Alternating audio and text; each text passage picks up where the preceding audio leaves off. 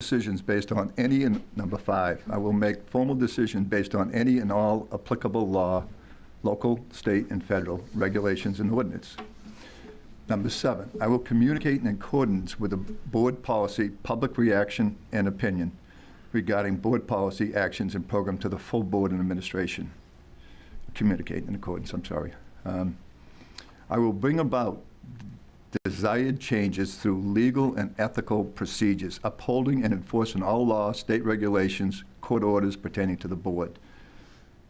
Number 11, I will make no decisions on behalf of the board unless expressly authorized by the board. Number 13, I will be informed about current issues through individual study and participation in appropriate programs such as those sponsored by state and association. Those are important so that we come into these meetings and don't take all night to ask questions, which is unfortunately what we've been forced to do. February 2nd, we gave them a list. Frank and I sat down because we've been involved with this town, myself since '99 and Frank since the Mayflower. But the reality is we had quite a comprehensive list, and on top of the most important thing was what I'll read, which is the capital improvement program. But under the Budget and Finance Committee, there's 2.5 pages. I'm just going to read a couple things.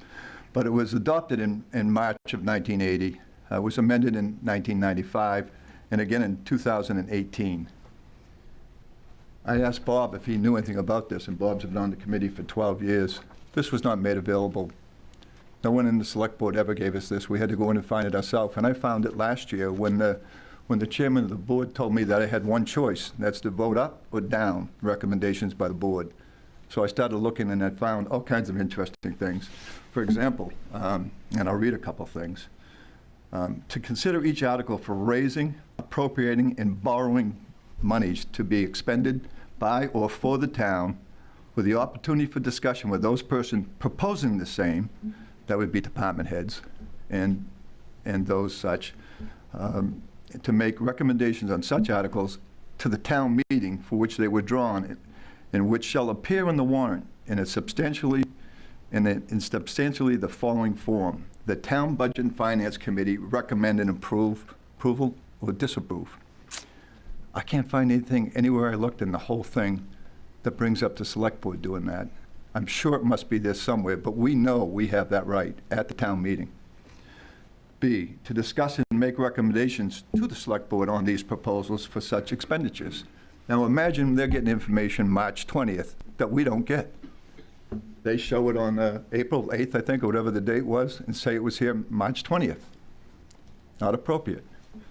To investigate and recommend at the appropriate, and this is about federal grants and stuff that really we wouldn't have an opportunity to do unless we had a background in grants. But it's nice to have the ability. To study and make recommendations on the general financial positions, policy, and practices of the town and its departments. In other words, if one department has to do with a capital improvement program and plan, and another department doesn't, so it's called CIP, capital improvement, you'd want to know why one has a difference than the other, but you'd want to understand it. We requested February 2nd, the past 5 years, and the plan going forward the next 5 years, because what's important in F is that we are to develop and maintain, with the input from all other committees and boards in the town, a 5-year moving capital improvement plan. A plan isn't just the numbers that they gave us when we requested it. It simply listed what the department heads had put in on one department, and another department that had a plan. And so we kept requesting that information, and we don't even have it to this day, February 2nd. That's not a false statement. That's a fact. So when you look at this, it kind of says it all when you hear the frustrations and some of even the nerves here, because it's more than a frustration. It's really some dedicated people here, maybe one of the best committee I've ever been on, and I've been involved with the city's government and town government since 1979. And I'll tell you, on top of that, I've never seen this happen, this kind of process where a committee that's by ordinance has the power to the oversight of the finances of a town and have it nullified on a technicality. So let me tell you what really upsets me, though. Under membership, the Budget and Finance Committee will consist of 7 voting members, plus, and this is really important, the chair of the Select Board, who shall be a non-voting ex officio member. Isn't that huge? Because at our last meeting, our member, the Select Board chair, sat in the back of the room with Mrs. Sadak and Nathan White and never straightened out the town manager or corrected her. And this chairman's been a parliamentary for years, and he's the one that railed on us. He sat in this room, heard the town manager make a recommendation that caused this problem, and never spoke up. He's a member of our committee. He didn't sit up here with us. That's frustrating. I'm telling you, out of everything I've ever seen, this reversal and nullification takes this ordinance and throws it out the window. And I could go on, but the reality is it doesn't pass the straight face test. March 20th, they had information we didn't get. February 2nd, we requested stuff, and one or two department heads, one department head in particular, did not give us the information to this day. The process is over. The warrants supposedly were printed shortly after their vote. And here we sit. You know, an elected group, officials of oversight on the financials of this town, both current and in the future, have been nullified, one of the major votes for the town. When I went in January and there was an agenda for the town meeting, I spoke and said, there's $8 or $9 million worth of bonds with interest. I really think a open public meeting is really important, an annual town meeting where people can come in and ask questions. I was told that the vote already happened. And luckily, one of the selectmen corrected the chair and said it hadn't happened yet. And they voted unanimous. I even gave the example of how 3 select board members kept me from moving forward with the public safety bill, and if it wasn't for 2 selectmen, Ada Brown and Frank's wife, Betty McDermott, that public safety bill would have never happened. We went through the whole process, and in the needs assessment, we eliminated a bay by extending bays an extra 8 feet, saving probably, at the time I think it was $200,000. A needs assessment is important for both efficiency as well as transparency. Kind of curious, when they have a $250,000 roof that was put on the fire station because of the asphalt roof didn't hold up, we went through an RFP, request for proposal. We did everything the same way that the public safety building did. And Nathan White, sorry, he's the public works director, actually admitted there's no emergency. I never said there was an emergency. Why is this in such a hurry? And why are we being denied the right that the people have on a slight technicality? So that's why I'm frustrated. Thank you. Okay, thank you, Dennis. Do you have any comments that you'd like to make? I'm not prepared. Okay.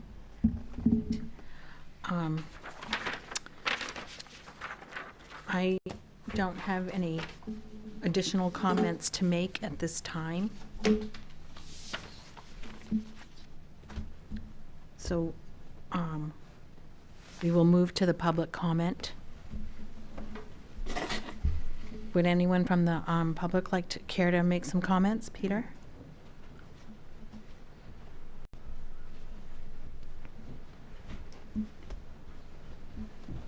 Peter Levitt, 2 Levitt Road, it's where my house is. It's built on the traditional homeland of the Wabanaki, the people of the Dawn Land. Always good just to remember that. Anyway, I don't want to restate things that have already been said. I hope you don't mind. I'm just going to use some quick notes in order to expedite things along. And I guess I also have a history of not being the briefest person in the world. So anyway, first thing I'd like to talk about is I'm not going to go over the whole recap of events. We've just got some key words here. Reconsider, indisputable, illegal, and intent. And what that means basically is that the step that was missed was to reconsider at the same meeting your vote, because technically, as you understand, what happened was that when you voted the first time, there was a resolution of that, and I believe it was a 0-6 unanimous vote, not for this committee to endorse a recommendation for Article 26. Then you proceeded to a second vote. But understand that when you took that first vote, the issue was resolved, and so the discussion or the Article 26 was no longer on the table. If it's not on the table, you can't discuss it. So what normally happens in that situation is there's a motion to reconsider. If that motion passes, then you could have proceeded on to your second vote. So that's the key word in reconsider. Indisputable. I don't claim to be an expert on Robert's rules. Most of my experience on Robert's rules comes from sitting on committees such as yours over time, both within the community and also at my place of work. So I believe it is indisputable. The term that was used in making that motion was made by two members of the Select Board, and they used the term illegal. It was an illegal motion. Now, I happen to know that Robert's Rules has nothing to do with legality. What it is what was done in Robert's talk, which is what I believe all of this is about, is that the motion that you made was out of order. For someone to describe to the community that it was an illegal vote, that just, I think words matter, and I think you have to think about that, and that someone looking in could say, that Budget Finance Committee, bunch of elected officials, they're engaged in illegal actions. That's probably not putting you in the best light, and I would say is not respectful. But once again, words matter, and sometimes things are said.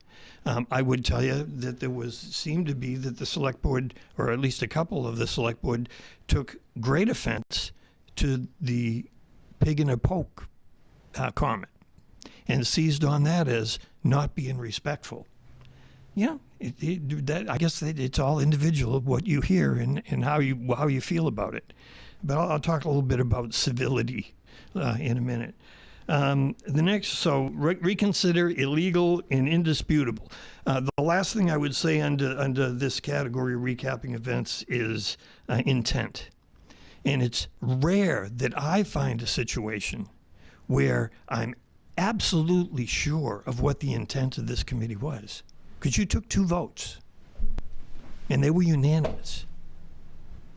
So it's very clear to me what the intent of this committee was in formulating your decision on warrant Article 26. This committee did not want that article, would not recommend it, and does not recommend it, as far as I can tell. It's not always that clear. You don't always have, two signposts here that say, whoa, that's really but that's what they want. That's what you want.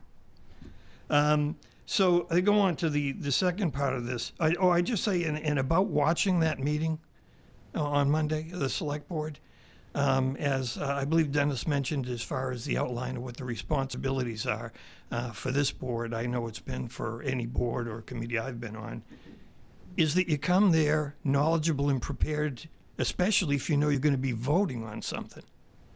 And once again, go to the tape, and look at it for yourself. I'd encourage anybody out there in TV land to do that as well. But clearly what I heard was a Select Board member ask during the motion about approving the warrant as written, I quote, what got changed? And I'm not saying that as a criticism of the Select Board member. I'm saying that my feeling, having dealt with boards and committees, is to not prepare me to go in for a vote is disrespectful. It's setting me up to look like I don't know what I'm doing. And so I thought that was inappropriate. Anyway, I'd move on to part 2 of my, I've only got 3 parts. Robert's Rules Fundamentals, key words. There's only 2 words I'm going to use that I understand as far as Robert's Rules. And I think I even heard it mentioned by one of the members of this committee. And it's good government. That's my understanding of the fundamentals. I'm not a registered individual as far as being able to determine every small aspect of Robert's Rules. I know I'm not. I know I'm probably not even someone more qualified than anyone in this room. I don't know that I am. But what I do know is the fundamentals. Why was Robert's Rules established? And if I can read Robert's Rules, the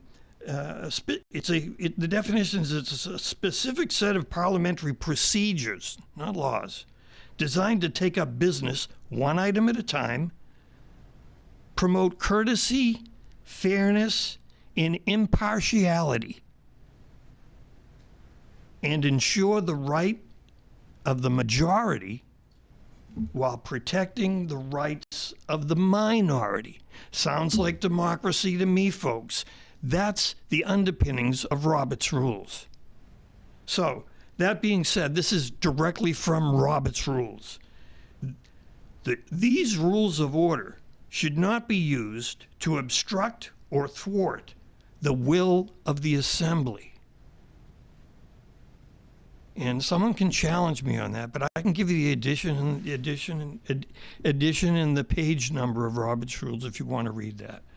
So I guess as far as part 2 is concerned, the fundamental rules for which Roberts was based is basically saying what you want is good government, and you want Robert's Rules to be used for the good, not for the evil. Part 3 is infractions of Robert's Rules. I've already said it's not debatable. There was an infraction of Robert's Rules during your vote. So the key words here are April 8th, relinquishing the chair, bylaws, and interim CEO. So once again, go to the tape. All right? So as far as April 8th, on April 8th at the Select Board meeting, when we talk about are there infractions in Robert's Rules, since that's what this is coming down to, the relinquishing of the chair, which is I do not see done much on our committees. I don't get heartburn when I'm watching it, and I don't see it happen. I think that Robert's Rules says that the chair if the chair is going to engage in a discussion on a motion, they need to step down as chair, relinquish their responsibilities as chair, transfer it to the vice chair or someone else the committee wants to be the chair, because you don't want an unchaired meeting. And then the chair can basically speak not as the chair, but as a member. And the reason for this is for fairness, because, as you know, the chair exerts a certain amount of influence over the rest of the committee or the board. And I don't think any of us are naive enough to know or feel that I'm going to relinquish this and turn it over to the vice chair, now I'm going to tell you what I think, as that's necessarily going to take anything out of the influence on the rest of the committee members. But it's an attempt on Robert's Rules to maintain fairness and impartiality, which is also a requirement of any chairperson chairing a meeting under Robert's Rules. That's why generally chairs don't make motions, right? They can say, I would entertain a motion. That's prompting someone on the committee to make a motion. But generally, the idea is the chair, being in the special position they're in, shouldn't be exerting undue influence on the members. So at the April 8th meeting, keyword, there was no relinquishing of the chair when this issue was discussed. And that's, I got to tell you, that's not just an infraction of Robert's rules. Pull up the bylaws of the Select Board of Raymond, Maine, and you will see that Article 4 says that the chair needs to relinquish the chair if they're going to speak. Now, I'm not saying it as a criticism. I've known this forever. Quite honestly, the chair of this committee did the same thing. She had the good sense first to ask someone, should I step down? And unfortunately, the town manager gave her bad advice according to Robert's rules. So, since this is all thing Robert's rules, I'll be finishing up quickly. Interim CEO. If you go to the tape, what you'll see, and I'm sure this is pretty well known now, that when the appointment of the temporary, or how, I'm sure, I forget how it was actually worded. Yeah, interim, thank you. The interim code enforcement officer was made. There was a motion, there was a second, there was discussion, and then the chair moved on without calling a vote. I'm not criticizing that. That's a human mistake on a busy agenda. I'm not. What I'm saying is, if what's good for the goose is good for the gander. If you're going to use Robert's rules as a blood instrument, then you use it everywhere, and everybody does it. And I believe, I'm worried that that's exactly what this precedent is going to set. Because I know, as a co-chair of a committee right now, boy, I'm going to be extra careful about following Robert's rules, because I don't want the selectmen to be reversing decisions that this committee made, or the committee I'm on made. So I just, I think that was suggested a little too, as far as maybe discouraging people to be involved. I worry about that, but I think I hit I guess one observation, as far as, nobody's perfect. If you watch that tape, what you'll see is at the very end of not taking the vote, the junior member of the select board kind of went, did we vote on that?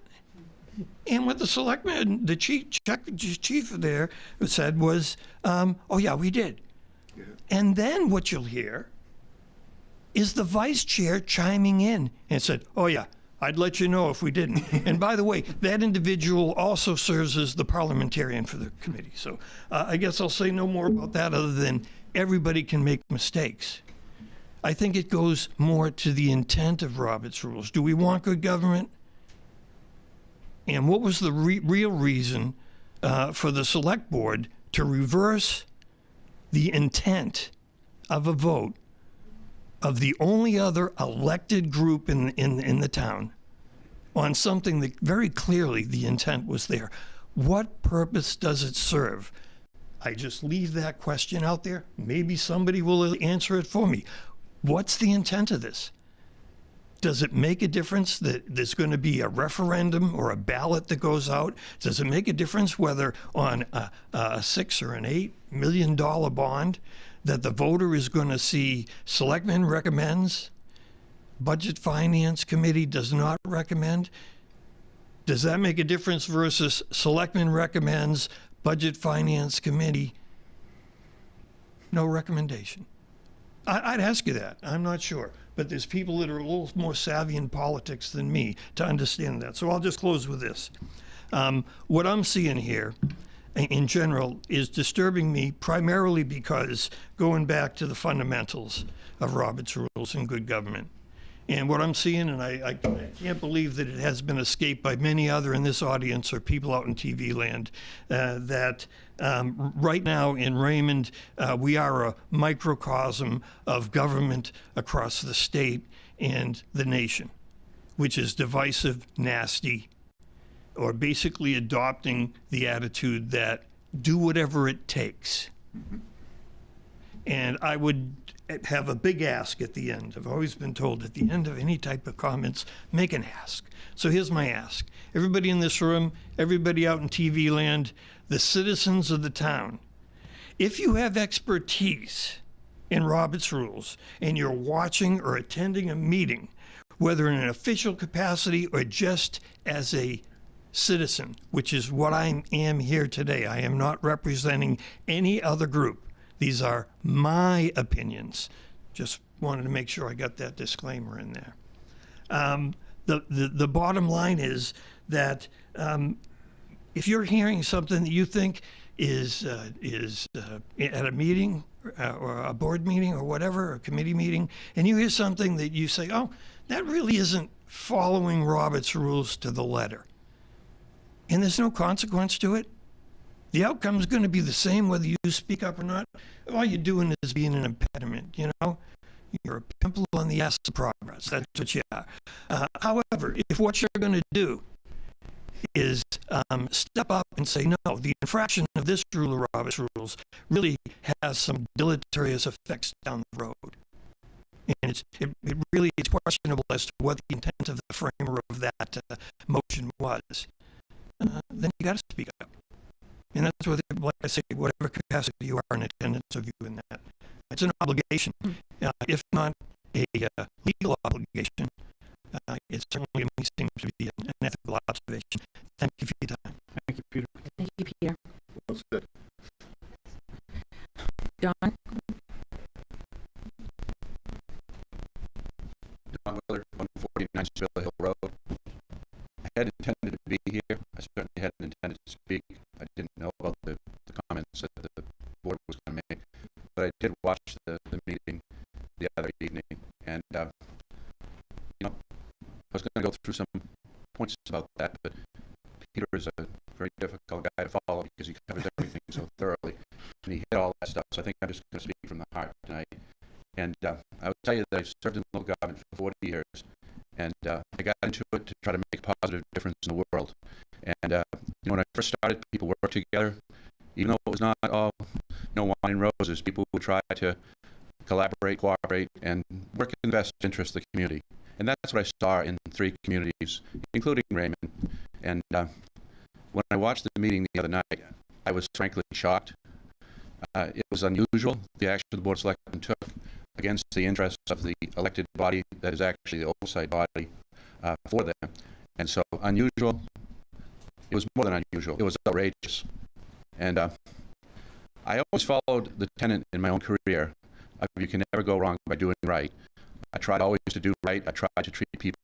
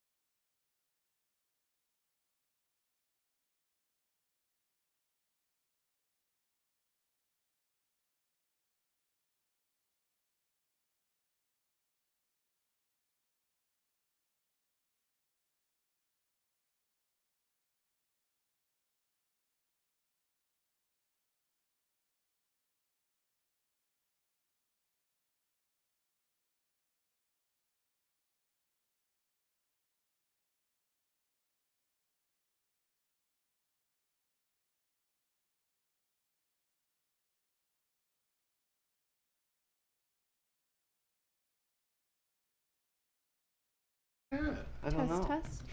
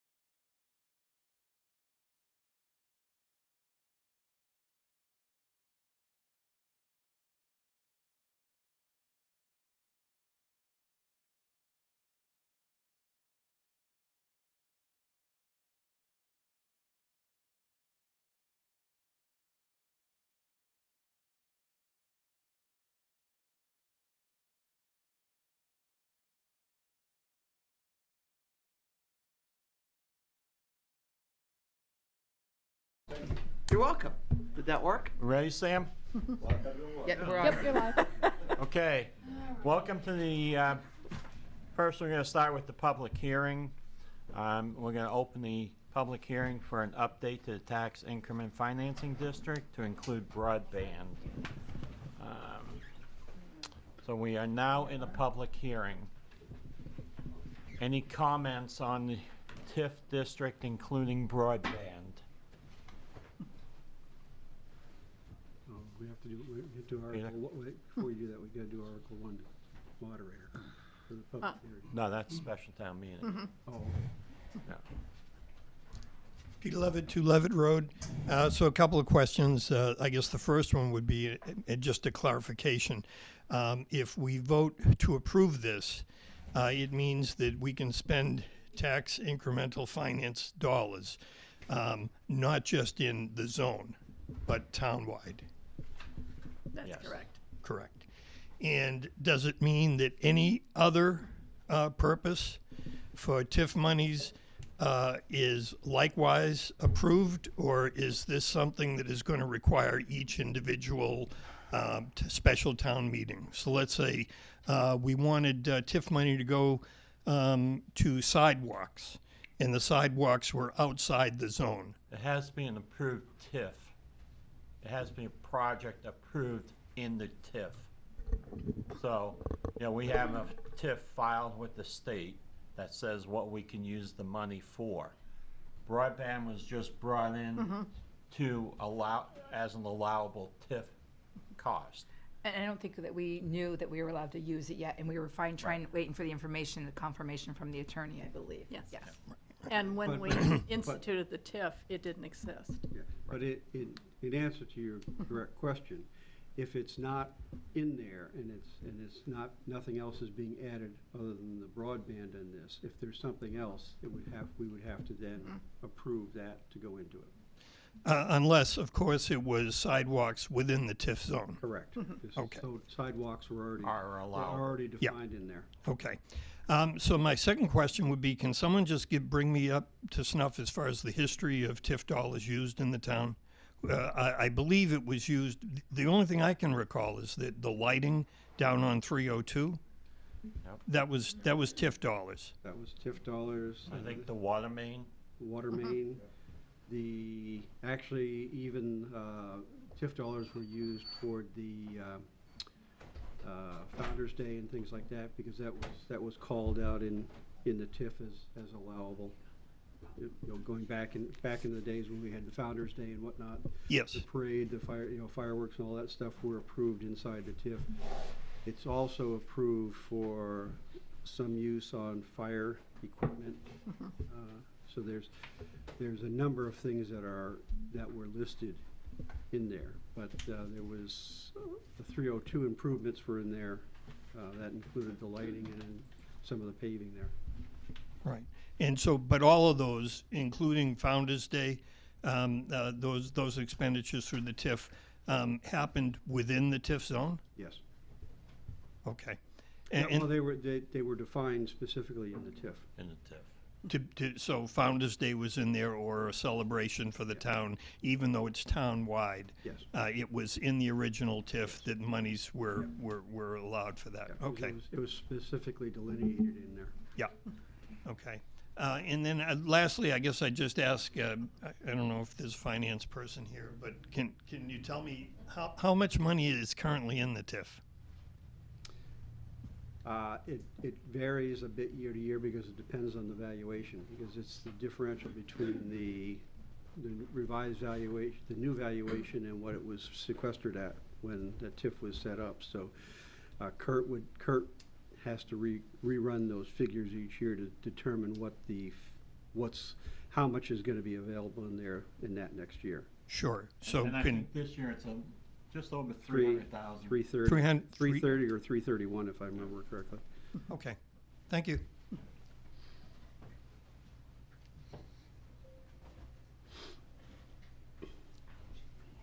Anybody else on the public hearing? I mean, we're not, yeah, we are in the public hearing. Can we get a quick rundown on the selection process for broadband?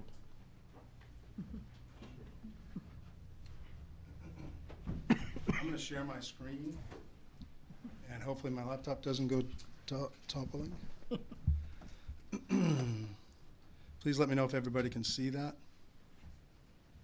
Yep. Yes. Yes. Up and bottom right. Okay, I'm here.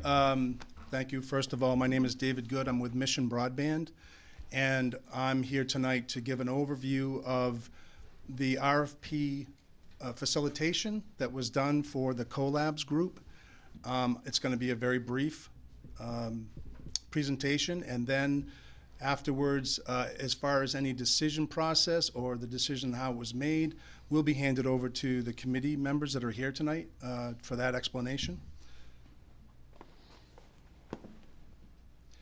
So for those of you who don't know, the Collabs group was formed in 2021, and it makes up the cities of towns, of Casco, Naples, Sebago, Standish, and Raymond.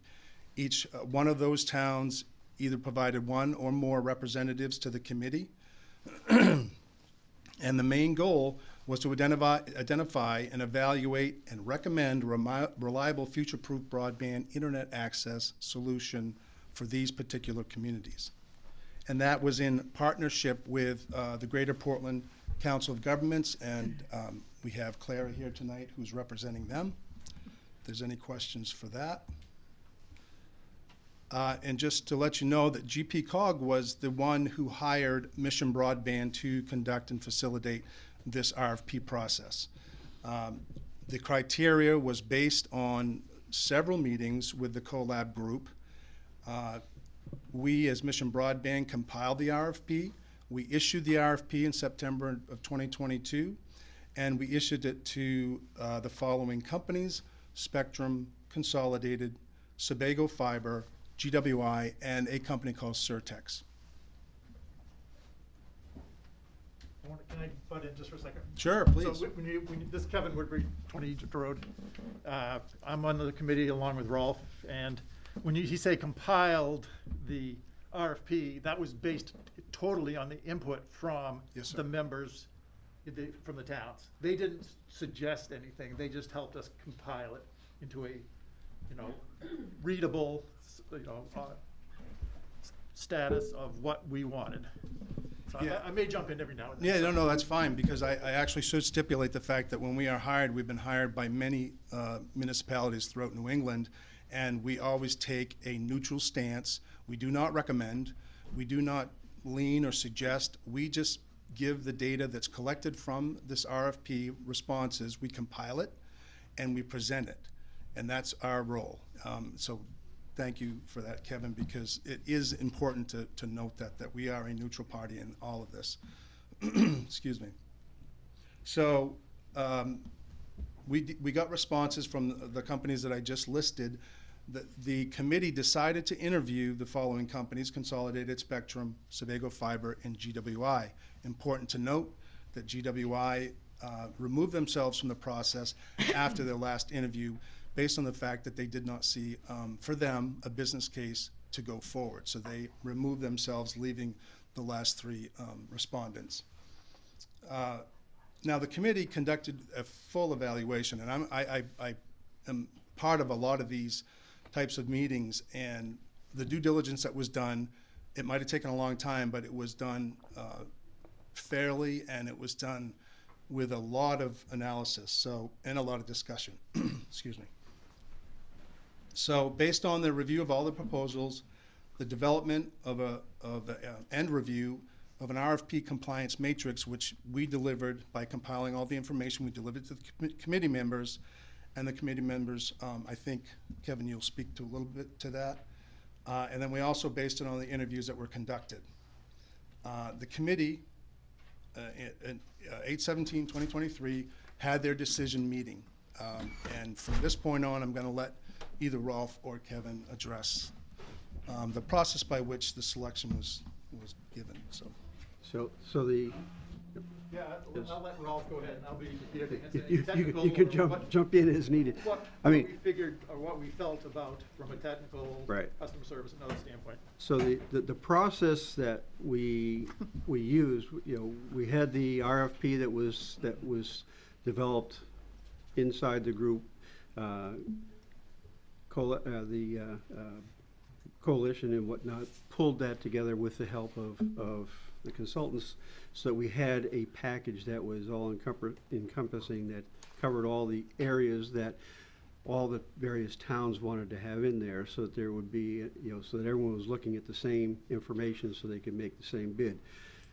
When those bids came back in, we then had an initial round of interviews with each of the bidders to get some further information from them.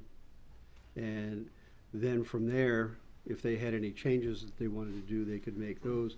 We then asked Broadband to come up, to make a sheet for us, a compliance matrix, which was, it was not, there was no editorial on their part. It was just taking the pieces from the various proposals so that we could look at that in kind of a short form, to make sure that where someone was compliant or non-compliant, and any notes that the bidders had on there. So it gave us kind of a spreadsheet to work from there.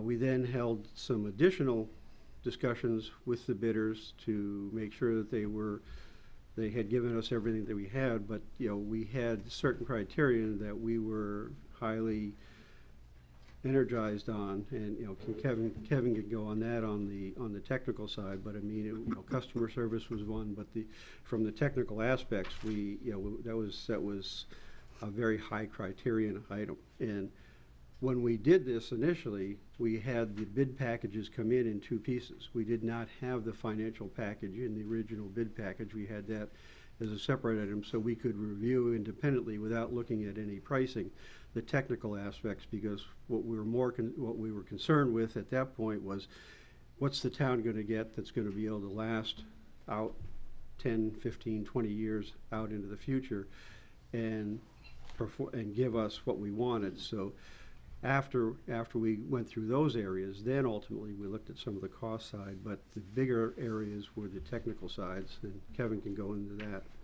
Well, I think actually, I'm going to sort of speak for all the members in that coalition. The biggest thing we looked at, number one, was customer service. Because that's, and I'll say this blatantly, is that's where we're lacking right now with our provider. And so we put a lot of dependencies on different areas of customer service, so people could know exactly what they're expected to get and what they actually did get. When we specified people could get online and see what's been happening over the last year or the last month or whatever, to find out what the service has been. And so we rated customer service as one of the biggest items, and that was agreed upon by all the members of all the towns. And the second thing was the technology compliance, which pretty much everybody met the technology compliance. And so everybody scored pretty evenly in that category. And the last thing was the ability to work with the vendor. And I call that collaboration. We wanted to have anybody that's the IT management of the town needs to work with the network engineers, not a call center, to be able to figure out what's going on, what the problems are, how the network is designed.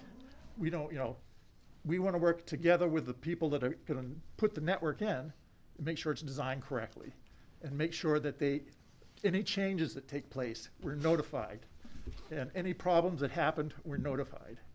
So those are the three areas that I, say that all the towns agreed completely on, and it was a unanimous vote in the end. So if anybody has any questions on those things, I'd be more than happy to answer those. Thank you, Kevin. And I do want to also point out, I mean, this was not a quick series of questions and things like that. The whole process ended up taking us a little bit over 2 years. So I mean, there was a lot of give and take between the towns, between the to the questioning to the vendors and things like that. So there was no slam dunk decision made. It was done to try and get the best system we could get for the towns. Sarah? My name is Sarah Davis, 85 Tenney Hill Road in Raymond. I'm also Vice President of Market Development with Consolidated Communications. And I thank you for letting me have a few minutes here and to speak on behalf of my company and as a resident of the town of Raymond. So all of what was said I agree with. I have been working in broadband and broadband expansion in rural communities, mostly in Maine, but throughout a 22-state footprint for over 17 years. I have partnered with local governments, state governments, and federal governments to bring broadband to the most rural areas of Maine, including islands and mountains. For me, the key here is that I am very supportive of a change to a TIF that indicates that money can be spent on broadband. Broadband is an important infrastructure that will help Raymond and other communities get into the future. My concern here is a simple one. There was an RFP put out. The process was fair. I agree with all that's been said. There was plenty of collaboration. There was plenty of indication on the towns working together and how they evaluated the RFP process. The problem is that the RFP that was put out was for a 5-town full fiber to the prem solution for every single resident in all of the towns. And what I understand that the town of Raymond is taking up today, and please correct me because I've tried to make sure I understand completely, is that a fiber optic ring with redundant fiber entrances to 2 buildings in town with possibly a third leg out to a tower. That's very different animal than what was originally proposed. And so my point in my email that I sent, which I believe was included in the packet, and being here today is that we should proceed with the TIF and the change to the TIF to allow broadband, but we should evaluate very carefully that we have the best solution for what we are seeking today, not what CoLab originally put out.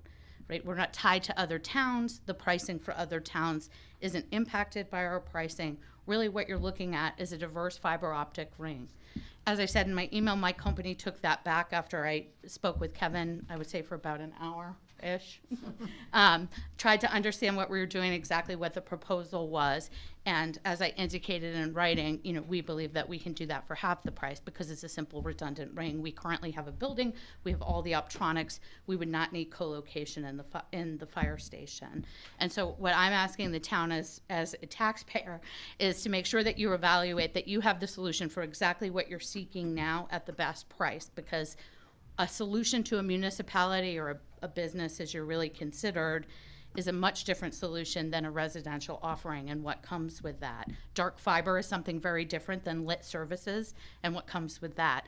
And you're seeking dark fiber, 12 dark fibers on that redundant route. So that was my point in my email.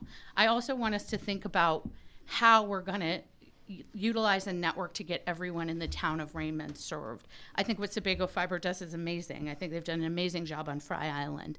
I worry about the size and financing and ability to expand to places like where I live with Tenney Hill, probably one of the hardest places to reach in Raymond, certainly very far from the proposed ring, and I question if I will ever see the benefits of this fiber optics up into my house. And as I understand it, in what you're approving today, there is no commitment with respect to that next connection that's ultimately going to bring fiber to me and the residents in my neighborhood. So thank you for your time, and again, I just really encourage you to make sure you're making good use of this money and that we're getting the best solution for exactly the service that we're trying to get today, not what was put out, I think, over a year ago. Am I correct about that? Over a year ago, that included multiple towns and was a much different solution. Thank you. Is there any questions? I should say that. Questions? So in the Warren article on this, does it specifically name Sebago Fiber?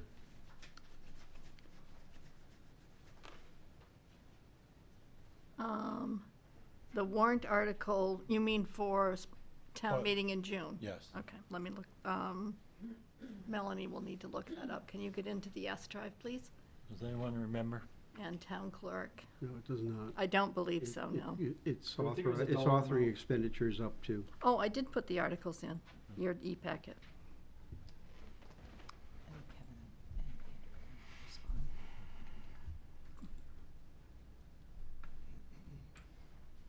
It'll just take a minute on a phone to get from here to you. Link codes. I don't think it did. Anyone remember which one it was? It's Article 27. No.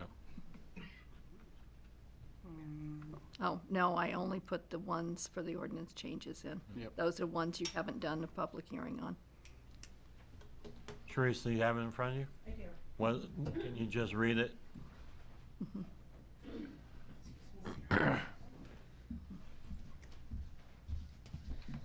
Sharice Keach, Finance Director for the Town of Raymond.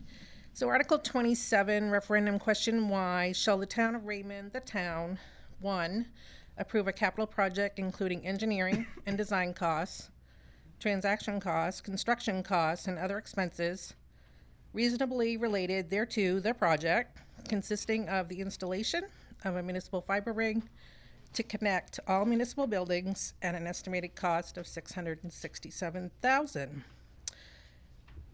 2, appropriate the sum of $667,000 plus any additional premium to provide for the cost of the project. 3, authorize the town treasurer and the chair of the select board to issue general obligation securities of the town, including temporary notes, in anticipation of the sale thereof, in an aggregate principal amount not to exceed $667,000 plus any additional premium to fund the project. And 4, delegate the town treasurer and the chair of the select board the authority and discretion to fix the dates, maturities, interest rates, denominations, calls for redemption with or without premium, form, and other details of said securities, including authority to execute and deliver the securities on behalf of the town. Okay, so nowhere in there does it specify? It does not. Okay, thank you. We have a hand raised on Zoom. Okay,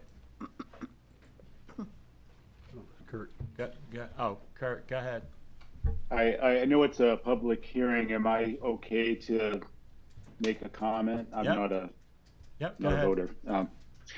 So I just wanted to mention that this is that the expenditure of broadband in the TIF district is really a separate issue from whatever broadband projects the town may or may not do in the future during the life of the TIF.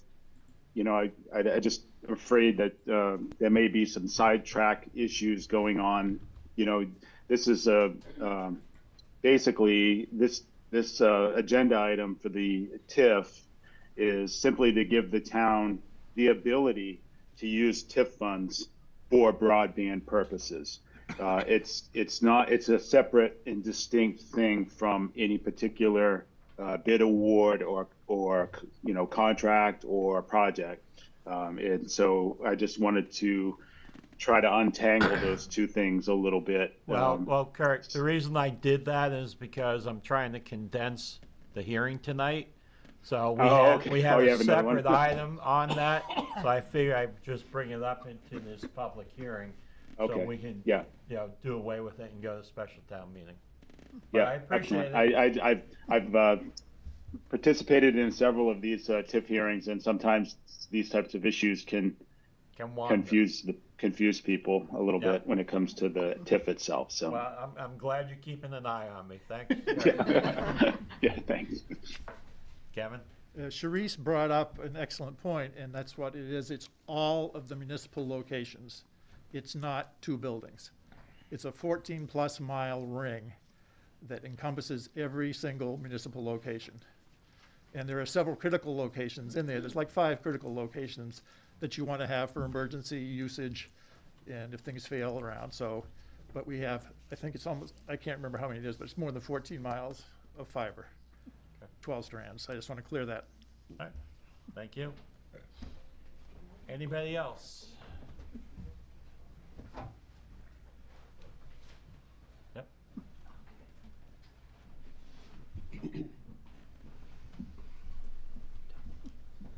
Grace Levitt, 2 Levitt Road. I'm trying really hard to not be confused, so hopefully you can help with this. So the amount that Sharice just read for what will be voted on in June, will that be less if TIF money is then used for this project, whatever the project ends up being? No. No. It's From a the same practical amount of money, standpoint, no, it'll be the same amount of money, but what will happen is the TIF will pay the bond payment. So, Pull it out of a so, different so bond. it won't affect the price of the project. What it'll affect is forward budgeting, because if we take money, if we use TIF money to pay it, then it won't be in the budget, it'll come out of the TIF.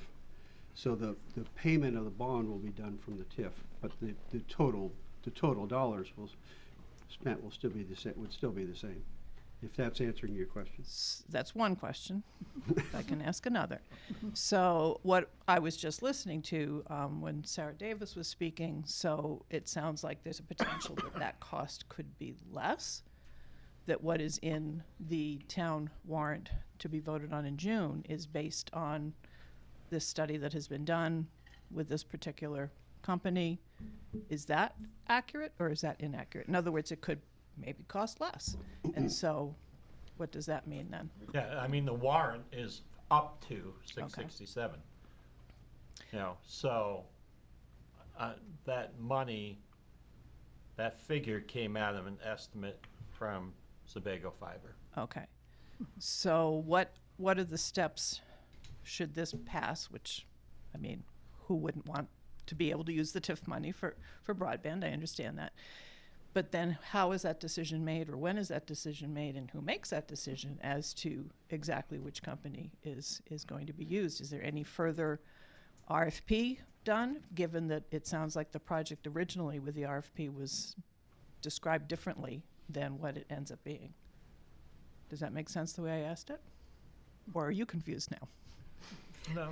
No, okay. If I'm correct, I mean, the select board has to finalize that bond payment and, you know, decide who the vendor is. But I would say it's pretty much been decided by the collab people that Sebago Fiber has the best service and the best possibility of doing what needs to be done.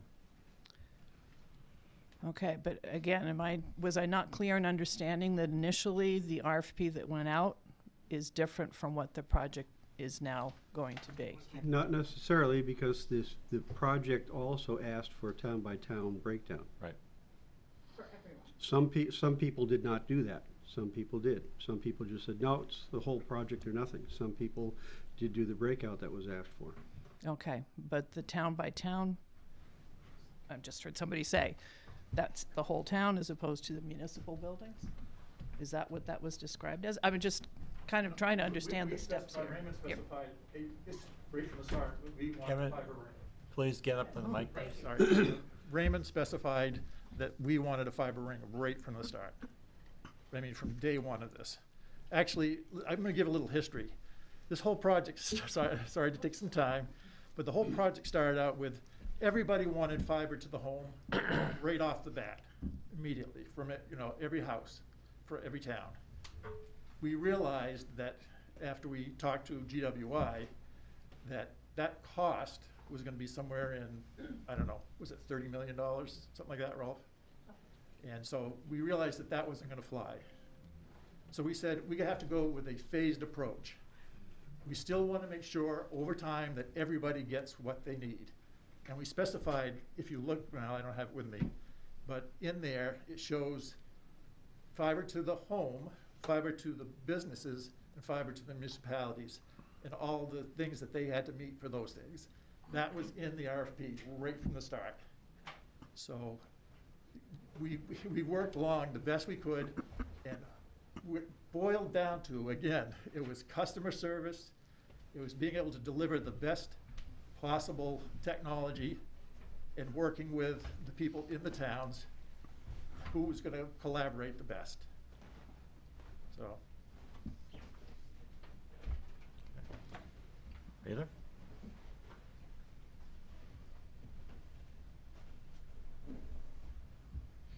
Peter Levitt, 2 Levitt Road.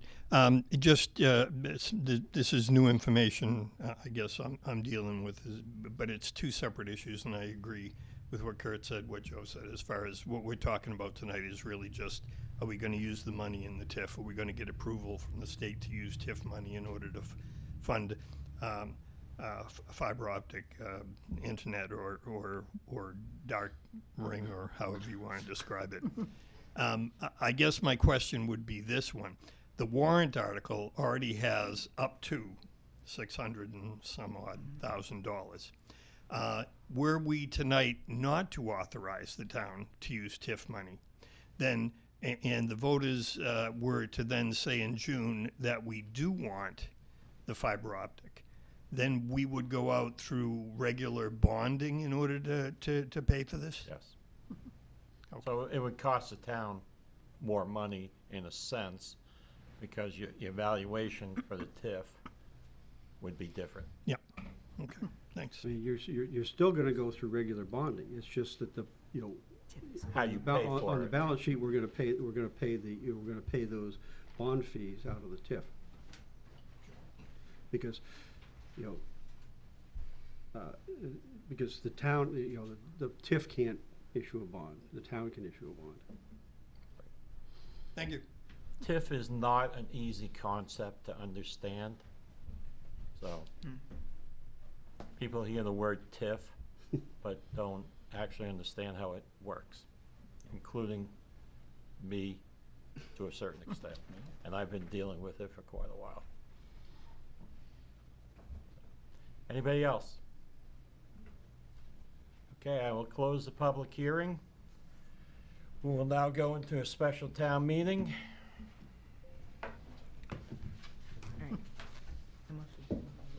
No, not yet. I'll let Melanie come up and Melanie. do her bit. Yep. She needs to open the meeting. Okay. Do you want to use my microphone? Good evening and welcome to the special town meeting for the town of Raymond. In the name of the state of Maine, I am hereby required to notify and warn the inhabitants of this town of Raymond, qualified by law to vote in town affairs, to meet at the broadcast studio located at 423 Webbs Mills Road in said town on Tuesday, May 7th, 2024 at 5:30 p.m. to act on Articles 1 and 2 as set out below. Article 1. To choose by written ballot a moderator to preside at said meeting. I make a motion to nominate Joe Bruno. Second? Any other Motion to nominations? close nominations. Second? You need to vote on the closing. Oh. No, I motion to close a You nominations. need to vote to close. a vote to close the nominations. You have to say that. You- Yeah. Yeah. I move to close nominations. No, A motion ask to close ask for a vote. No, you need to say, I need a all motion to in close favor of, nominations. All in favor. all in favor of closing nomination. Okay, all in favor? Say nomination. Yeah. Hold up your yellow card. Thank you. Thank you. All right. Okay. All right, any other? Needs three, yeah.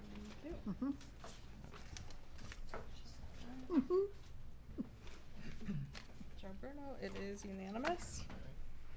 I will read you the oath. Raise your right hand and repeat after me, or no? It's up to you. Okay. I, Joe Bruno, do swear that I will support the Constitution of the United States and of this state, so long as I shall continue a citizen thereof, so help me God. I do swear that I will faithfully discharge, to the best of my abilities, the duties incumbent upon me as a moderator of the town of Raymond for the May 7th, 2024 special town meeting, according to the Constitution and laws of the state, so help me God.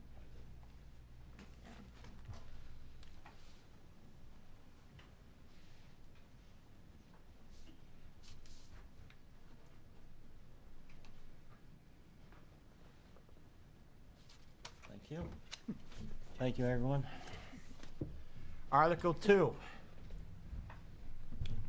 First of all, I'm going to ask for unanimous consent to allow non-residents to speak during this meeting.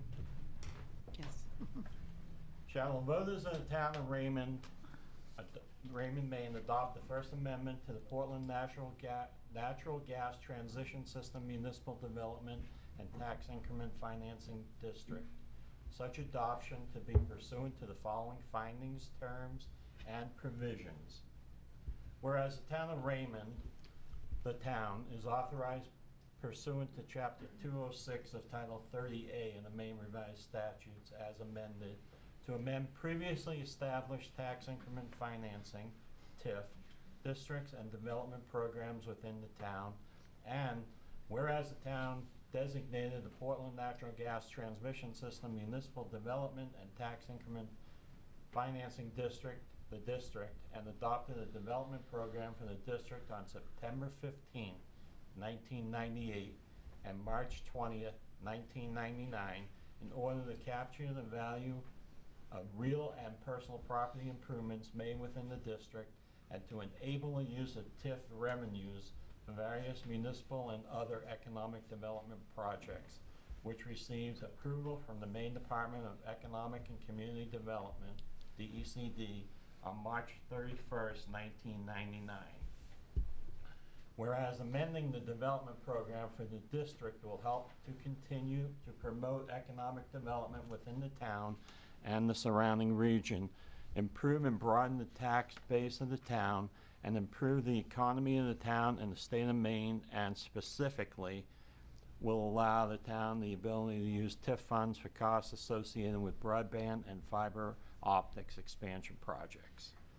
Whereas the Select Board has held a public hearing on May 7, 2024, upon at least 10 days prior notice published in the newspaper and general circulation within the town on the question of adopting the First Amendment to the development program for the district in accordance with the requirements of 30A MRS subsection 5226.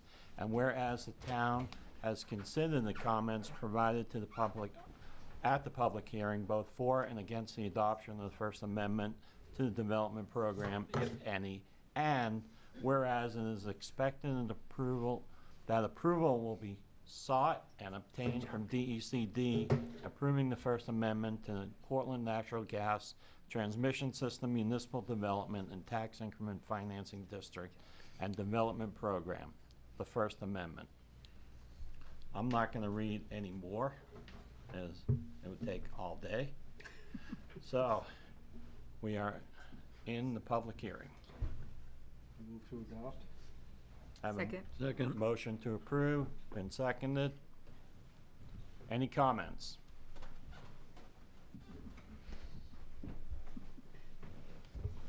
I hope you're not going to ask me to read the rest of it, Grace. Do that. I don't want to. Never mind. I won't. No, seriously, Grace Levitt, 2 Levitt Road. A question that I probably should have asked before.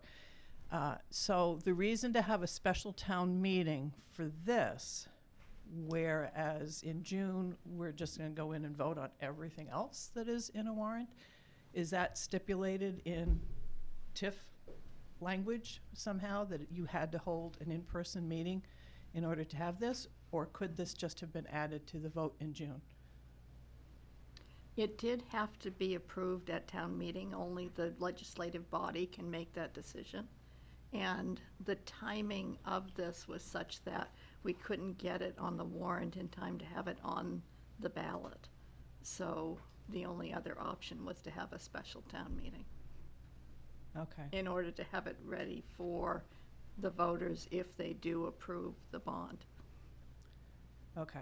I'm not trying to hold up all of this moving forward and happening, but I just find a little bit ironic that we've gone to just voting on a whole bunch of really important things in June and not having an in-person town meeting. I've made that comment before. I'll probably make it several more times if I have to, but, and again, to have an in-person town meeting for this and yet not have that for all of the other things that the town will be voting on. I just wondered about it. Thank you. You're welcome. Well, and the June meeting is a town meeting. I said in-person Yes, town meeting. but it's the in-person part, yes. Anybody else?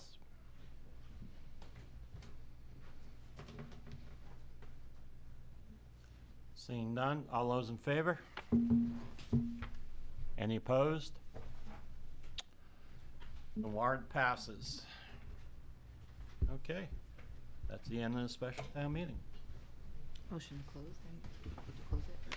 To adjourn. The Yeah, you, town meeting is adjourned. yes. Okay. Now we're gonna go back to our regularly scheduled program. All right. Motion, Start with the minutes from yep, April 8th. motion to approve the minutes of April 8th. Second. Any discussion? All in favor? Unanimous? I wasn't there for the 26th. You were? What was the special one we just had? Was it the emergency one? I couldn't make it. Yeah. I need a motion for April 26th. Move the minutes from April 26th. Second. Moved and seconded. Any discussion? All in favor? One abstention. I wasn't here. Melanie? Teresa abstained. Okay. Were you there? Yeah. Yeah. That was the Zoom, right? Oh yeah, you were the first one in. Yeah. Okay. Okay. Annual town meeting warrant. Articles for public hearing. So we're back into the articles.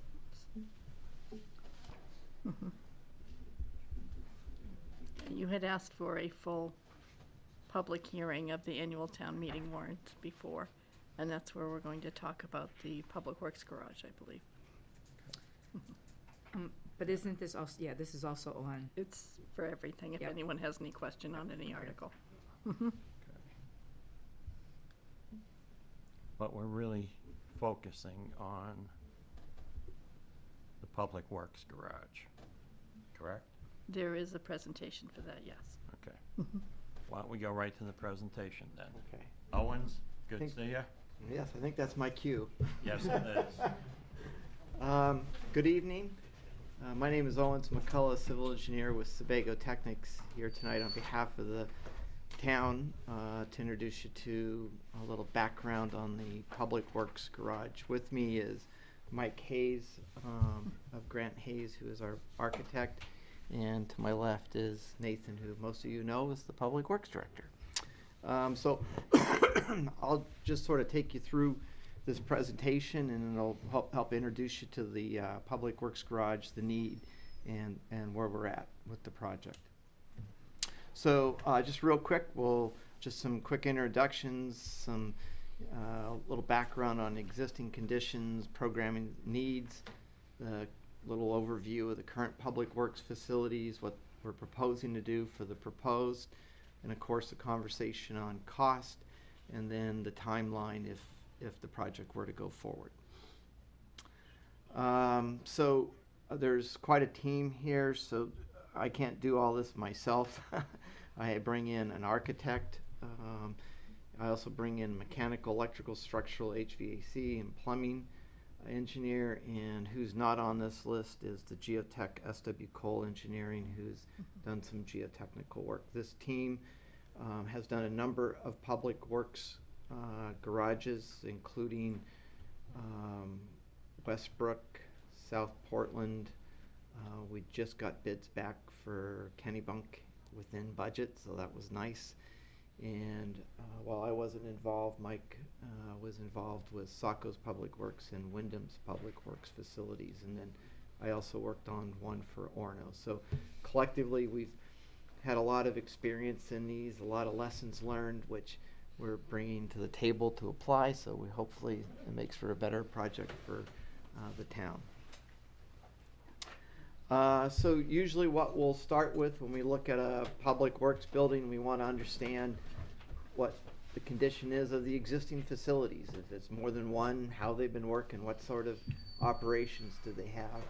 And then we also undertake what we call a programming and needs study. That's where Mike Hayes to my right comes in. And it's really a comprehensive look at how public works functions. What are the needs and specific use for it?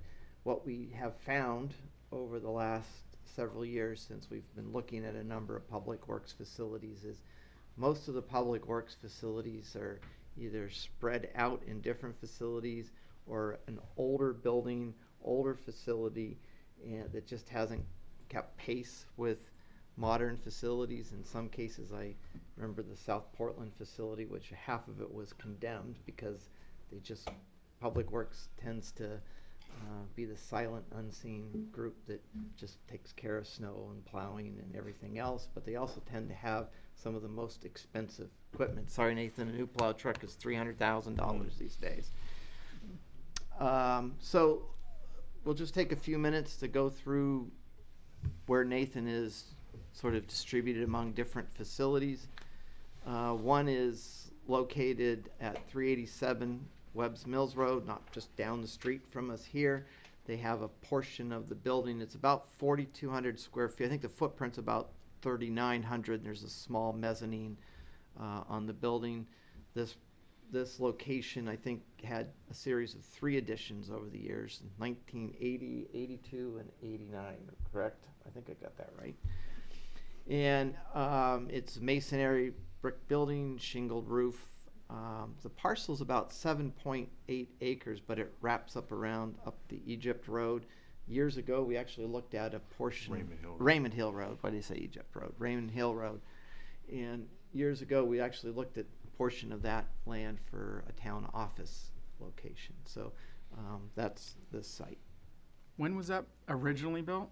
1980. 80? Thanks. Saying, oh, 89. No, that's an addition. Yeah, I think it was. The original building was 80. The first edition was 82 for 2 bays, and then the latest was the other 2 bays in 1989. Okay, thanks. Yep. Sure. This is just a as-built floor plan that Mike measured out in the facility.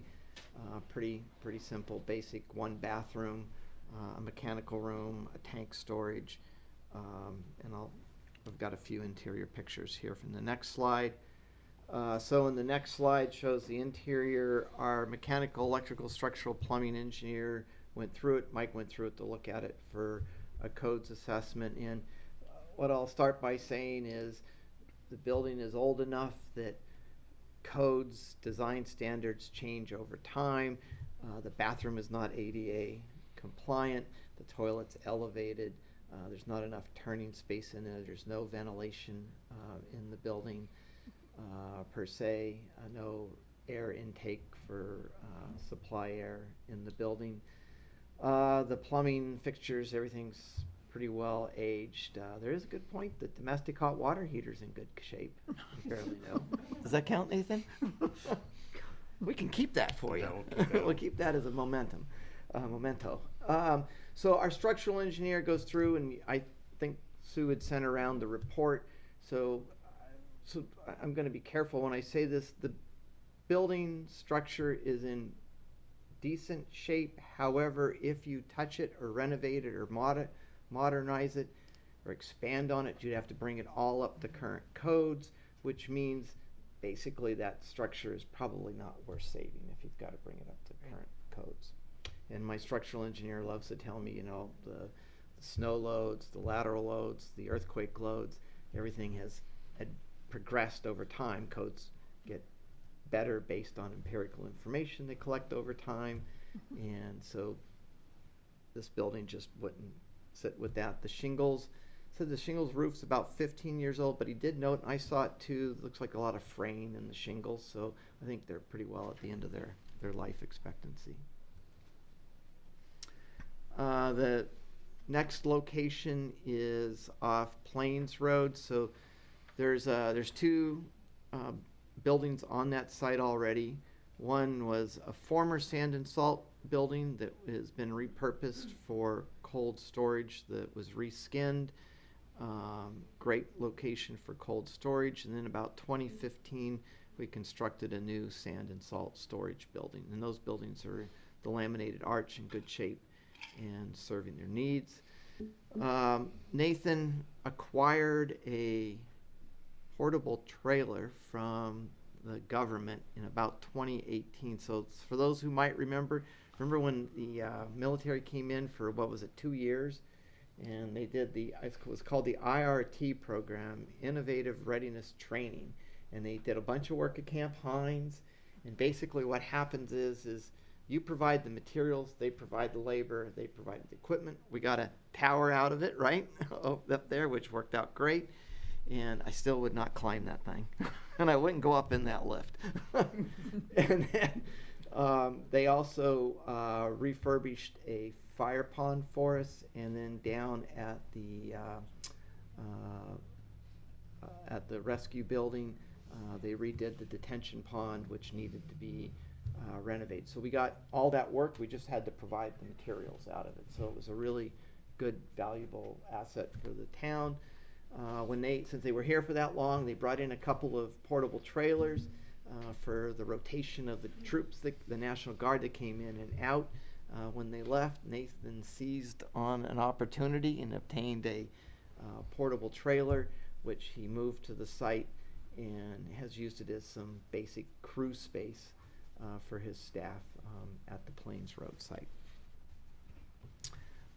This is the trailer that they brought in. Kind of interesting, it's kind of a big open bathroom, shower, military, right? And then a storage and a break room and a small office and staff room. He's not kidding. There aren't any doors. There's nothing out there. No. It's a rather railroad style layout. So you walk through one room to get to another. So if you notice the break room on the right, as you walk through the storage area by the offices, you actually walk through the showers to get to the bathrooms. So there's not a whole lot of privacy afforded.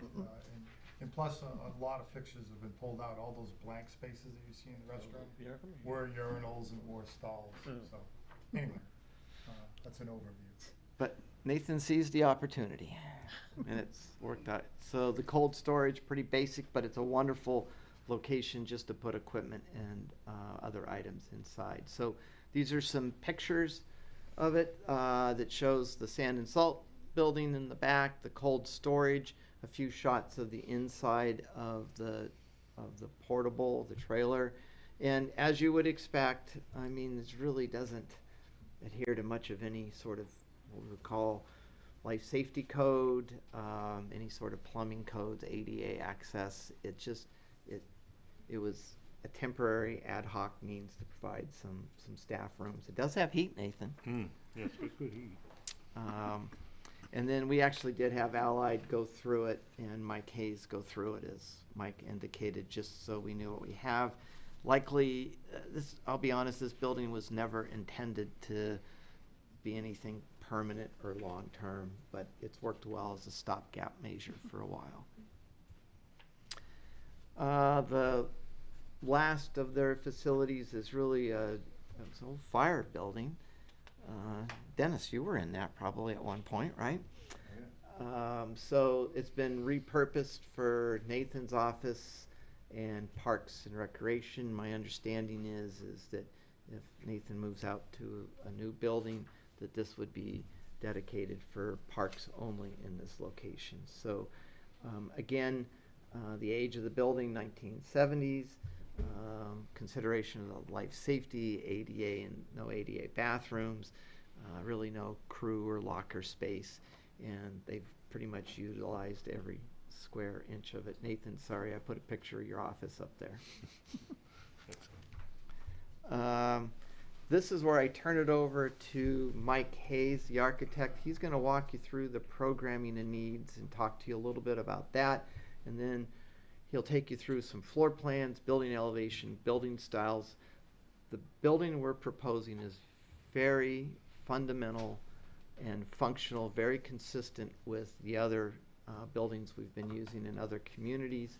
But Mike, I don't want to say any more and take your thunder. You keep telling me, I take it all away, so I'm going to give you a chance tonight. Thanks, Owens. The first part of the process that we embarked on is to determine what needs to go in a building and how big it is what we call the programming and needs assessment.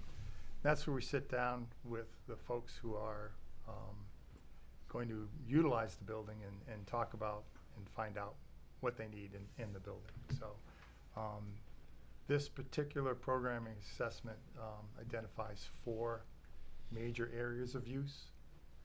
The first one at the top left is the administrative functions. And those spaces include Public Works Director's office, the administrative assistant, restroom, break room for the crew, custodial room, locker rooms for both men and women that include bath facilities, and some small amount of circulation to move about in those spaces. Through the sizing of those components, we came up with about 1,500 square feet of spaces needed to function efficiently and within code. The second major portion of the building is the actual work bays that the mechanics will utilize. In that space, you've got a room for bulk fluids that are utilized out on the work floor for transmission fluid, oil, antifreeze, all those kinds of things that are utilized for maintaining the trucks. You've got parts room for parts, secured tools room for those tools that want to be not just laying around anywhere. There is some storage. We need an IT closet or room. We've got a safety aisle that would have the emergency wash, the eye wash, and the slop sink for. I've got a restroom, mechanic's office, and then there are 4 bays for maintaining all the trucks and other apparatus, bulldozers and graders and all those kind of things. And then there's some circulation space, and as I mentioned, the last item there is the safety lane for getting back and forth from one end of that 4-bay area to the other. That amounts to just under 6,000 square feet, about 5,880. The third portion of the building is what we call the storage bays, where vehicles would be stored, staged for winter events. Not only would the mechanics bays, if they're not full, be utilized for that, but the storage bays would also be utilized for that. It's typically where long-term projects are queued up for maintenance purposes, and also, as I said before, staging for storm readiness. And there are 5 bays there, all of equal size, for 3,960 square feet. And then the very end of the building is the wash bay function and utility. So we've got a wash bay in there that is a single access, so you go in, wash, and come out. You'll see that in the plan in a moment. You need a small room for the equipment that pressurizes and runs the wash bay, and we've got a water room for water entrance and storage. There's a general storage room, and then there's a mechanical and electrical room for all of the panels, fire alarm system, and all those, and all the heating, cooling things that are needed. Above that area, you'll see on the plan, we've got a storage mezzanine also, just utilizing that space as much and as efficiently as possible to keep the footprint as compact and as square foot efficient as we can. The square footage for the needs are 14,940 square feet. Unfortunately, the 4,740 number is Should be not correct. It's the actual amount of square footage that you presently have is 8,162 square feet. But that's when you combine all the buildings. That's when you take all the 3 remote facilities and you add all that square footage up, you have 8,162 square feet of space now, of which recreation takes up some of that. So it's not totally all yours. The delta is 6,778 square feet of shortage of what you actually need. Again, be a little higher because Parks and Rec has got some of that too. So you're working at a 45% undersized amount of facility total of what you really should have. So, if you want to go to the floor plan slide. So this floor plan. I'm going to zoom in. I'm going to skip out of this and open up the PDF. Hopefully, it'll be a little easier to read. Can I ask you a question real quick while he's doing that? Sure. So what I'm hearing you say is, should they stay in the same building now that they currently have, any changes to it, because it changes the footprint, would all have to be brought up to date with everything, with the codes, everything. Should they hire a female mechanic, secretary, whatever, you have to have all that also brought into this too, correct? To be able to bring it up to Correct. standards and everything else. And right now, it's not. Right, let's pick on the trailer. Oh, exactly. Exactly. Okay, that totally ADA non-compliant. Yep. Totally universal plumbing code, MUBEC code non-compliant. Right. And don't get me started on all the other pieces like the energy code and all those other things, because that's, so yes, that trailer is, if you were to try to touch it, that would be a problem. Okay. And then, I'm sorry. No. So saying all of this, and this is, I know this is really pulling from left field on this one too, is to bring everything up, to make any kind of changes at all, especially roof, everything. What are you talking possibly money to do all this stuff? Because any changes at all, to add on another bay, widen a bay, new bathroom, ADA, all of that, we're talking major money to bring stuff up to date, correct? Yes, yeah. Okay. I'm not even sure you could do anything with the trailer. Yeah, the trailer, you really The can't trailer's touch. throwaway. I don't even think you can do anything with that bathroom in that garage right there now either. I mean, Right, well, yeah, but if you, let's say you decide, okay, we need more bays, because that's a major Mhm. efficiency, and the bays aren't even sized correctly for the size of Right. the stuff you're working on. Once you touch that building, from a structual standpoint, all of it needs to be brought up to code for seismic. I did. Wind loads, the structural codes alone, the reinforcing that's in those CMU walls is not up to date. Okay. So the amount of effort it would take to reinforce what's there is it would be far more efficient to tear it down and start it. Right. So. Okay, no, that's good to know. Thank you. Yep. All right, I'll zoom in. I'll play. I'll zoom in for you. You tell me where to move Okay. it. Well, let's start on the left in the purple area. So this is okay. So typically I'll do an overview first. When you look at designing a public works facility, you try to compartmentalize a couple of things. Wet areas like the wash bay, you definitely want that to be not, open to the work areas. The bays in which you're doing mechanical work and storing vehicles, there can be a lot of dust involved there, so you do try to compartmentalize that if possible. Definitely the living area, what we would call the administrative area, that definitely wants to be kept separated with partitioning for a number of reasons. One is just occupancy separation from fire code, but also noise and just general cleanliness. So the area on the left is the administrative offices that has the purple border around it. And we have on the left is where you would come in. There's a vestibule. There you go. There's a vestibule where you come in, and you are then in a secured vestibule by which the admin would acknowledge you, say hi, what are you here for? There is. You know, and then based on that, someone would either come to the vestibule to talk to you, answer your question, or bring you in to the next portion of the building, which again, the actual secured locations of doors and things would need to be worked out a little further. But in any event, you've got a secured vestibule so that everybody inside is safe, no matter who comes in the building. So all the perimeter openings would be card access or fobbed or somehow secured, so nobody gets in that's not supposed to be in there.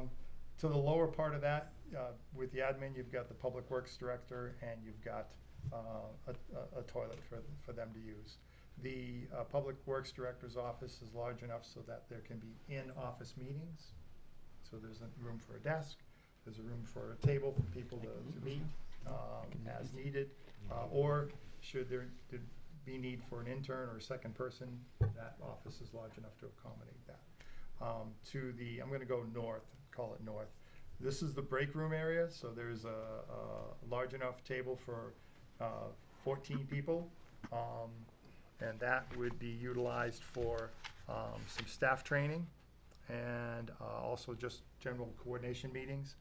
There's a kitchenette there, and it's, refrigerator, range, sink, and then there's some room for crock pots and such as typical for the needs, microwaves and crock pots, enough countertop for that. That's down on the lower left. You can see where it says crock pots down there. I like that. So that way it's the crew. You're cooking, Nathan. The crew is well taken care of on their own. And then there's a section on the upper right where there's vending machines and a second refrigerator as needed. So, but these are the things that we typically have seen evolve in Public Works needs. To the further north of that is the men's and women's lockers, and each one of those locker rooms, they are separated, and there's a full bathroom which has a toilet, a sink, and a shower in each of those locker rooms for changing and cleaning up. There is a custodial closet in there also that centralized in the areas of that are going to have the most need for that. As you move to the right, the green bordered area is what we would consider the mechanic work functions. There are 4 bays here, all of equal size. These are drive-through bays, so highly efficient. You can bring vehicles in from either end. You can cycle them through in a single direction. If they're debilitated in such a way where you need to do that, you can't pull it out, but you can push it through. So those are highly functional.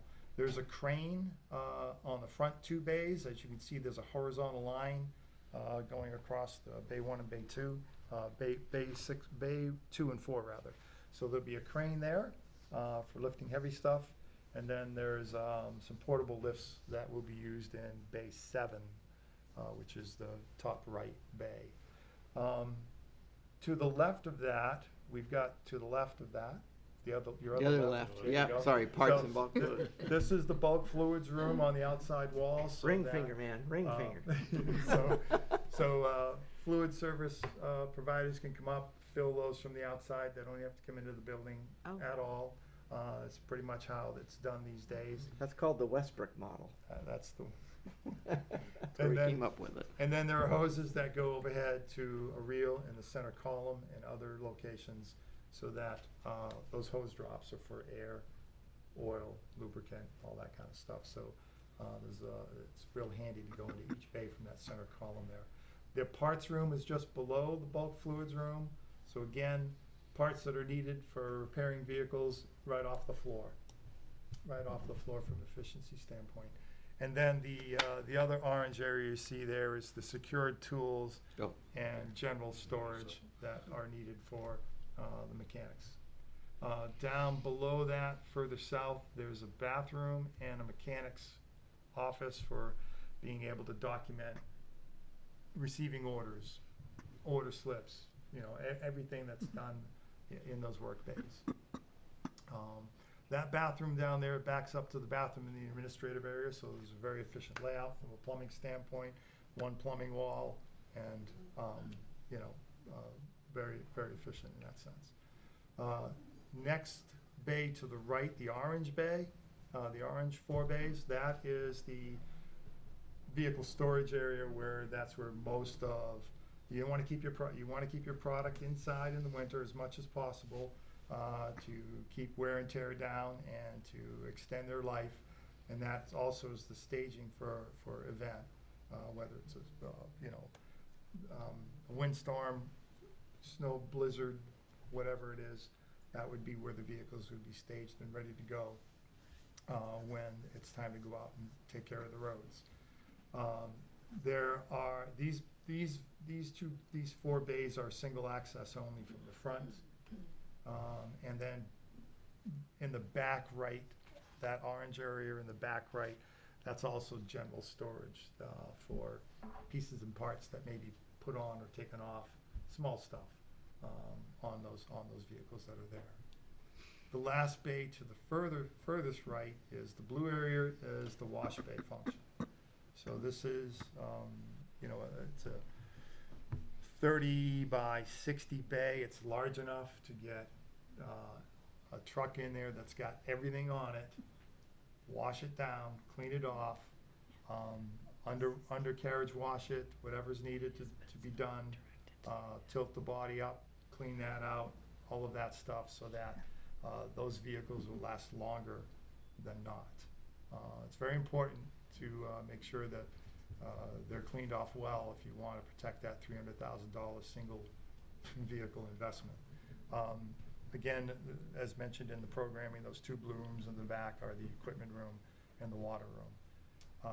The yellow area is the mechanical and electrical room and the waste oil area where any waste oil that's collected would be utilized to also help heat the facility. The mechanical and electrical room would include, all of the usual suspects, the electrical panel, the IT, the entrance anyway. Our fire alarm system would be in there, and all the mechanical things that are needed for providing the heating and air conditioning. So that's a general look at the layout. We have separated those black and white dashed lines that you see. Those are proposed 2-hour firewall separation walls that go from slab to roof structure to compartmentalize all of those functions so that they are separated because they are at different occupancies and different levels of, I'll call it hazard or use. The finishes that we're looking at in here really Spartan in the sense of from a standpoint of expense, efficiency, and maintainability. The floors are all polished concrete floors. All of the walls in the administrative area are painted sheetrock, vinyl base, FRP, which is fiberglass reinforced panel. It's that stuff you see in restaurants and kitchens and heavy-duty industrial spaces, just so that we're not looking at tile on walls and floors, because that's just a maintenance nightmare in the long run for this kind of use. So suspended acoustical ceilings so we can get up there and get at stuff. LED lighting. On the right, on the outside of the purple area, everything in there is again, like I said before, it's all polished concrete floors. The bottom parts of a lot of the walls out there are going to have either FRP or 8-foot high painted plywood on top of durable, what we call dense glass, very durable material, so that plywood 8-foot high layer affords them, to be able to hang things on the walls on a very durable and long-lasting surface. The wash bay, of course, will be a lot of FRP and epoxy paint in there because that's going to be a high moisture area. If we want to go to Those floor drains? Oh, sorry. Yes. Can I ask, Yeah. is your sound on? Somebody just texted from on Zoom. Yeah, it is a directional mic, so if you can point it more to you, maybe. They're just saying it's kind of muted, one of them, so. Does the green light mean I'm on? Yeah. Yes. Okay, maybe I need to sit closer. Yeah, thank So you. before I go on to the next one, if I could add just a couple of quick things to Mike. So we're proposing there would be radiant floor heat in the mechanics bay and the storage bay, 2 zones. That is very, very efficient and effective way to heat that area, heats the slab mass. We find that all the public works facilities we've done radiant floor heat in those areas. It dries the slab, it melts the equipment underside, very efficient way to do it. The office space would be VRF heat pump systems in that space. We probably have high efficiency condensing gas boilers with propane tanks to heat the slab. for the radiant floor heat. It's not really efficient to do that all electric. And then the wash bay would be the same, and there'd be whole building ventilation.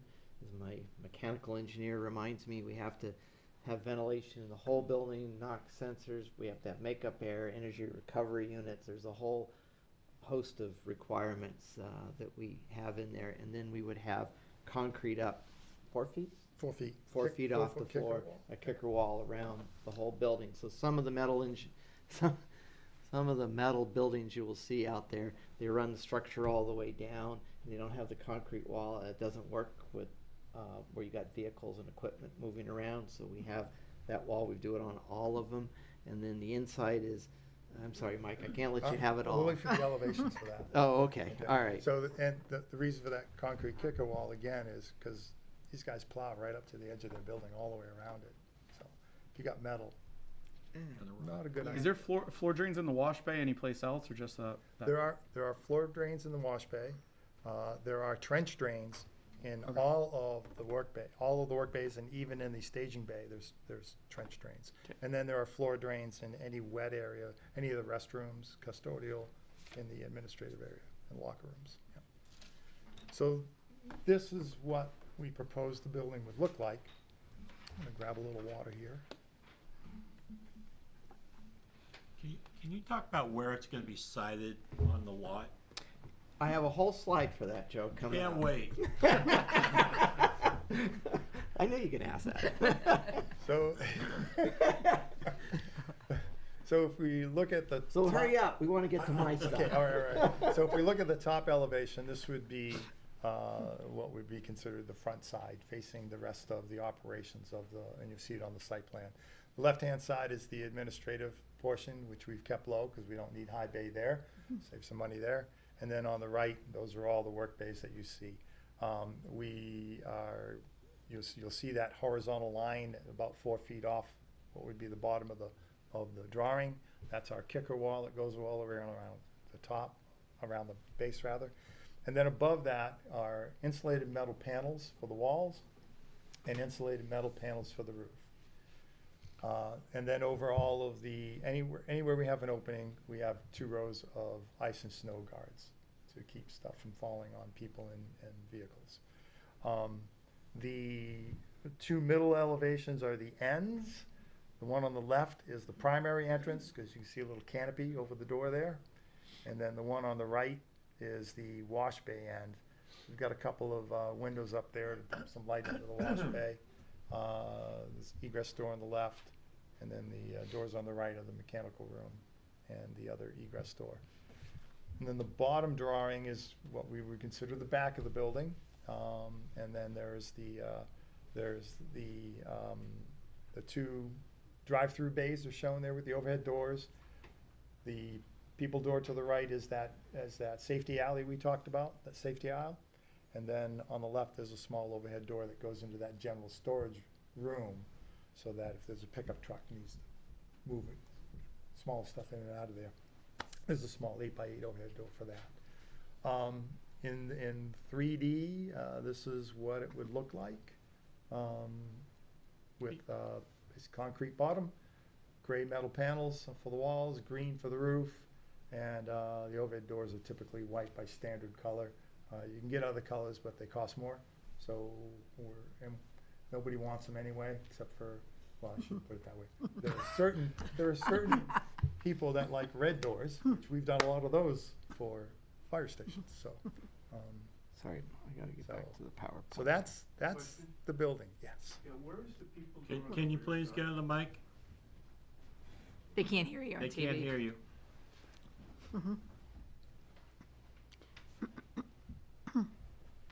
John Fasella, Raymond Fire Department, 19 Lou Lodge Road, Raymond. Where is the people door on the rear of the building? I didn't quite get that. So if you go back to the floor plan. Should you put the cursor on that? So there's, which particular one are you looking for, John? Well, I'm just wondering how people would access the back of the building besides using a bay door. Okay, so there's So there's, on the left side, we've got the 2 doors down there. And then on the right side, there's, on the right end elevation, all the way to the end. Here? So you've got down, down, all the way down. So there's 1 door there. And that door actually connects all the way through to the middle wall, all the way. So you've got a remote point of egress here. You've got a remote point of egress. Go ahead, you up want here. to, up here, so, okay, there, So yeah. there's 2 remote points of egress there with connectivity from the base to the base to the wash bay. There's one there. And then you've also got the main entrance, which is the 3rd point of egress. So we've basically got 3 points of egress out of the facility. So from 3 sides, you can either access the building or people can egress from the building? Exactly. Okay, thank Yep. you. Don't you have 4 You have egresses? 'Cause 4. You have one Yeah, down there's at the 1, bottom, 2, 1, 2, 3, 1 in the back. There is 4. There is one down at the mechanic. So the safety aisle has 2 egresses, and then you've got the main entrance and the wash bay. So you're right. You Yeah, have you, 4. yeah. Yeah, okay. Thank you. Yeah, thanks. All right, you're on. Okay, one thing to note, when we put this out, the design will require that the roof structure be designed to accommodate solar. We're not proposing to install solar, but it's a real inexpensive lift to require the structure to accommodate the solar. And then the electrical would be required to have enough capacity in the panel to accommodate solar if we did that. How is this building facing? I'll show you that. I already asked that. All right, you guys win. I'm going to the site plan. So here's the orientation of the building. So the sand and salt sheds here. If you ask it twice, they do it. I gotta ask him twice to get an answer from him, right? Thanks a lot. So you notice the trailer is going. Well, that's because the trailer's where the building's going to be. Yes. So the trailer sits about right in here. This is the access down into the site. There's that loop road if you've been down inside of it. And so basically where the trailer is where we're going to place the building. We'll provide 360 access all the way around the building. There's about 35 feet, I guess, between, maybe it's 40. We moved it a little bit. So we provided pretty good space between the sand and salt shed and the building, but basically providing access all the way around the building. A couple of things on the site, it's fairly level out there right now. We did have some geotech done because, and I'll talk about that more in a minute. As we would expect, it's basically sands and gravels, a little bit of fill that was brought in that would have to be removed to have the proper foundation foot. But the geotech is thinking there would probably be some sort of spread footing type design for the building. So nothing crazy. Some buildings like my Kennybunk that we just bid, that has to be preloaded for almost 6 months because of soft clays. We don't have that here, so that's a good thing. That actually adds a lot of cost. So that's good. That's why we do geotech up front.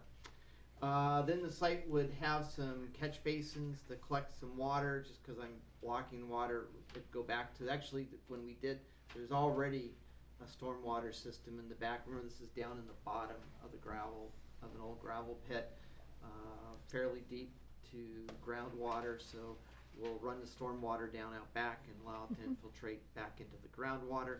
A couple of new things to note. There's no public sewer out here. So the septic system's over here, which has capacity for the domestic use. However, I can't put floor drains, wash bay water into the septic system.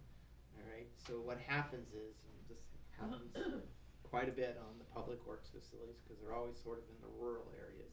We run them through an oil water separator, and then they go into a holding tank. And that holding tank gets pumped on probably a 3,500 gallon holding tank that gets pumped on a periodic basis to remove that water. We run it through the oil water separator because the oil water separator would have to be dealt with by somebody like Clean Harbors or one of those environmental companies. But then after the oil is removed and it goes into the septic tank, most wastewater treatment plants will just take that. You call in whoever your favorite septic hauler is, and they pump it out and haul it off, and they dispose of it. There's that- no way to make like a gray water system to put it back in? What's that? There's no way to make like a gray water system to get it back just in? Oh, from the wash bay? Yeah, I mean, well, how much water is that? Well, You're pumping out, it is, How many it's times? not as often as, we have one up in Orno, and it's not all that frequent. The thing about the wash water systems, the folks that I know that have them aren't always very happy with them because they take a lot of maintenance to run those. The recirc systems. Yeah, we put in an automated system in South Portland, and we got an FTA grant for it, but if you had talked to the former Public Works Director, I think he would have wished they didn't do it. So we tend to go with the holding tanks, just in the long run, it tends to be more cost effective, even though we're pumping periodically. That's a good question. So your answer on, I think the question was how often they're gonna have to pump the holding tank. The two towns that I talked to that have newer buildings that have holding tanks, one's got a 3,500 gallon tank, the other one's got a 6,000 gallon tank. 3,500 gallons is about once a year, he said. Depends on how much you wash your equipment. How Ethan. much you wash trucks. When it's a shiny new wash bay, it might be more. A new toy. So that's the site plan, pretty basic layout, fits well within the site, be paved around it. We're gonna cut a little bit in, it's already partially cut, there's a side slope. We'll cut into that a little bit more to make sure we can have full access around the building. I'm sorry, looks like Dennis. The south roof, Can you go to the mic, solar? please? oh, you, If it's on the map, I'm just asking to look for this is the third time. the north-south. Well, the solar panel, that's all, I was wondering what the direction is. That's what I was asking too. So this is sort of a southwesterly face on it. This is more of a easterly face. We've talked about twisting the building a little bit, but if this goes forward, I will have some conversation with somebody like Revision Energy just to talk a little bit about the orientation. I don't have a lot of room. We actually looked at twisting it 90 degrees from where it is now, and that created another set of challenges. It pushed the building Close to the property line. yeah. So this orientation seemed to be optimum, but it's a great question, Dan. How far off is that property line on that back west corner? So this is, It's pretty close, isn't it? No, the west side? well, it's 60 feet. Which one? Right off the back. This corner right here? Yeah. Well, 60 feet's an inch, so it's probably closer to 100 feet off the back corner. Okay. And who's who's our abutter there? Is that the Camp Hines? Camp Hines? No, that's Ken, I can't think of his last name, he's one of the custodians up here at the school. Blue truck? Yes, yep. If you can't turn the building and you keep it the same, can they clear some spots to put like panels up on the ground? Well, we have to be a little careful around that because we're in a gravel pit, we're down low, and then the solar guys want you to cut the trees for shade management. So I cut the trees, now I lose my buffer. So it's, Right. you know, I mean, I have this pretty large area up front here on the, like it's up on the hill. I suppose you could cut further up on the hill and just run the electrical down over the hill and do something up on the hill, but then it's Right. hard to- Nope. and as you drive down Plains Road right now without any leaves on the tree, and you look down and you can see the facility. Yep. It's pretty well obscured, but if you look, you can see the facility. So we tried To keep it buffered? keep as Okay. much as we possibly could. Okay. Now I'll go back to the, let's see, PowerPoint's back. Okay. Should pick up from current slide. Okay. Mike, we're done with you. We talked about the elevations. I have another planning board meeting I'm supposed to be. Oh. So I'm just kind of making sure that I cover everything before I have to, Book out of here. yeah. When you're ready to go, you can leave. We'll talk about you behind your back. Don't worry. Perfect. We'll say all good things. about it. Yes. Great presentation. Can I ask if there's any questions at this point? Of course. Before I have to. I think I'm good. Okay. You don't want me to talk about architecture. That's never. He's got to live with whatever I say. Thank you for the opportunity to speak to you and present. Thanks for coming up. Yeah. I am curious, it's quite a span. Dennis Morris, 340 Cape Road. Truss roof? It's pre-engineered metal building. Yes. So the building is actually beams and columns as opposed to trusses. The metal? So, yes, it's metal, all steel structure. Yep. Yep. I always get stuck talking about cost, so it's an thanks. And Mike's leaving. He's got one. Yeah. Thank you. Thank you very much. Thank you so much. It's a little hard to You have, see it you have a question? We got one more. Yeah. Oh, I have some questions, so I'll just get them done. Sounds like engineering. Yeah. Excuse me. Is that air working?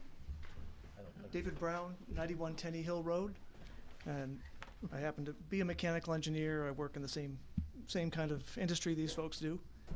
So I had a few questions particularly about sprinklers, and the sprinklers versus the 2-hour firewalls.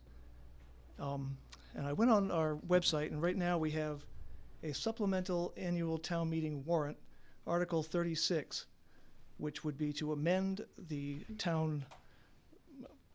It's called the Fire Protection Ordinance, and it has a date on it that says given under our hands on the 7th day of May, AD 2024. And so knowing that that's out there, so Raymond has a fire protection ordinance, last amended June 8, 2021, which in Article 8, new building construction, requires a fire sprinkler system in buildings over 4,800 square foot floor area. And it does allow substituting firewalls, but only for 1 and 2 family buildings. There is also a similar provision for the 4,800 square feet for additions, and in that there isn't that same 1 and 2 family buildings provision. So I'll put out the question to you: were you aware of that when you wrote in your report that not required, under sprinklers you put not required, and you referenced only NFPA 13 and IBC on page 63. So that's a question. Another question was, when you wrote that, were you presuming that this article would pass? And that if this article passes, it would allow substituting firewalls in all buildings and not just this building. And then I would ask, which takes precedence? The IBC, the NFPA standards adopted by the state fire marshal, or the local ordinance? Then I would ask, what would be the anticipated cost of sprinkler systems for this building? I found online references suggesting $3 to $4 a square foot, but I understand that water storage would be required for this building because we have a well, we don't have a city system. So that would add some cost. And I wanted to comment that NFPA research demonstrates that sprinkler systems effectively control fires with only a few heads being activated, saving property, lives of occupants, and lives of firefighters. And I would ask that you could describe the differences between suppressing a fire with a sprinkler system versus containing it within firewalls for a period of time, knowing that those firewalls are rated for 2 hours. And comment on that regarding life safety and property loss. Thank you.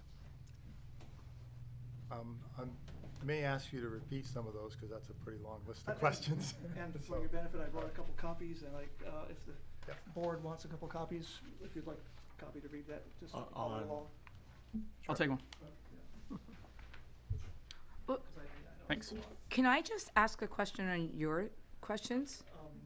Well, these are my questions. Right. Yeah. But I guess my understanding, and correct me if I'm wrong, I was asked this today by some people in town that, and Bruce would be able to answer this too, is when you guys go to a home fire or whatever kind of a fire, do you or do you not cut the power off to the house because whatever reason with the fire? Does the power to the house shut off when you guys have a house fire? That's great. Sorry. Half asleep. There we go. So to answer your question, yes, we will cut the power off or have CMP cut the power off. At that point in time, we would be supplementing the sprinkler system with our pumper trucks. So Okay. we're fighting the fire from the outside by hooking up and shuttling water to that scene. Okay. As we did up on Rosewood the other day, only we're not the ones applying it, the sprinkler system would be. Well, but in that case, though, there was no power there, I think, right? Because they Correct. had lost No power power. there. So the sprinkler system, Yeah. that was just, yeah, it didn't work. The Okay. fire was too far at that point. Right. It hadn't worked, correct. Well, but yeah, and I guess that's my concern is if power's being cut off, so it's not gonna help at all anymore. Or if we don't have power, then the sprinkler system's not gonna work.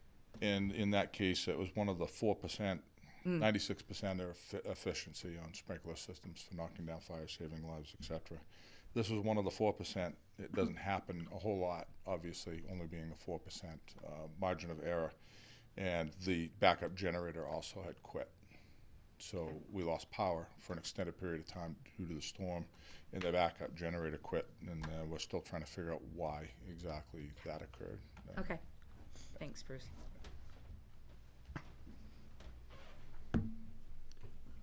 Go right ahead. Thank you. So some of these questions I can't answer because they're not really in my purview, and others I can.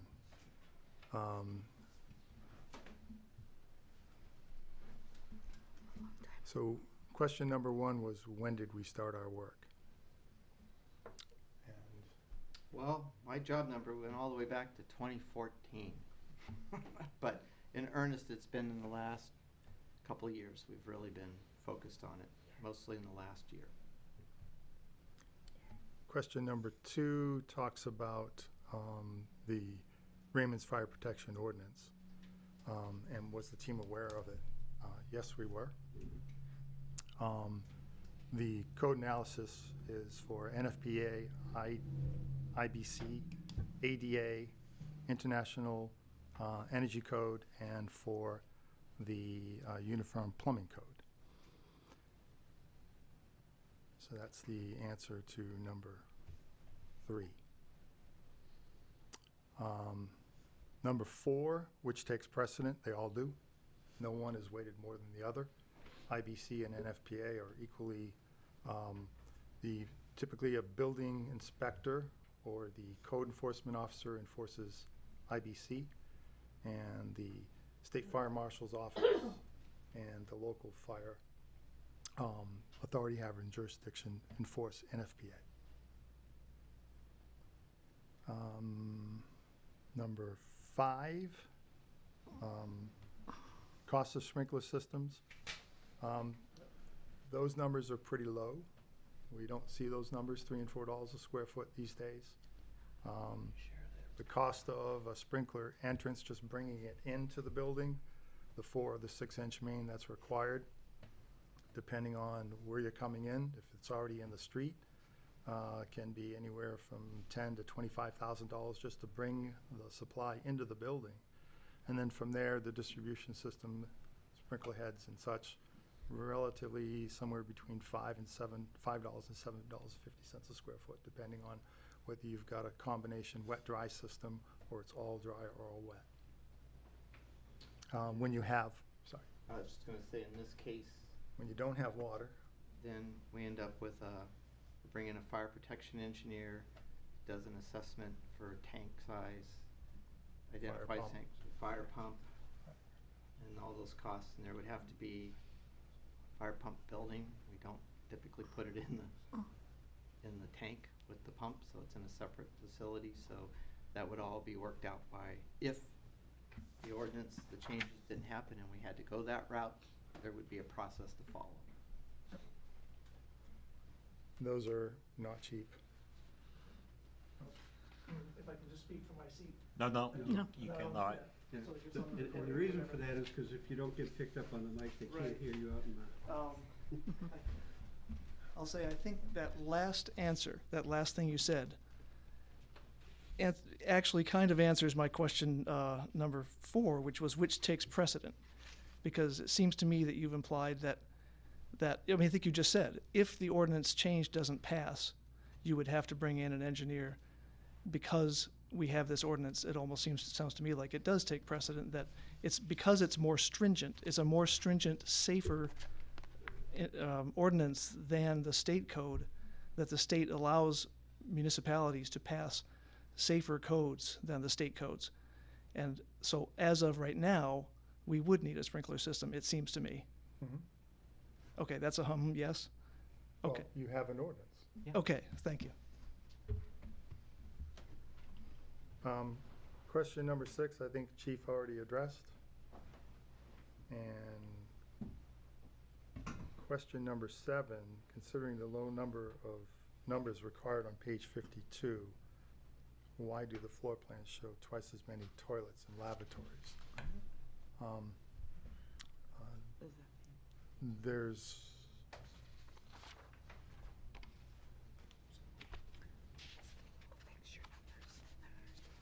I'm going to refer to my own notes here.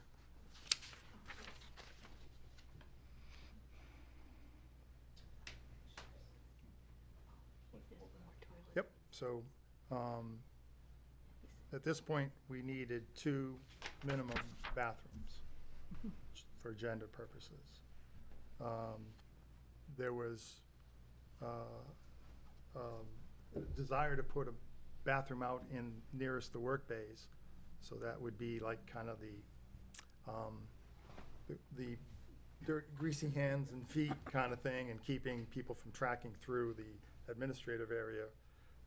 And then the one in the administrative area was purely for convenience for that team, instead of going through the locker rooms to the changing room bathroom. So it was really kind of a sensitivity protocol that we employed there. So we at least put them back to back so that they were at least efficiently laid out. So that's that answer.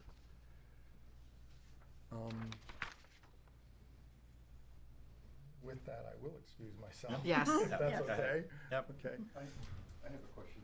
One more. Dennis Morse, 340 Cape. It sounds like you've done a lot of public works buildings in the last couple of years. I'm just curious how many of them didn't sprinkle? Orno wasn't sprinkled. Westbrook had water. That was sprinkled. South Portland was. What about Wyndham? Wyndham was sprinkled.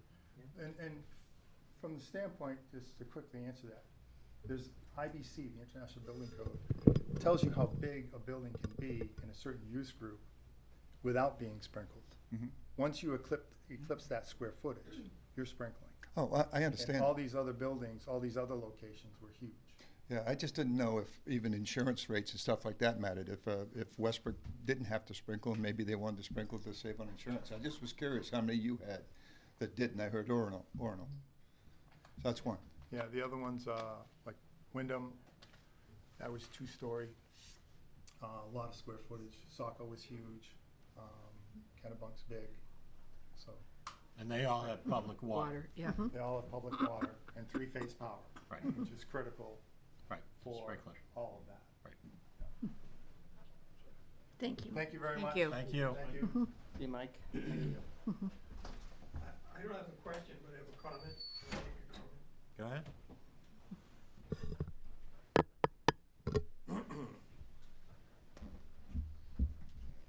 Peter Levitt, 2 Levitt Road. I had the opportunity, based on department head interviews, being on the comprehensive plan. So I had the pleasure a few months back to talk both to the public works director and also the fire chief and the assistant fire chief. And so I will tell you that as far as it seems like fire is pretty well represented here as well. So I guess I'd just say this. I am convinced, I was in healthcare for 30 years. I worked in a hospital that was 120 years old. So I'm very familiar with the fact that what we were always told is be careful with your renovations. As soon as you go into the wall, you got to renovate everything up to standards. So that was always a consideration whenever we were trying to rehab an old building. And Sebago Technics has convinced me that the building down the road here is not really cost effective, that it has seen its life expectancy, and it's in some respects dangerous. So I guess my question is, or not my question, but my statement is this: if the community thinks that we're done spending money, we're not. And although for years in this community it's been the Raymond way, which is, I believe, how that trailer got there, the bottom line is that if it's not safe for public works, it's not safe for fire safety either. And so, since I live right up the road here, East Raymond and North Raymond, the first response, and correct me if I'm wrong, comes from this station for us. And we got the schools right down the road. So I guess there's got to be some consideration that we aren't through spending money. And so whether this ends up being $4 million or $6 million or $8 million, believe me, we're not done. And I did have conversations with the chief, and I believe when I had the conversation with the chief, what he was saying is that potentially, 2 bays, in the once the school comes into the town's ownership again, that just 2 bays, one for an ambulance and one for a pumper or a fire truck there, means that then we will then have East Raymond and North Raymond covered, so that we're not dependent on something coming from down on 302. And so that's going to be a consideration down the road. And I've heard conversations back and forth about, well, that's a lot of money, and maybe we're going to do this incrementally. And what I'll tell you is this: my sense, and the problem that I've had to deal with for the last year and a half on comprehensive plan is the fact that we've been getting inundated with information from the community on what they want. And it's very clear that we've been behind in infrastructure forever. Which is not surprising that Public Works has been asking for this. And by the way, when I did that interview, I actually saw Nathan's office. so that was pretty Nice and impressive. clean, wasn't it? Pretty impressive, yeah. yeah. And then when I put my foot on the table, I hit the rec guy. Because, that's how close he is. In there. So I guess that's all I'm saying is that, we're not done spending money. And I believe the problem that I've wrestled with, and I think a number of people on the committee I serve on, is the fact that for the last 18 months, we've been getting inundated with this information from the community. And yet, the plan is not yet approved. It won't be approved until sometime a year from this June. We're due to finish up in January. But I will tell you that the information, it's what's frustrating is we have that information now. And so just to kind of put that thought in select board's thought process, that this I absolutely endorse the fact that Public Works needs a new space, because this is not a space that is going to be easily, if possibly, renovated. But then my question is, what does fire safety do? Do they stay in that building? Thank you. Go right ahead.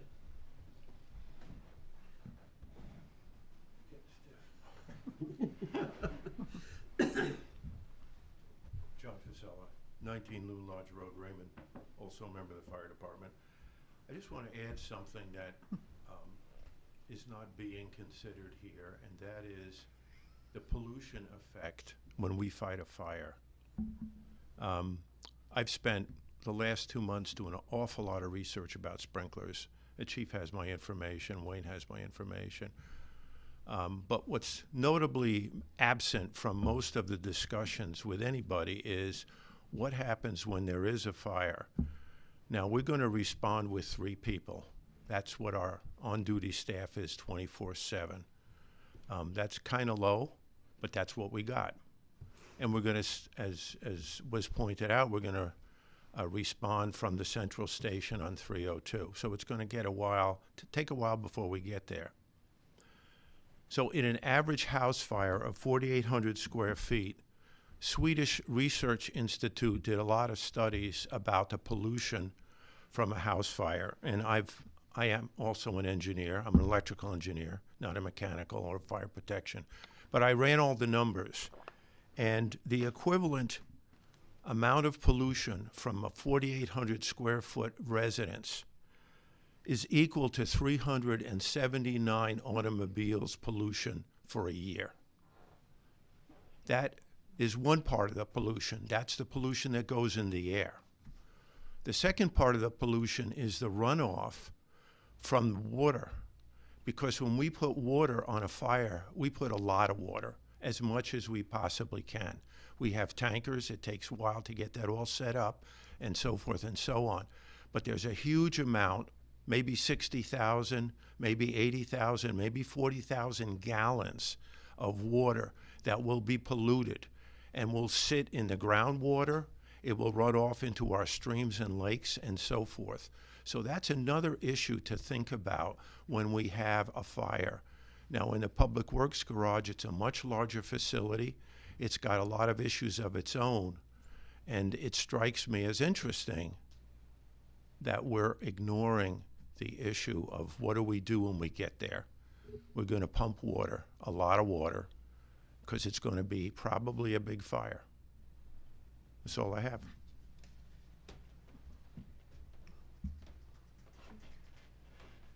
Okay, Owens, you ready? I guess I'm back to cost. Yes, you are. It's probably good that that's hard to read, sorry. So. What's the bottom number, Owen? The bottom number is $6.194 million. And I can tell you we've budgeted a number of these public works facilities with Kennebunk, the most recent, similar construction and bigger building, but on a per square foot basis and construction, it came in right where pretty much where we predicted it would. This building is, so there's also a couple of things to note in here. We do carry a contingency in these projects. In this case, we carried an 18% contingency, which is about $842,000. Sounds like a lot, but the bidding climate, I see bids vary by $1 million or more. It's just, it comes in lower, great. How many companies are out there that can actually build this? There's probably a dozen, at least. Oh. When Kennebunk, I was pleasantly surprised we had 5 bidders come in. We had 2 bidders within $50,000 of each other on a $12 million project. So Great Falls Construction, PM Construction, Benchmark, Sheridan Corporation are all companies around that would bid on a project like this. Well, okay, so you say that, so you're giving the 6.19. How many times have you seen that people go way over that number? In all the ones I haven't had that happen. We've asked for enough money to make that happen. Okay. Orno was right at the budget. We actually had to do a little value engineering on that one, and I don't know what it is about the Bangor Orno area, but prices seem to be higher up there at times. But Westbrook was about $9 million. That came in pretty much on track. Okay. South Portland was a bigger project, but we budgeted this around where we think we can work. And I mean, the contingency's there because I'd like to say we're perfect, but I don't have a crystal ball. So No, but that's a good contingency too, though. yeah. My thing is, it's an open book, so people are coming in to give you a bid in there. It's probably a reason they're all coming in right at or around that number, because they get to see it. It's Well, I suppose they could look it up. I usually get asked, what's your budget in the bid process? And I tell them the owner prefers not to disclose it because they don't want to skew somebody's thinking one way or the other. If you have estimators, though, I mean, they're not doing very well due diligence. If they know the town, they know the thing, they can watch. Well, a they meeting. ought to be able to They can find watch it. a Yeah, I meeting and know. figure it out in 13 seconds. But Exactly. So I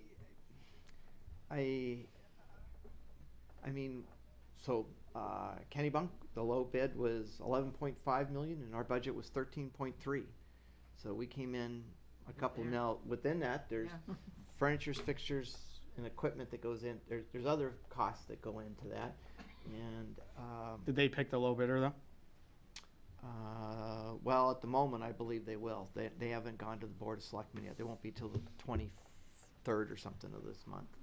All reputable. We got really good reputable companies that came in. Yeah. Good.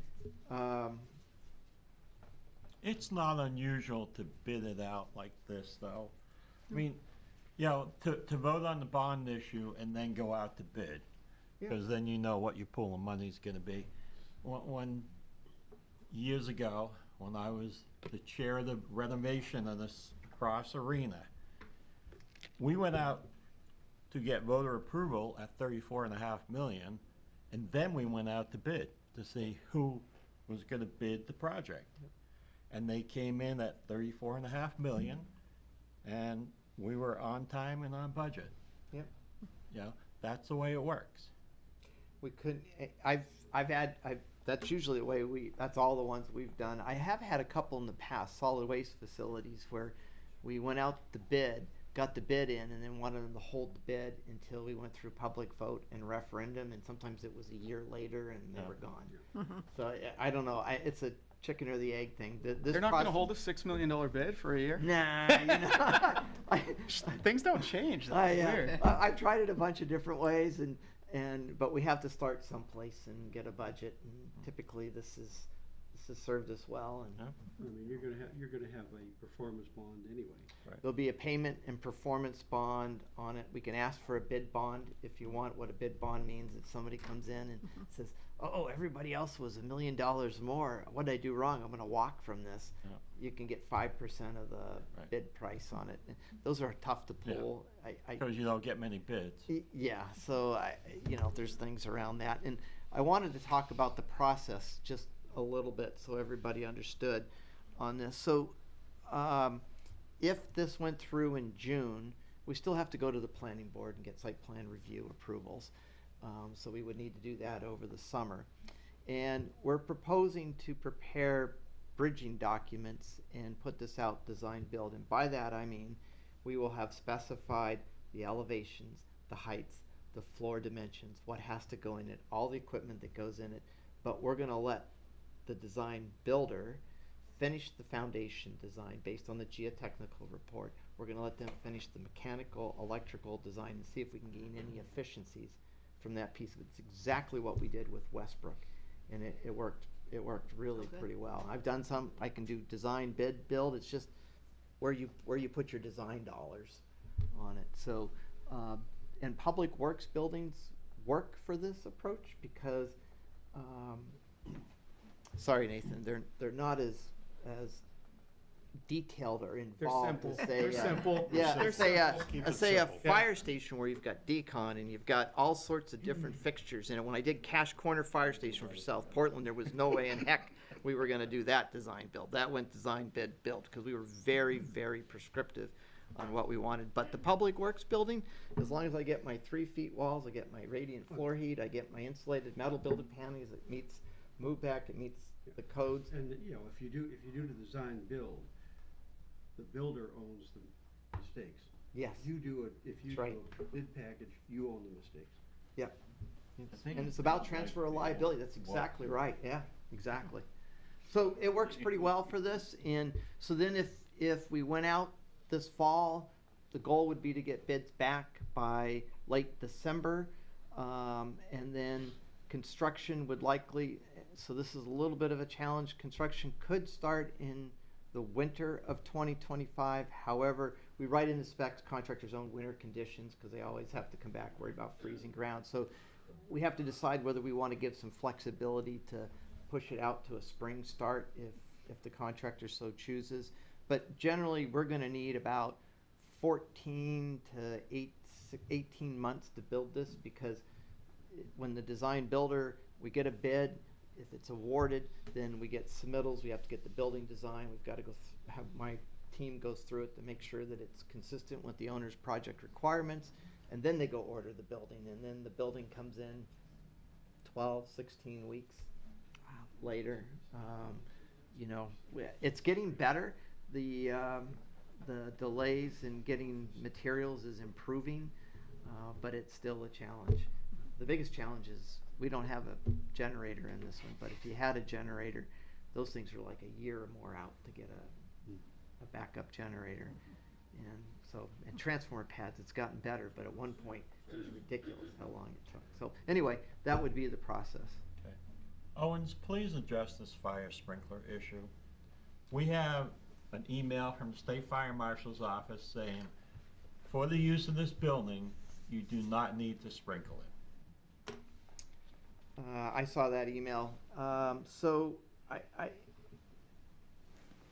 we would ultimately file for the fire marshal's office, but based on the correspondence and my conversations with Mike, this project would fit within the NFPA requirements, and by NFPA and the state likely would not need a sprinkler system in it. The town has a separate ordinance that's more conservative, okay? So I'm the guy that draws these plans. This is a town decision on how you want to handle it. I'm the delivery guy. I did reach out about sprinkler system costs.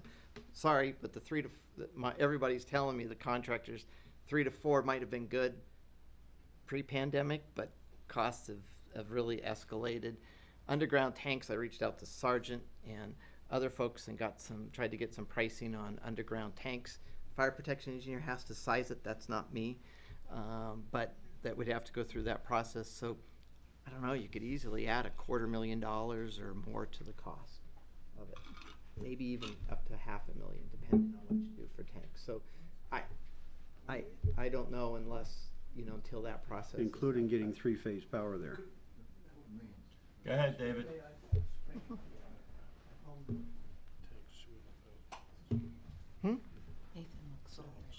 Understanding what's just been said,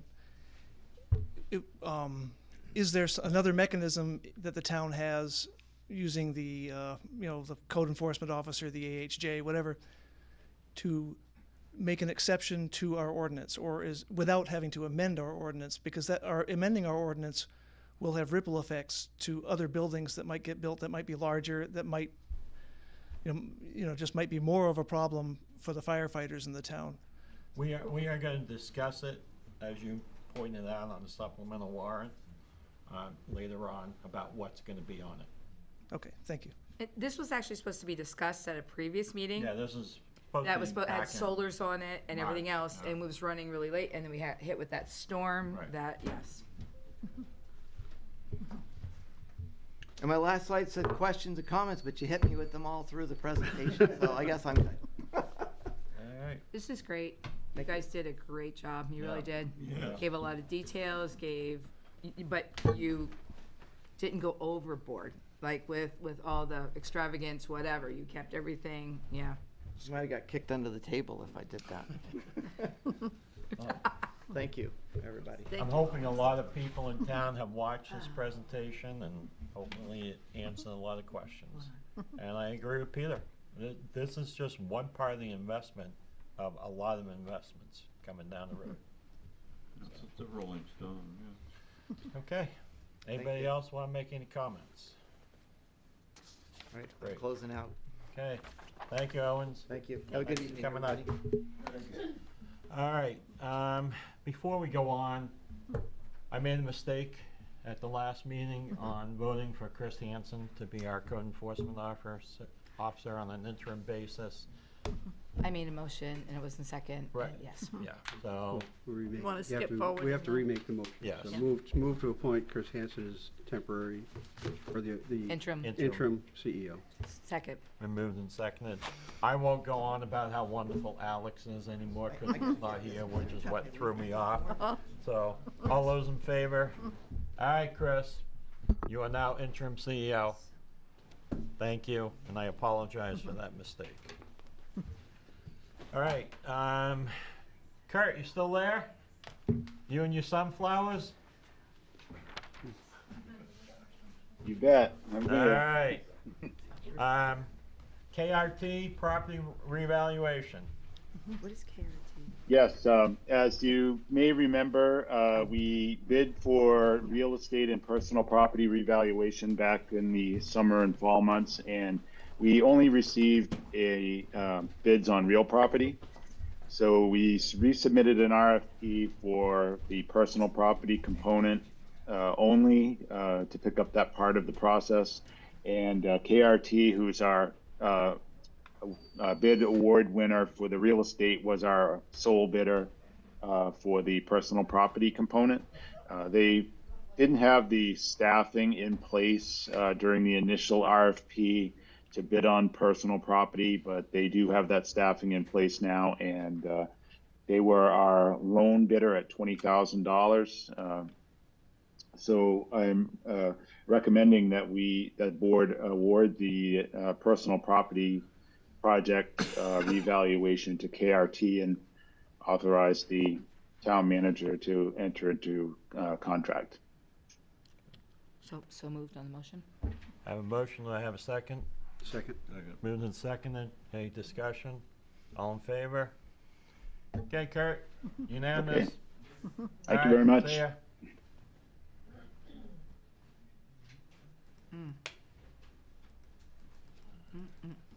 What is next? Authorizing corporate resolution for access to accounts. Oh, yes, Sue and Sharice. Is that correct? Yes. This is so that we can access the trust accounts. Okay, why don't you explain what's going on here? We have, actually, Sharice has more detail than I do, but we have, would you mind? We have several trust accounts, the scholarships, the cemetery funds, things about along that line, and I needed to be added to the accounts. And it's been quite the interesting process to manage to get my name on the account. Yeah, it's kind of standard protocol. Right now, it's just me, which is not ideal. Portland Trust Company has the cemetery and the scholarship funds. There's also 3 other funds that they hold, and we've determined what a couple of them are, and I'm working on another one that's called what's it called? Ministerial. Ministerial. Do any of you have any recollection what the ministerial account is? Is there money in it? Yes. As of the June 30 audit, it was $37,000. And I did find a file, Sue. Oh, you did? I did, and there's a statute that we can, research and Yeah. dissect, whatever. Usually it's directed to a certain piece of property or a Yes. certain area. And I think or a certain function. Yeah, the purpose of it, from what I just quick glanced at, was to offset school expenditures. Oh. So Yeah, that's and I couldn't find anything in the town meeting minutes, but I've only gotten a log back to where am I? It was Somewhere in the established 70s. back in 1800 and something. Oh, I'm not that far back. Wow.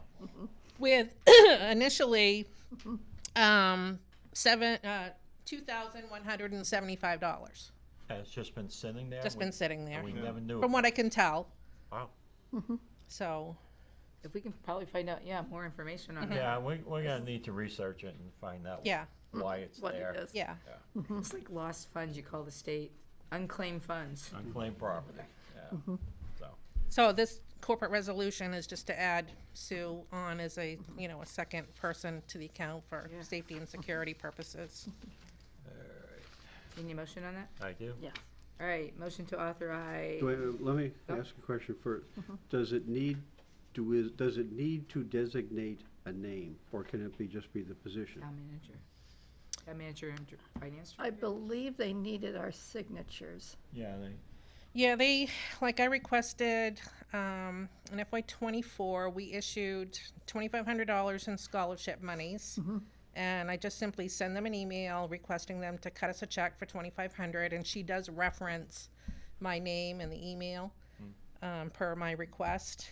I would check that, because You know what my feeling is on Yeah, I do. having a person named. Yeah, I didn't even because, think of that, you know, if Ralph. all of a sudden a truck hits you, then where are you? Yeah. If it's the position that's named, then when you fill that position, that person automatically moves into that slot. Yeah, I think you may want to just change the wording on it. Town Yeah, manager and yeah, finance like director. Susan Look, town manager, or any successor. You know, and the same with you. Okay. Yeah, Because, you know, this that- way that will cover you. Yes. Yeah. But there's a way that you can call and they can call and check and verify. Yeah. Yeah. Okay. I have a motion. A motion to authorize the corporate resolution for access to accounts at the Portland Trust Company. Second? Moved and seconded. Any discussion? All those in favor? Unanimous? Thank you. I'll check on that tomorrow. So. Thank you. And Find thank you some for more money. researching it. Find some more money. Yeah. What's next? Consideration of adding a supplemental warrant to the annual town meeting. Yeah, supplemental warrant to annual town meeting. That would be Bruce's? No, it's a select board. Oh. So are we going with the one that was there, that was at that meeting for the March?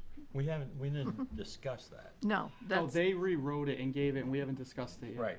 And now we're figuring out Right. So this is if just the saying- wording is there, or if we want to do something different, or So get rid of it what altogether. this or does whatever. is puts another warrant article Right. at the town meeting. Well, And then we get to discuss what it is on the next agenda item.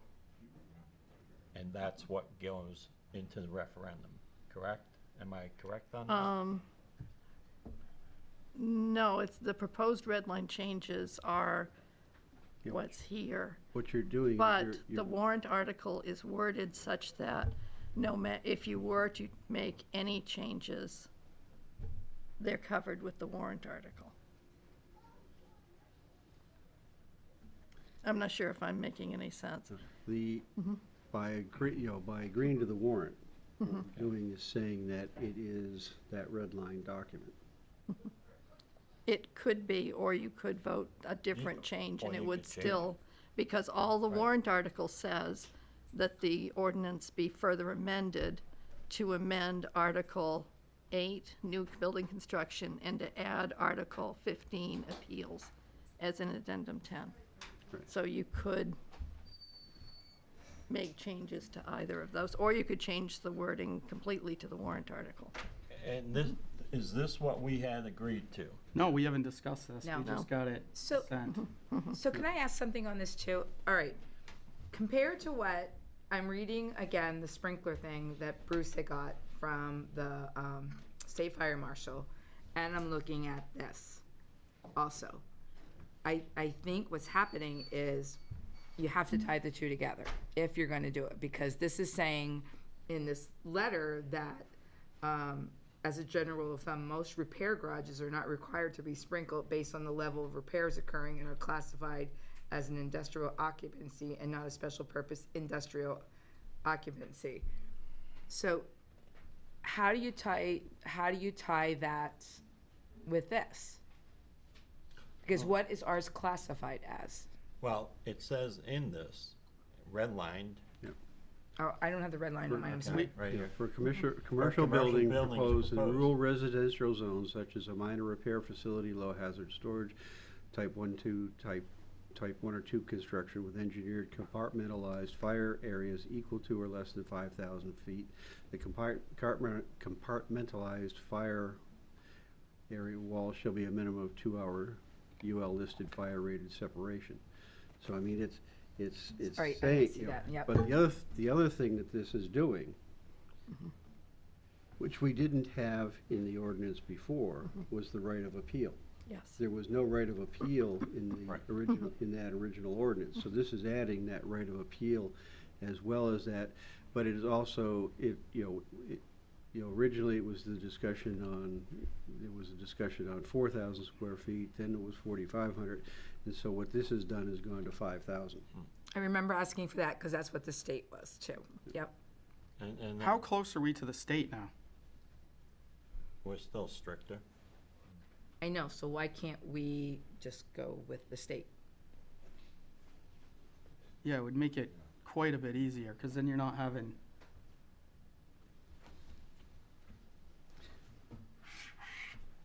I mean, if you look at the other towns this size, they don't have one. If you look at the towns bigger, they all have it. You know, the older towns, Westbrook and those closer together, but Gray, Casco, whatever, Naples, all those have they don't have the sprinkler ordinance. They go to the. Yeah, yeah. I was just about to ask you to go up there, so.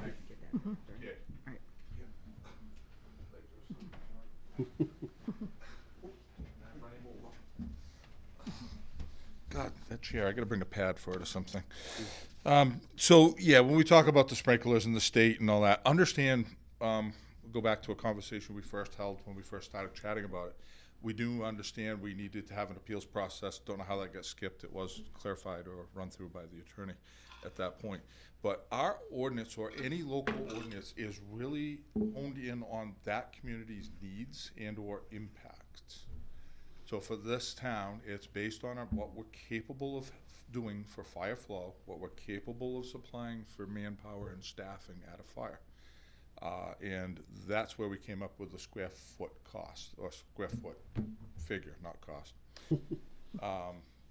So Casco doesn't have an ordinance. They have one on the books for subdivisions and other buildings as of this year, I'm told by their fire chief. Most communities do have a ordinance of some sorts on the books, and usually it is based upon their capabilities. The state adopted an absolute minimum building code, fire code, etc., and that's what they enforce. Ours is honed in more towards our needs as a community and our abilities as a department. We can change those abilities, that's not a problem, but it includes bringing water mains to areas so that we have water to supply the fire, or more apparatus, or more staffing, or a combination of all of those things in order to do it. So as we talk about the square footage and standardizing and things like that, I just feel it's super important that we all are on the same page with that. There are certain capabilities that we have, certain capabilities we don't, and it is a matter of risk reduction, and that's our number one goal is risk reduction. So I think that putting forth the alternatives, putting forth the appeals process is absolutely needed.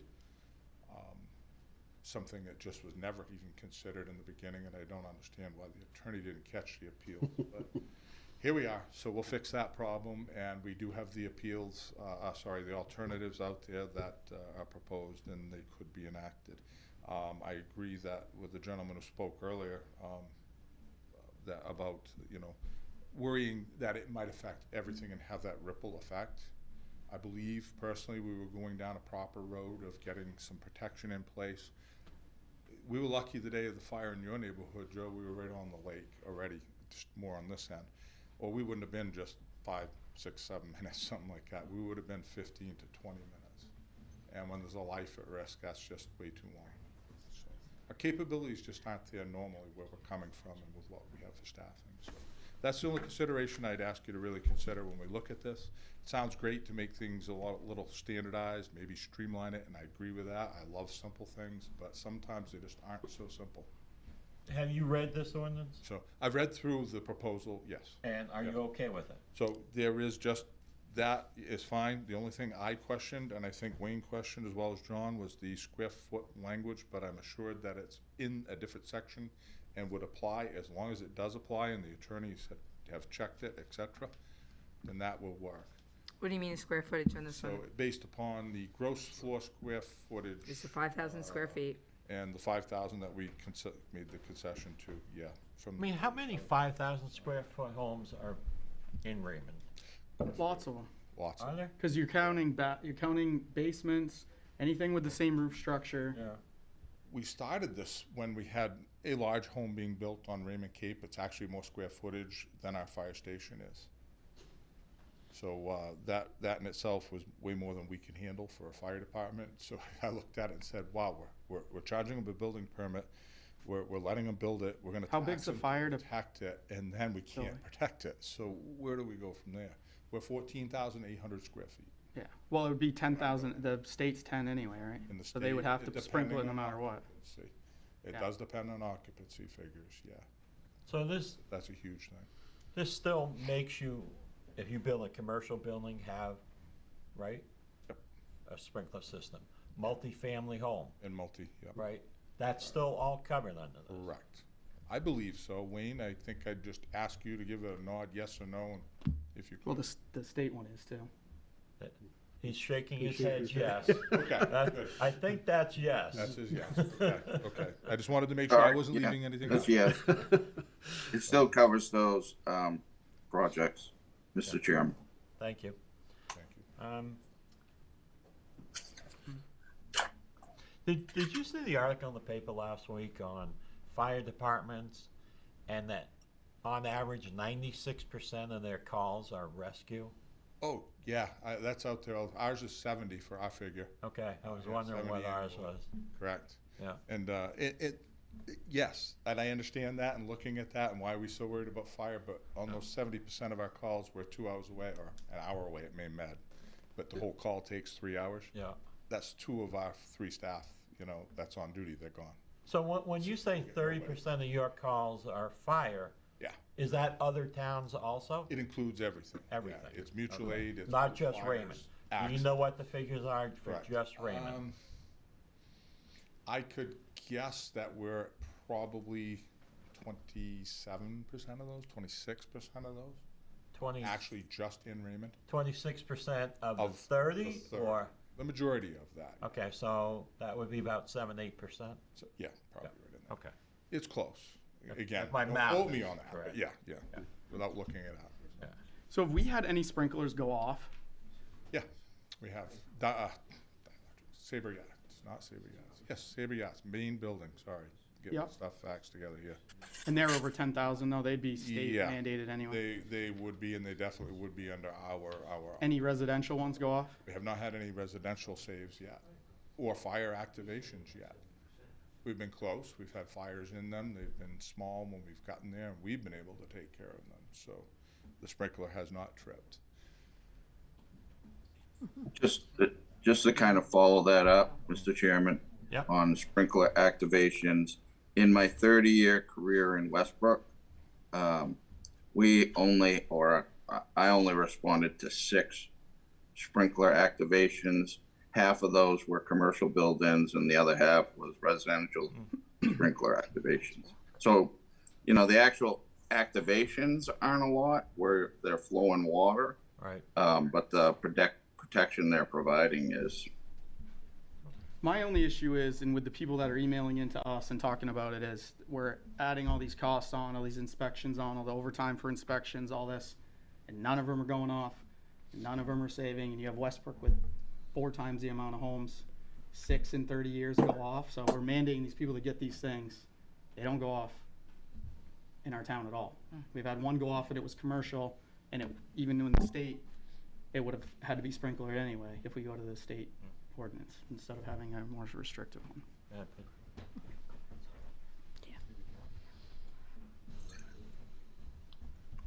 Levitt to Levitt Road. So understand, I learned a long time ago that 75% of all statistics are made up. Think about that. So, but the bottom line is this: it's similar to if a crime is underreported, then it's kind of thought of as it doesn't happen. How many sprinkled houses are in Raymond?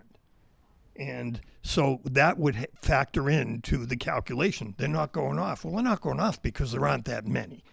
So once again, being reasonable about looking at these situations.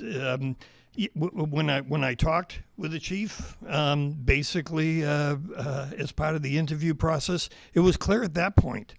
70% of fire and rescue is basically for ambulance runs.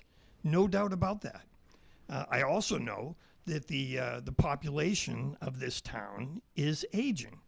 So it only makes sense that, yes, there's going to be more runs to Maine Med because you have elderly people like myself that get sicker and need transport to a medical facility.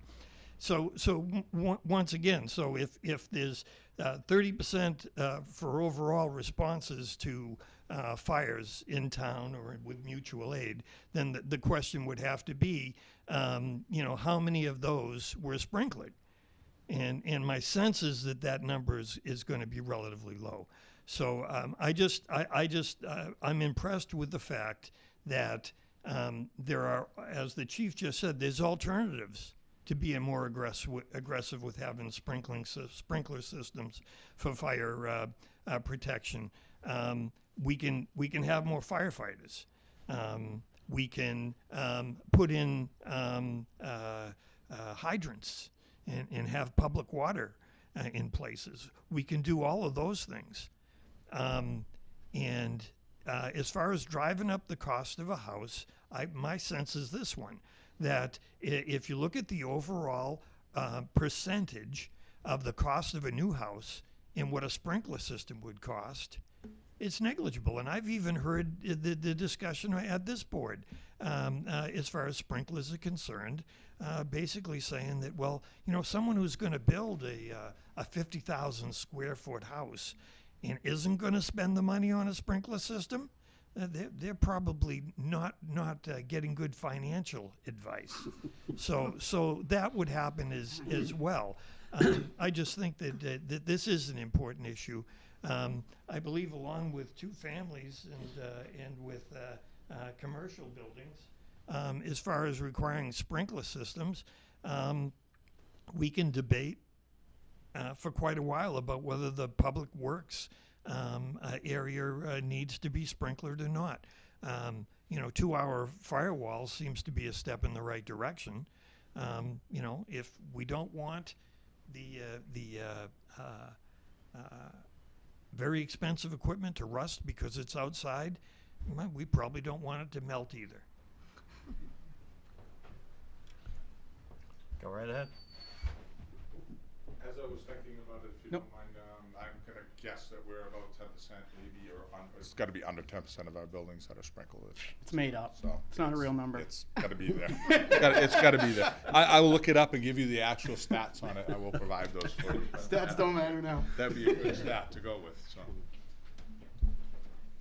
John Fasella again. So a couple of things. I actually know that nationwide the number of buildings that are sprinkled, the number of buildings that are sprinkled is relatively low. And there's a very simple reason for that, because the building associations and the real estate agents have fought it tooth and nail, because of the myth that it's going to add a lot of cost. And I'll address that in a second. But first, let me make a point. Why are we doing this? This is not to save the building. These sprinkler systems for residential buildings are designed for one purpose: to let people get out in time. Now, compared to the norms of other towns, we actually have a fairly large at-risk population. There are two segments of an at-risk population. There are small children who cannot get out by themselves, and there are elderly people, and I'm getting into that category, almost there, who cannot exit quickly. We've already talked in prior meetings, in 2 or 3 minutes, a room that starts on fire is fully engulfed, it flashes over. So we may not get there in 2 or 3 minutes. Most chances are we won't. Okay, so people have to get out, and the way they have to get out is with a sprinkler, which will put out the fire in seconds, about a minute, usually just one head, and the amount of water that's expended is going to be maximum 300 gallons in the tank for residents, as opposed to the thousands of gallons we'll put in. The second point is that we're talking about costs. So as the gentleman before me just described, the costs are relatively 1 or 2% of the household value. It depends very much on what the house is. But let me give you some facts. A lot of people like hardwood flooring. The cost in Maine for hardwood flooring is between $10,000 and $11,500 to put in hardwood flooring. I talked to what used to be Freedom Fire, and they told me that they will put in a system using iron pipe and PEX, depending, in Rolling Brook, right around the corner from where I live, for between $10,000 and $15,000. So basically, they will put in a system for about the same amount as hardwood flooring. If you go with an Uponor system, it's even cheaper than that. Some homeowners remodel their kitchens. The U.S. average last year was between $14,000 and $41,000. I have references for all of this if you're interested. I can give you a document. Chief can give you a document. And some people add rooms to additions to their houses, and again, the costs are anywhere from $12,000 to $40,000. So it's not really a big cost issue at all.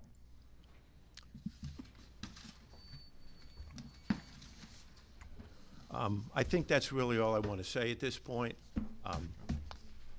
It's a best practices thing, and we have to think, as this town ages and as we have younger people, are we protecting them the way we should? There was a horrific fire just last month in Pennsylvania, a home that did not have sprinklers, and the father and 4 children died. The mother and 2 children escaped because neighbors helped them get out. That town had hydrants, and they had a staffed fire department. And they could not put out the fire fast enough to save the father and 4 children. This is exactly what we're talking about here, and this is exactly why at-risk populations, young people or older people, should be protected if they build a new house here. Thank you.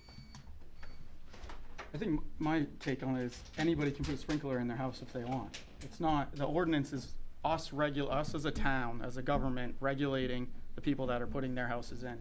I think everyone should put one in. They're super cheap, I guess, and you know, everyone that wants to can put one in, especially, you know, you put one in your house if you, so like you're saying, you're getting older and, you know, it's safer and all that. Anyone can easily put one in if that's something that they're concerned about. Radon system, if somebody's concerned about getting cancer, they can put a radon system in their house.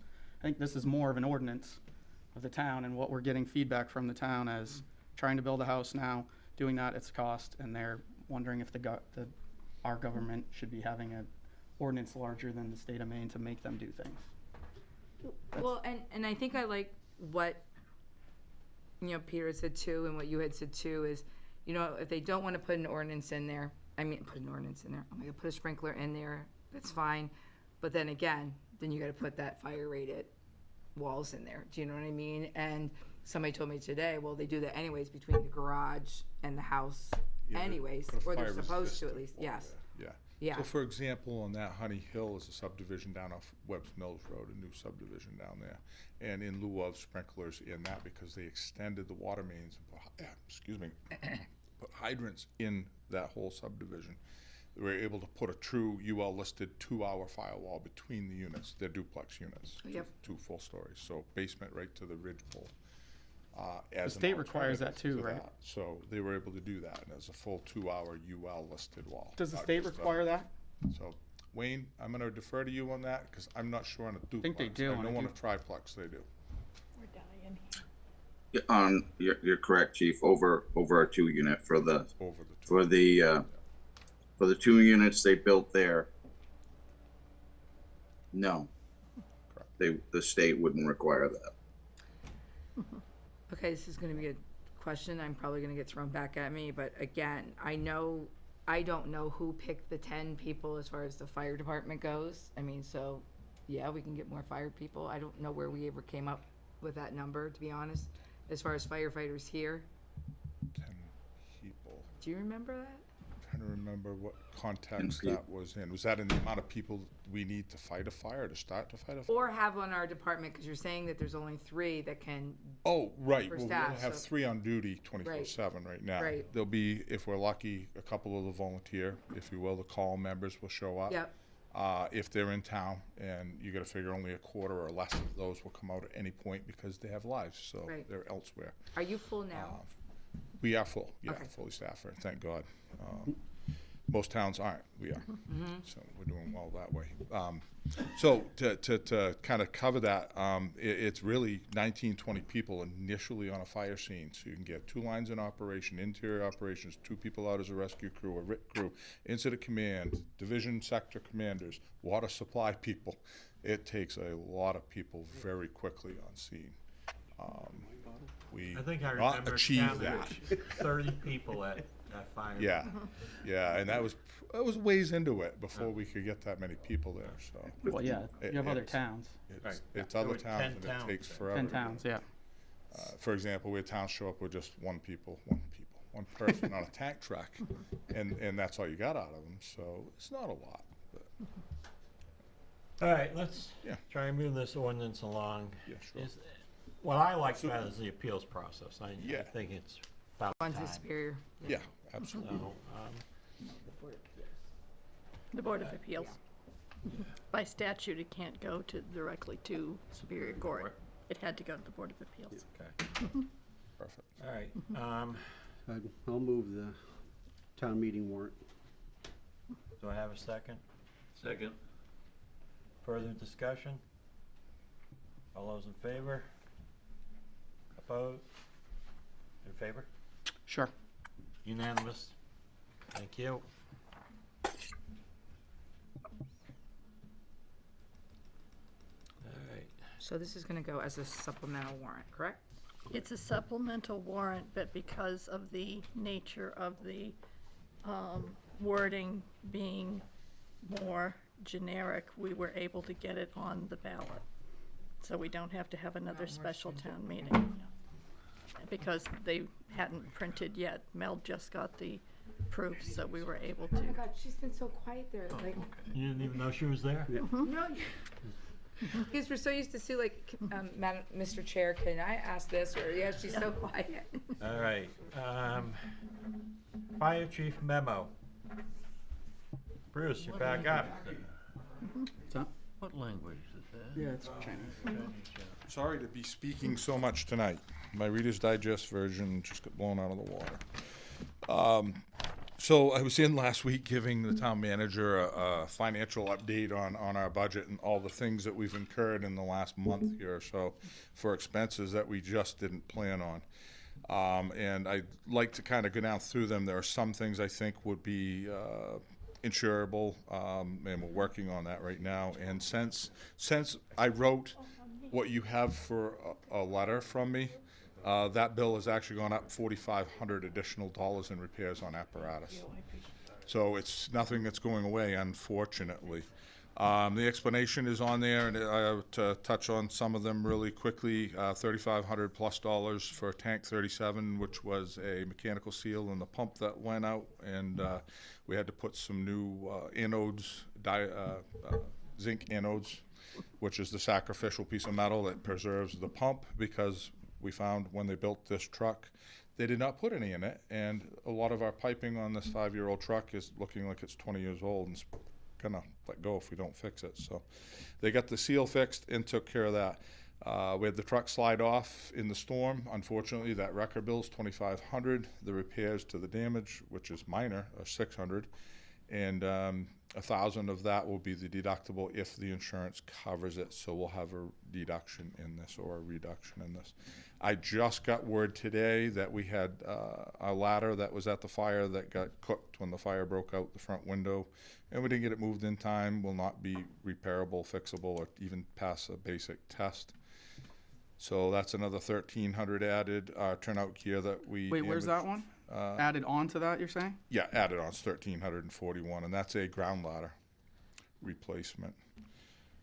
Turnout gear, $6,738 will replace the gear that is very damaged from that same fire. We have plastic parts of carpets that are melted into it. We just can't get out of it, so it's gonna have to go. On that turnout gear, Yes. would any of those have been replaced in the budget for turnout gear for next year? It wasn't in our plans. The captain's gear that he was wearing was only 2 years old, maybe. Well, yeah, but you have, I mean, you have a certain number that you plan on replacing. Yeah, we did have 10 sets. That would have replaced stuff that's wearing out, worn out, or, and we have to inspect our gear annually, et cetera, if not sooner. After every use, it's decontaminated, it goes through a process. Kind of give you that background. Those 2 sets were not stuff that we would be replacing in the next year. So we've got to get sets ordered now and make that whole thing work so that the plan still works. Oh yeah, Rescue 35 went out, had a vibration in it, and $2,667 later, that just came back in service. Nathan has engine 31 in his shop still after 2 months now, and we're up to $10,500 for the repairs on that. The fan blade detonated, took out the shroud and the radiator, so it's the fan blade, the shroud, and the radiator, and the parts are still on order. The shroud for that, because it's a specific custom truck, and Emergency One built that air tunnel that goes over it, the shroud, custom for that piece of equipment to haul the right amount of air through there to keep that truck cool. That's why it's so much money. The radiator itself was $6,000 and change, $3,800 for the shroud. The fan blade is the difference, I guess. I don't have a bill on that one yet. So basically where we're at is more like $9,887 versus the 25. Sorry, that $2,500 tow, that was just from where it slid off to the garage down here? That was just out of the ditch it was in, off the Cape Road. And it's a company Nate and I, we've used in the past several times. The other tow was 500, the other and this time one's was 25. So they towed it from AI Road, sorry, Sloan's Cove Road, to Town Garage for that repair, 500. Yeah, and they towed the other one just out of the ditch, from the ditch onto the road for 2,500. It was the same company? Same company, same driver. Wow. Ask, Yeah, why? Yeah. Roads were horrible, almost unpassable. They had to stop along the way and cut trees, is what they said. So, is there any discussion on FEMA money or? So were you guys going? Was that? Yeah. So He found a reason. Sorry, go ahead. So FEMA money, yes, the storm has been. We've been allowed to put the packages together and apply for the damages, etc. Kind of scuttlebutt out there. We're hearing we're still threshold, and that's at best for Cumberland County.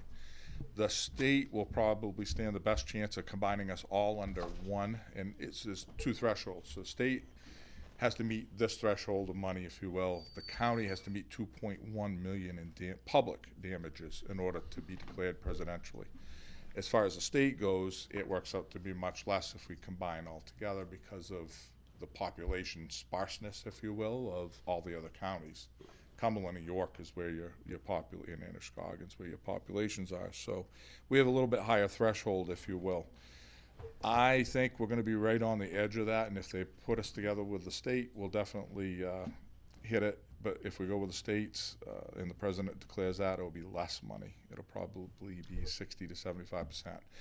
If it's a county alone, it'll be 90%. The state will put in 5%. We own 5%. Not bad. So I don't know how they got. So a fire truck went down the road. Yep. Fine. Yep. Wherever it went. Yep. And then it slid off or turned around or did something. Coming back, it slid off the road. Yeah. And they couldn't get down the same road. But they got there. They got there. Yeah. Did it take them like 4 hours? What was the? It took him a while. Yeah, I don't know the exact time. I'm picturing a fire truck, which is big, and all the trees are down or whatever. Makes it down. Yep. Gets stuck. Yep. And then the guy coming just to pull it out of the ditch can't get down there and is charging us $2,500. Correct. Which company was it? Cop Motors. Wow. They've always been great. I mean, I grew up with all those guys, so I mean, I know them. I'm friends with them. You know, Ronnie and my father were best friends growing up. So, you know, it's not like I don't have a tie to them, and it's not like they've ever treated us poorly at all. We've always gotten the 500 tow, which is really cheap for a big truck tow, by the way. Most companies charge $1,500 to start their truck up to come get you. He doesn't. He's been really good to us, but. I'll tell you what, you know. Whatever the duck was behind me.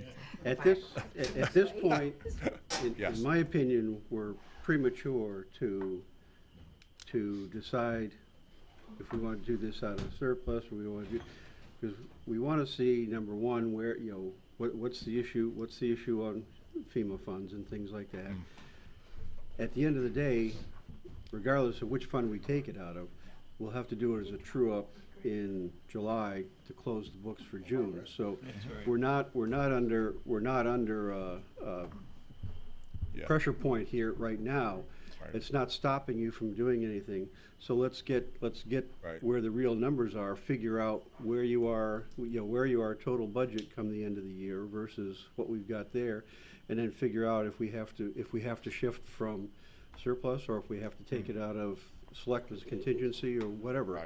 But right now there's a potential that we may not have to foot the whole bill.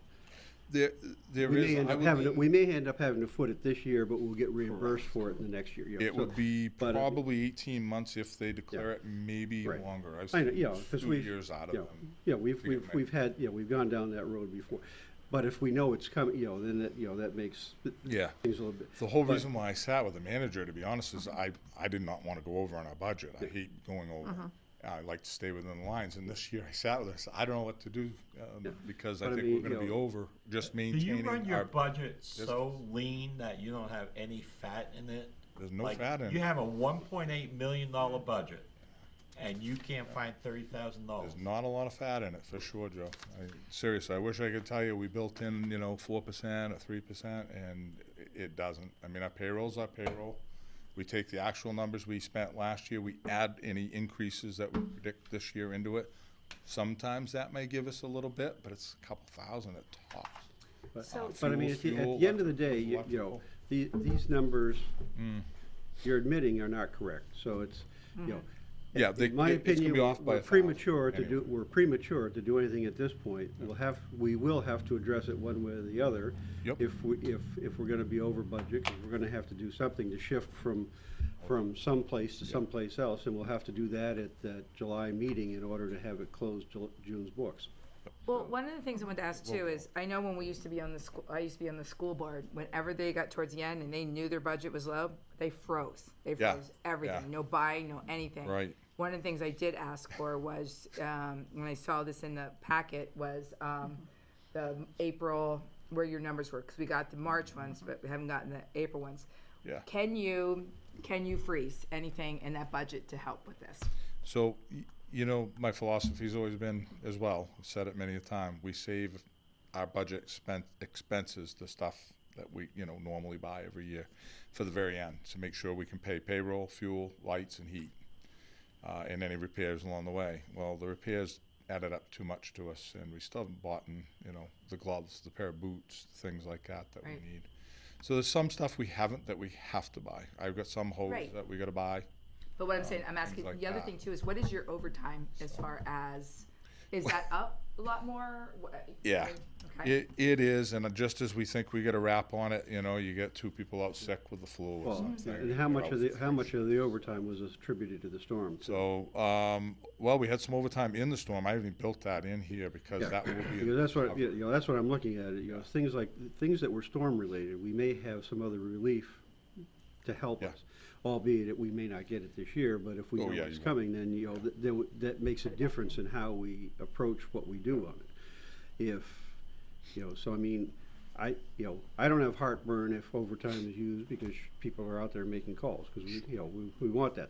But if it's something like that we have the chance to recover some of it, then we need to do all we can in order to try and recover those as well. Right, we put a lot of monies in. Nate had a lot of stuff that qualified. Just running a chainsaw, it may only be $1.25 an hour, but you start adding chainsaw time, generator run time. Our tower ran for 3 days. Down here at East, it ran for 3 days. Our station ran for 2 solid days. Things like that, at X dollars per hour. So we're adding all those things in. If they declare it, I expect it would probably be June to July. By the time they finally get FEMA folks out here, it would be next fall or winter. By the time we see money, it's going to be at least 8 months from there. So probably the full budget year after this. But that's, I mean, we have that happen on other things. Yep. I mean, take for example the Sebago Lake thing. I mean, that took that was three plus years in there. So I mean, we had to expend funds, but we knew we were gonna recoup some of that, so. Right. I think it's premature because we're not at the end of the year yet. Let's see what we have to do to get close, and then we figure it out from there. Yeah, and that was the crux of the conversation, was just, I want everybody to know, because, I don't want to be over, but probably I'm not going to be able to help it. We're probably going to go over and say, hey, why don't we put this in for this meeting and see what your thoughts are, so. The sauna that we're sitting in, I think that just bit the dust. That's why we've been sitting in a warm building. So he comes out with that news and we're like. Yeah. Gonna be Raymond sauna now? I mean, Yeah. well, you make some money on that. Did anyone make a phone call to them and have that bill looked at too, that towing bill, itemized or questioned or anything? He wrote quite the paragraph on it as to why it was that way. Who did? Nobody called back though and Not said. himself, so he wrote that the reason for the bill being so high was, I don't have that bill with me either, I wish I did. I think we Basically need was to that. look at this end of June, early July. Yeah, let's. No, and thanks for See where coming. your budget is. Yeah, I just want everybody to hear it and know it. No, exactly. We appreciate No it. finger pointing in July going, why did you not tell us? No, exactly. Yeah, no, thanks for that. Oh, my thing isn't on. All right, next agenda. Next is the proclamation. Okay. Did you all get a chance to read the proclamation for that ceremony? Is it Move to not this week? May not No, this- it's May 17th yeah. at 11:30 at the Veterans Park. Right, and I had a pre-planned vacation way Yes. before that, and I'm sorry I won't be there. I'll be there. You'll be there? Okay, You'll be there. Rolf will. So Rolf will read it? Yeah, Okay, yeah. perfect. Okay. I'll be there too, and I'm over that. I I didn't see my name in the proclamation. Well, you You're didn't not crash. from, where is it? England or British? Move to accept the proclamation as written. Second. Moved and seconded, discussion, all in favor, unanimous. Would you hand this to Chair? No, please. Yep, I'm gonna get my fingers on it.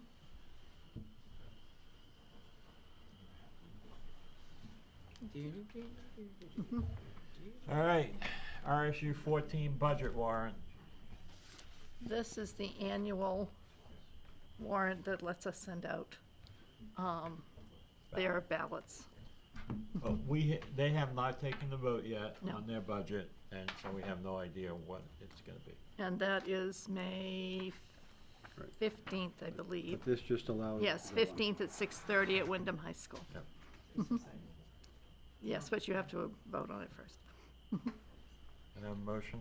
Motion to approve the warrant and notice of election calling regional school unit number 14, budget validation referendum. Second. 20A MRSA, section 1486. Been moved and seconded, any discussion? All in favor? Unanimous? Are we up to town manager's report? No, we're up to changing town office hours. Where did I say? I, Where? section I. Keep going. Yeah, you already did the Chris thing. Oh, you don't. Yeah. It's Oh, there it is, I got it. Yeah, Changing hours in the town office from opening at 8 AM versus 8:30, and then closing at 6 on Tuesdays. Instead of 7. Yes, And it's an increase in time for citizens of 1 hour. yes. And 8:30, there are no towns around that open that late. We have people often queue up around 8 o'clock and out in the parking lot. And generally between 6 and 7, we have very few people. Have you talked to your staff? I have. And they're all in favor? They're all in favor. We'll have to make a few adjustments to their schedules. Cindy will come in an hour earlier, I believe, is what we worked out with one of the days. And you don't have an appreciable number of people coming in Tuesday nights anymore? No, not between 6 and 7. As soon as 6 gets there, it tends to peter out. I mean, this is Maine. People are up at 4:30 in the morning. Yeah. And do their first errands at 8. Unless you're retired, then you just. Go ahead, Chris. Do you need a motion first before I can speak, or? No, go right ahead.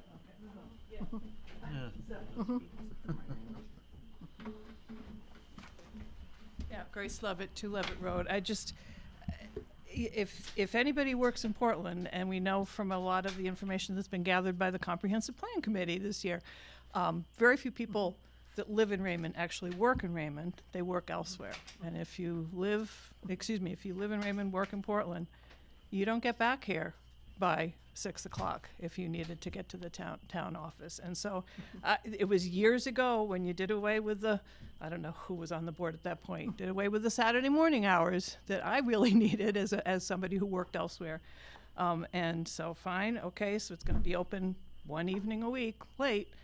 But moving that to 6 p.m. just really feels like it's limiting it. It may not be an appreciable number, but if you're one of that number, you would appreciate it being open until 7 p.m. So again, I realize it's probably the staff would prefer to be done with their day at 6, but so would a lot of people. And again, just trying to be accessible to the public, even if it's just a handful of folks that need that additional time. Not additional time, but extended time, if you will, because of where they have to commute from. That would be something that's needed. And yeah, 4:30, I don't know how many people get up at 4:30, but maybe if they are driving into Portland, they do have to in order to commute and get there and work on time. So I just want to raise that concern. Don't know who else out there is even aware that the change is being made. That's another concern. Thanks. Well, speaking from my experience, Grace, with my pharmacies, we used to be open till 8 o'clock. Then we cut them back to 7 o'clock. And then we cut them back to 6 o'clock because there just wasn't enough traffic to support paying people to be there. And it had no impact on business. People adapted. As a matter of fact, business grew. So people adapt to what the hours They would are. have to leave work, miss work, in order to get to town hall to do something they need to do. And again, if it's just a few people, I understand paying staff to be there for just a few people, but those few people are also paying taxes in Raymond and should have access to services. Any further discussion? Any comments? Further comments? Do I have a motion? I have one question. Did you do I mean, you guys are there all the time. Is there a study done as far as how many people are even coming at that time? Or? We didn't do it this time, no. Okay. But I mean, you guys know, right? You're there. It is anecdotal, but most Tuesday nights, they sit and watch each other. Like nobody or one or two, or is it like? Maybe one or two. Okay.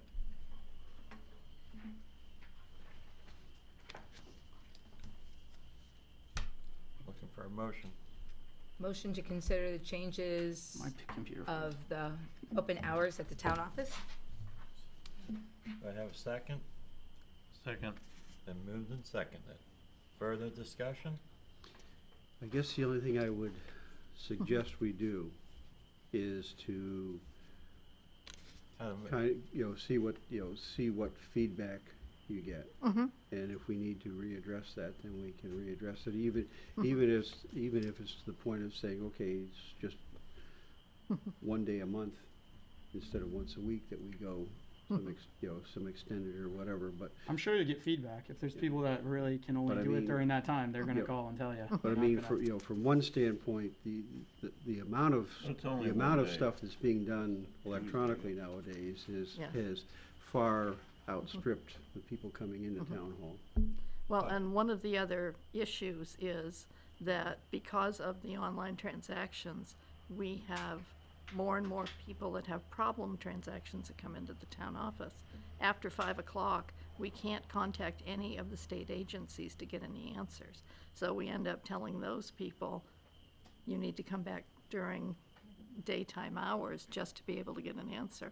And if they need a sales tax question, MRS closes its doors for the towns and the citizens at noon. So we send people home for that.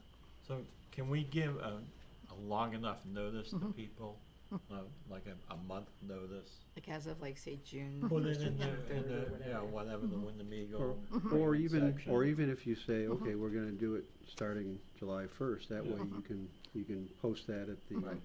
Yes.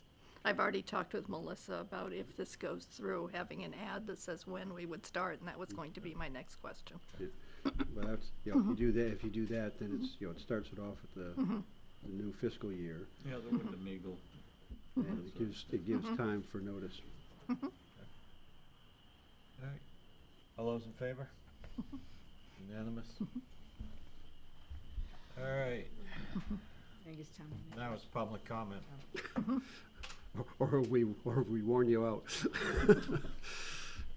Okay, selectmen comment.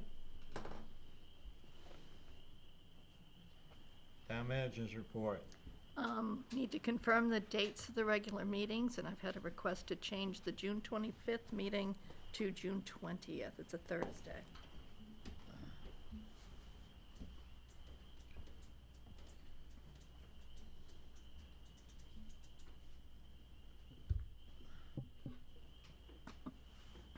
To June 20th? Mm-hmm.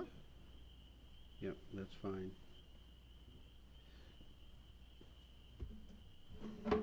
Everybody? Okay with that?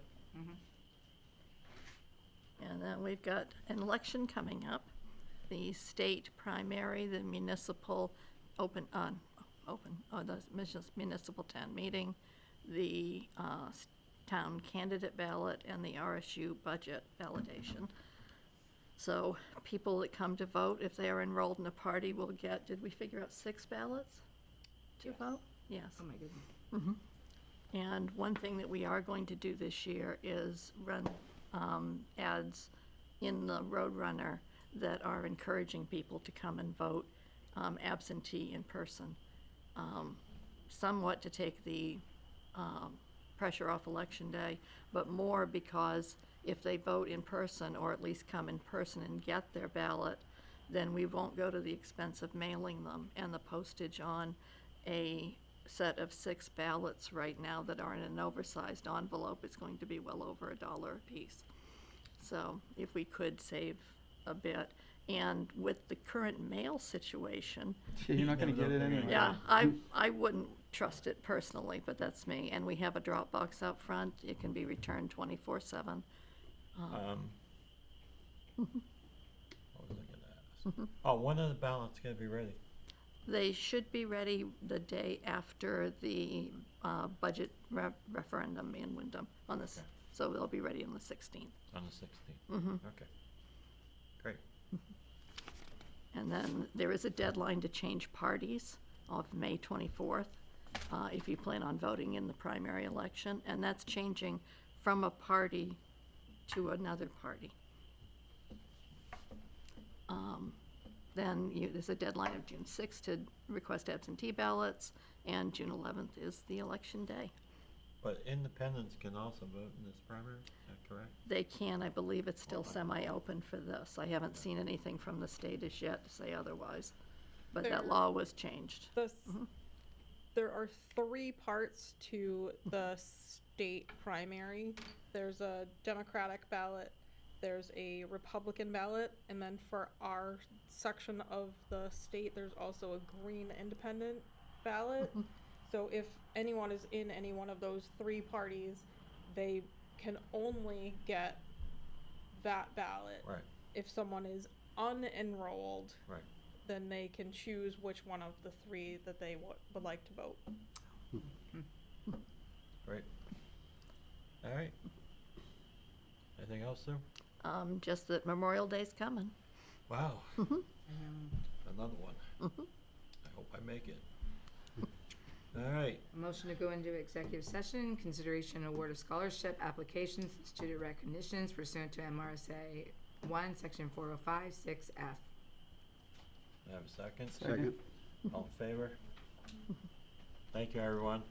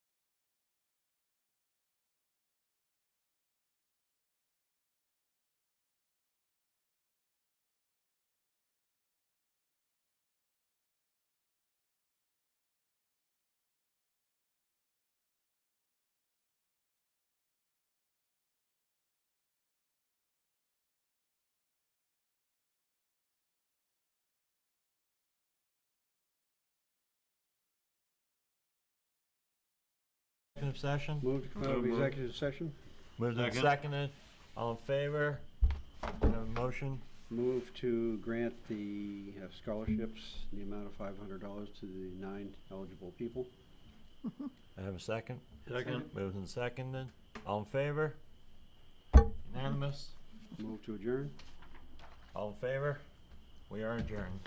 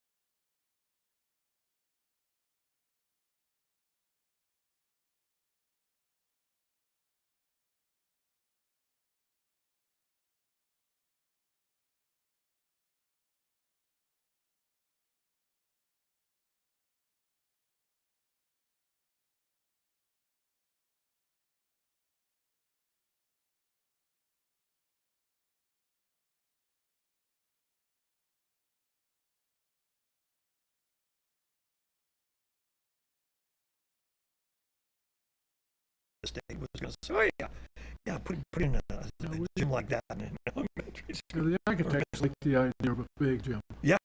And another part that is planned to go in there is the contents of this building. Because I don't know if you've noticed, but this room is a little cozy at times. I've noticed that. Felt close to me, I'll tell you. Different parts of the building can be used for video. All you have to do is move the back room up there and set it up to work. In terms of what else is needed in the village area within some of these buildings, if we're going to experience an influx of population, we're going to need more child care in the area. Good point. Yeah. We haven't mentioned it. We should probably be talking about that more, to be honest. That's a good point. Okay, I'm just going to write that down. And then, should we child share? That's not right. Are we ready to keep going? Okay, so, North Raymond. So this is circled a really big area of land, but this is where most of Raymond's large undeveloped blocks of land are. So this is, pretty much all privately owned. There's a few there's Morgan Meadows, there's some easements up here, but this is natural resources, forest, habitat blocks. One thing we definitely heard consensus on was that people speed through here, and that some paved road shoulders or more sort of designated areas for people to walk would be great. I think we heard a lot of diverging views on this area. Some people were on the side of limit development as much as possible, preserve as much land as possible, where other people thought that, maybe some subdivisions that occur off a main road or something like that would be appropriate here because it's the less sort of busy part of town. I think anything we talked about here would include that, the town should continue to work with private landowners on easements, tax programs, see if people are interested in allowing public access to their land or continuing to preserve large blocks of land. And I'm curious to hear from you all, what you hear from people and what you think. Part of the problem you're going to run into in trying to develop that area is that the farm, the working farm up there, is designated as agricultural, and it's in a trust in which can be never used for anything except agricultural, and that's a big chunk of land. And there's a gentleman in North Raymond who grew up there and is in the process of buying every acre of land there that he can get his hands on so it can remain the North Raymond that he grew up in. So the ability to do developments in that area, I think, presently are probably non-existent. I mean, there may be a few pieces up there that could be, but nothing that when you look at that area that would give you a big chunk of land to do development. So Greg, correct me if I'm wrong, that's rural residential for the most part, 3 acres? I think so. Yep. Rural, right? Yeah, and just to Rural be clear, residential. so this is, I think this would be a rural area designated sorry. on our plan. RR is too. Right, it's rural. But just like you can be sort of more nuanced with your growth areas, you can also, you know, give some nuance to your rural areas if there are distinctions to be made. I'm wrong. It's not rural residential. It's rural. So it's 3 acres. Rural residential is 2 acres. So this has been zoned and historically has been the rural part of town. And if I heard the feedback from the community, what they were saying is basically they don't want to see development there, and they would like to see it kept in more or less the mode of a rural, pastoral, mountainous, ringed by lakes type of an area for Raymond.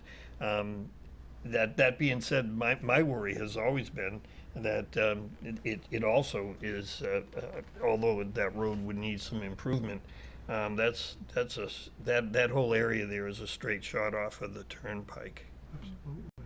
So if you were ever talking about development and trucking and stuff like that, that's an arrow It point. would be an ideal place to develop. I clocked it yesterday going to Costco. Yeah. 35 minutes from my house to Costco, basically on the pike. I did speak to a few people who lived in that area who thought that additional development in that area would be a good idea. Neighborhoods off of one of the road, small developments that are somewhat insulated. But at the meeting, a few people did bring that point up to me. Yeah, I think the question we can kind of talk about here is, are we kind of thinking status quo and maybe some traffic calming recommendations, or are we thinking, you know, more actively pursuing conservation?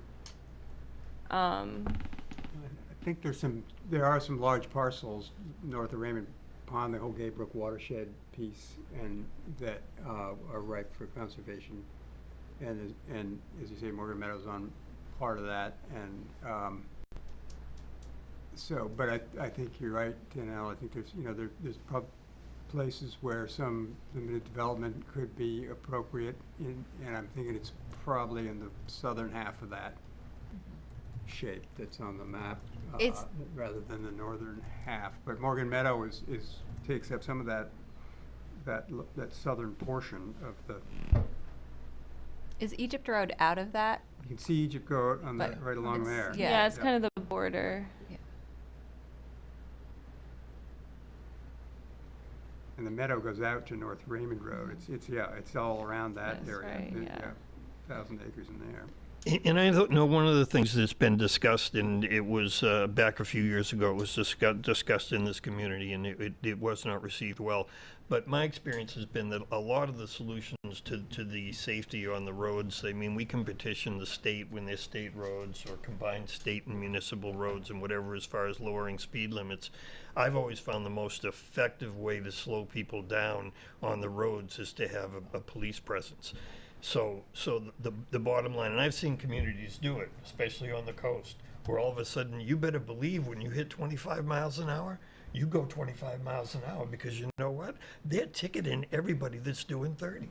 And you don't have to do that all the time, but you do have to do that. So whether it's 85 or North Raymond Road, or even through the village, but areas like that, around the schools, I do see the sheriff's cruiser parked regularly. I'm sure you all do, in East Raymond, sitting out in front of the fire station there, and I believe that does have an impact in slowing cars down.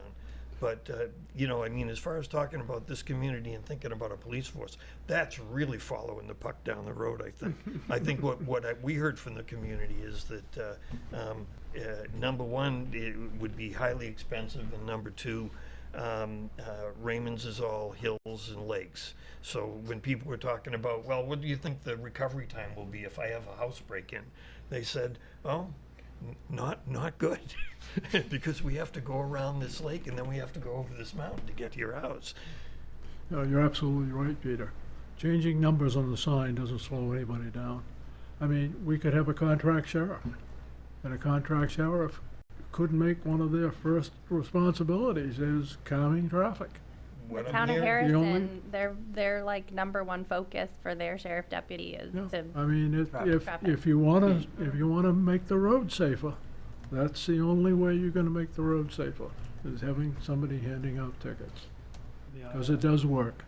I find there's a lot of tailgating all over, just in general, but, I mean, not to say that I'm going above the speed limit, but let's just say in theory I was going over the speed limit, and somebody is still behind, that's a problem. You get that a lot on Egypt Road, all the way down through, North Raymond Road. I mean, it's a huge problem when somebody's right up there, and I think some kind of police presence would definitely help out with that.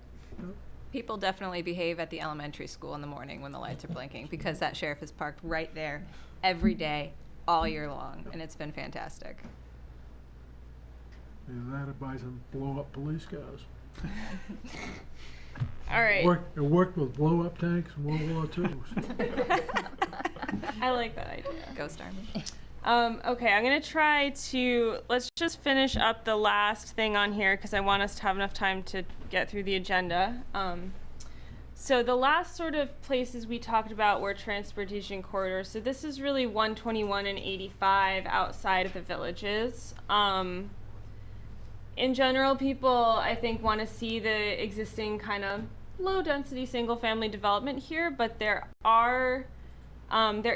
is also where there is that other industrially zoned parcel is off of 121, if I'm getting it right. I'm not sure, is there anything active there right now, Sue? The dielectric big antenna property? I have actually. There's a big antenna there, is my understanding? Yep. That's a Channel 13 Yeah. antenna, yes, that's very active. Yeah, but then there's also a property there, and I don't. Dielectric, I'm That's not there familiar with. anymore. So there is. This might be one of those transition areas because there's an existing industrial. Sinclair owns Dielectric now. Yeah. What happened is when the digital antennas went up all over the country, switched to digital, Dielectric made a killing because they made all those antennas. Okay, Now the problem is, it's gonna be 20 or 25 years before they need new antennas. Sinclair actually. The structure you ended may up- be thinking of, Kate, is the pipeline. There's a station there, a pumping station. Yes. Yeah. So there's an area near the antenna that is zoned industrially. Yep. That, to my understanding, is not fully being used No, right now. and this area, that's our TIF. Yes, and that is part of the TIF. So this, to me, maybe could be a transition area. We heard people in the workshop and in the survey saying that if this could be a good place to put those sort of subdivisions off a main road, because then you wouldn't be adding directly to 302.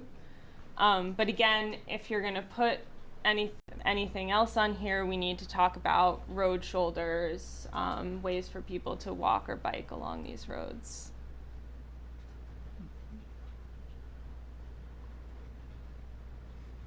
'85 is a busy road from 6 a.m. to 8:30 a.m. 6 days a week, and about the same on the other end of the day. Sunday's quieter, but I think it does certainly. It's quite a presence in the otherwise rural area that we're in East Raymond. And I think having 85 expanded as an alternative from getting from Raymond to Bridgeton or Naples would be a bit in conflict with the vision of a nice quiet village here. And so I just put that out there. A little bit of self-interest there too, because we live up that way off of 85, but I want to make that clear.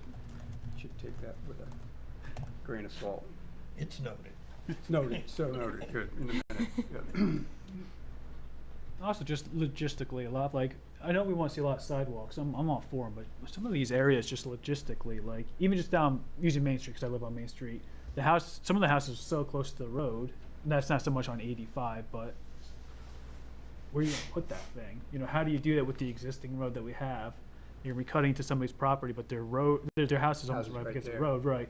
And then on 85, for example, where it's very windy and very hilly, just logistically, I'm sure that's an easier place to be doing sidewalks, but I'd say you're right about that. And I mean, a sidewalk from Clough's Milk Store up to the school, the new space, whatever, the town center, sidewalk opportunities there, and perhaps beyond some distance would seems like they'd be entirely possible. A couple of yards that they're close to, but there's space. We can also talk about paved road shoulders in areas that, you know, might not be heavily used enough to justify a sidewalk, or might not be right. You know, you see people doing paved shoulders, or there's all kinds of different new types of striping that towns are trying out for kind of more rural roads, where they're putting these like dotted lanes on the side. So if you're walking or biking, you stay in that side lane, and then because usually there's only one car going by at a time. Not explaining this very well, but there's sort of a scale from like full sidewalk, bike lane, road kind of thing. For a more rural road, it might be something a little different. Yeah. I think there are also organizations and grant funds that go towards making roads more safe for pedestrians. So that could be something to explore too. I live off of 85, and I would love to have something. To be very honest, I think there are other areas of priority in the town that I'd want to focus on first. I think sections of it perhaps make sense, but not the entirety of it. Right. Yep. Okay. So we're going to take all this and come back to you with a future land use plan draft at the next meeting. Wow. I'm going to stop sharing my screen for a minute because I think we have something else on the agenda before we talk about goals.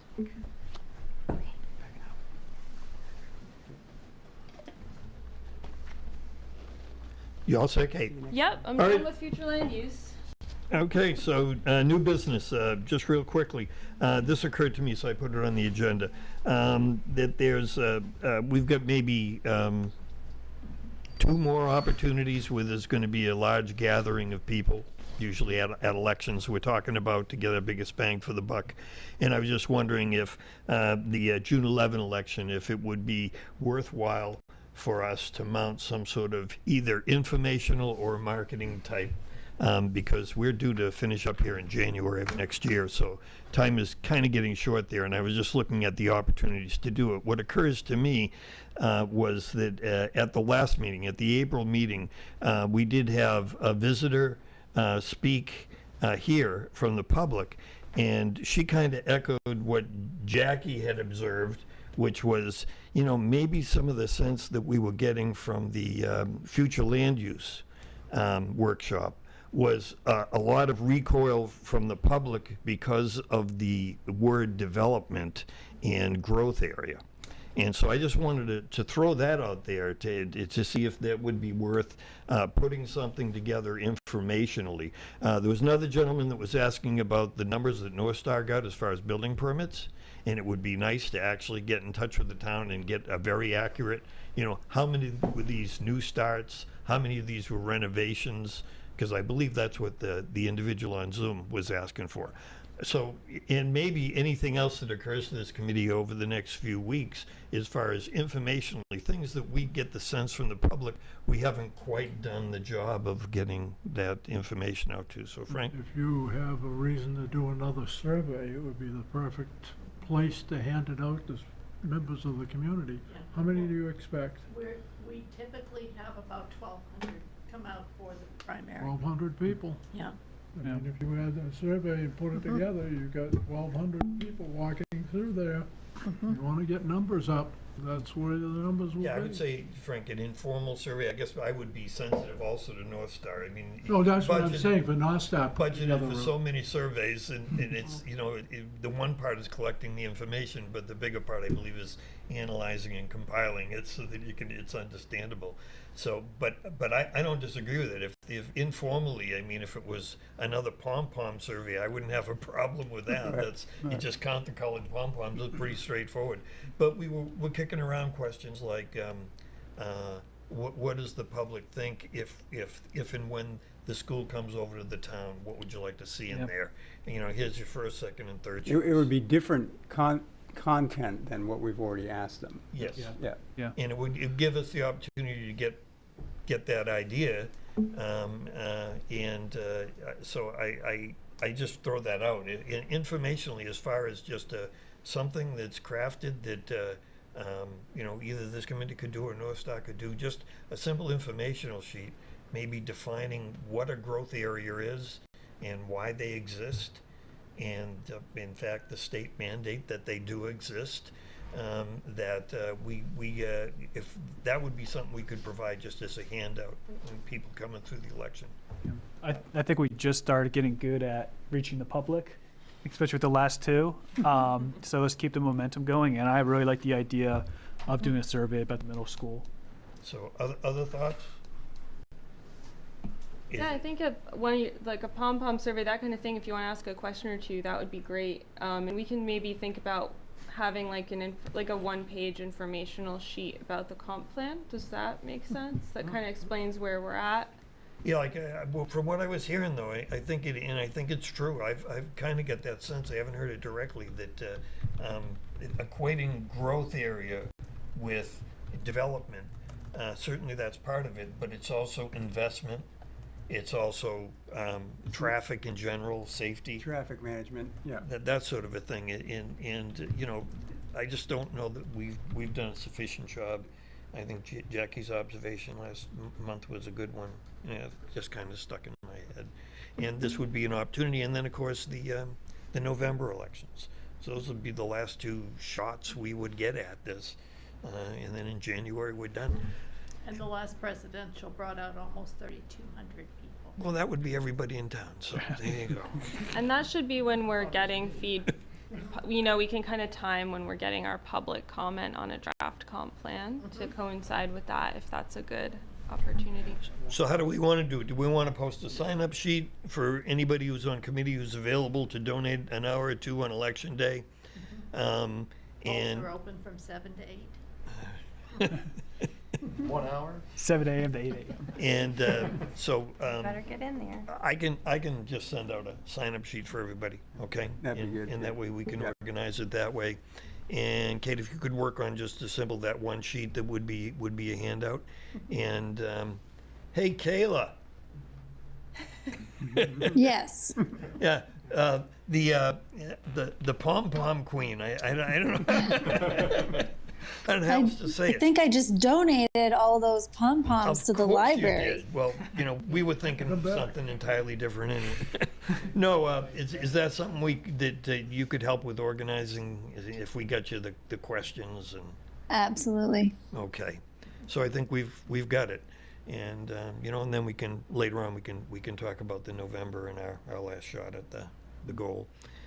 Well, we could offer 8 to 10 options of what ought to go into the middle school. Yeah. Yep. All right. Local goals and policies workshop. Kate, you're on. All right, I have a handout for you all. Here, I'll pass this. I think I have enough that if you want to see one, I don't know if you'll, but. Oh, I Okay, here, I'll pass this around. You can all have one. So this is a compilation of everyone who shared some ideas for goals and policies with me before the meeting. So I put them all together and I tried to kind of categorize them by topic so we could sort of compare what we were getting. I'm sorry if you don't totally agree with where I categorized your ideas.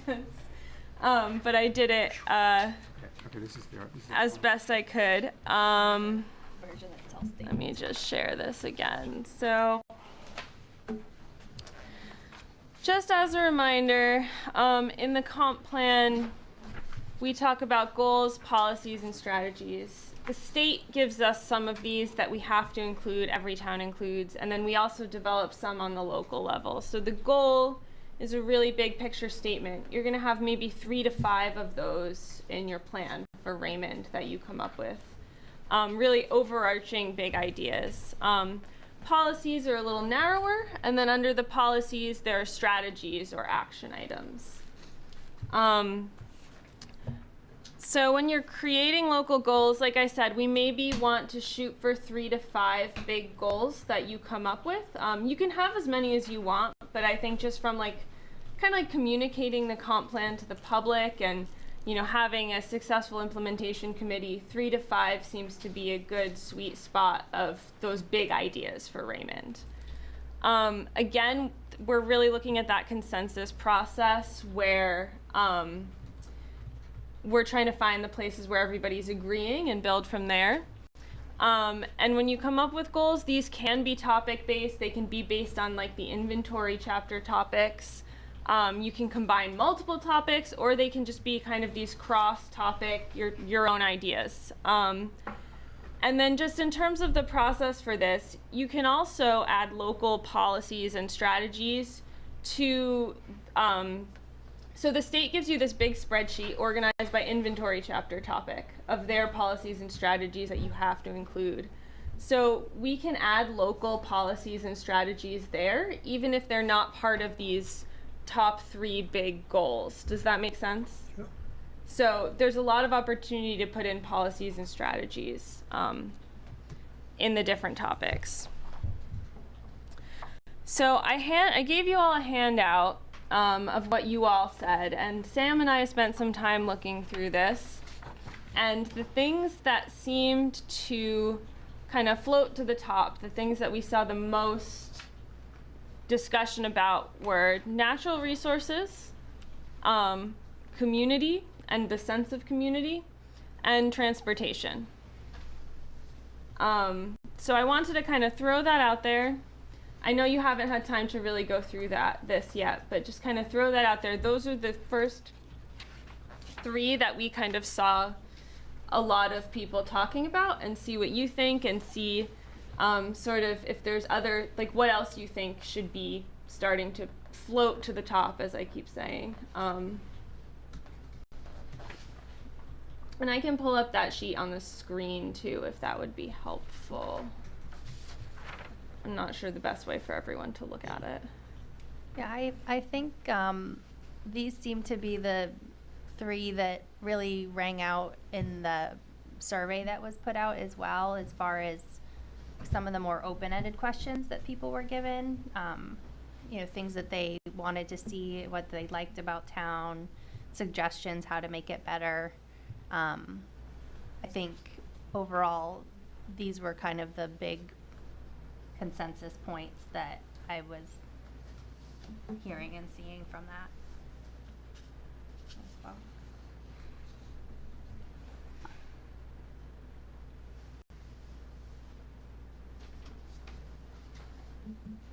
You know, I think there's also a lot more in, I think, the policies that people had suggested about economy and town capacity. You know, some of those suggestions might be able to fit under the umbrella of community. You know, so there is like there are a lot of moving parts here.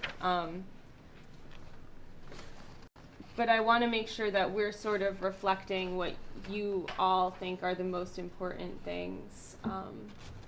Well, Kate, there's no doubt in my mind. Number one, since I've been here, has been natural resources, and I think that's a given. So it's the environment of the town of Raymond. It's not lost on any of us that is number one. If you're a resident, you live here. It's one of the primary reasons, if not the reason that you live here, and. It's not lost on any of us that also it's our economy. So whether it's the tourism or the seasonal individuals that come here and pay the highest taxes and don't use our services, which impacts our overall tax burden. they're both combined. And so that's what I've always known that the town's been looking for. Like I think I mentioned earlier on, my biggest concern was the sense that sometimes that what communities do is they use that term, maintaining the rural character, to be more of an obstructionist type of a way to develop policies. I would be the first one to be an advocate for maintaining the rural nature of Raymond. But not at the expense of not allowing everyone to have an equal opportunity.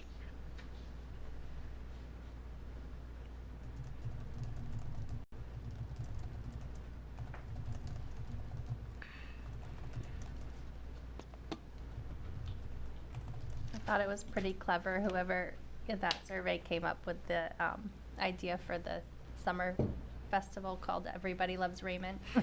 I loved that. I don't know who did that. Capitalize on that better, I think. Yeah. Definitely opportunity It there. was like, yeah, call that person up. Like, just take that. Let's do that. That's a great one. Well, Raymond has already stolen that at least once. Okay, good.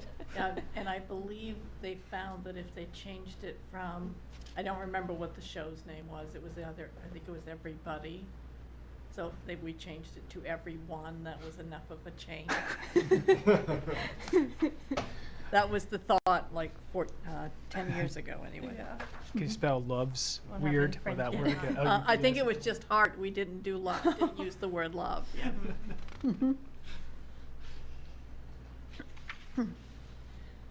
So I guess from you all, to get some feedback, how do you want to move forward with coming up with these local goals? Should we leave you with the combined what everyone came up with, and you can give us some feedback before the next meeting and maybe start to think of those action items? Do you want us to do something more and give it to you to react to? I think every committee is different on how you want to have a hand in this, so. I think there's a good amount of repetition in some of these as well. Like, there's definitely some themes that I think we can pull out of each one that were, put out there by more than one person. So maybe if we can try and get the list a little bit more narrow, then we could maybe go from there and come up with. Have you not squished this at all?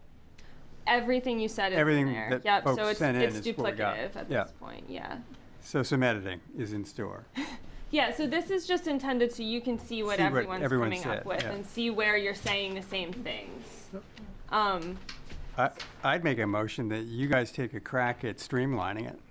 Okay. Because it's a big bite right here, even for us committee folks, I think. And to say nothing about the public that hasn't been as close to it as we have. Great to see it, but I trust there is a fair amount of overlap in there. But I'm wide open to other ideas about how to make that smaller, but I think North Star would be the ones to collapse it in a way that best aligns with where we're headed to a document, a draft document, a draft comp plan, in a way that meets the state, meets the goals of other comp plans you folks have done.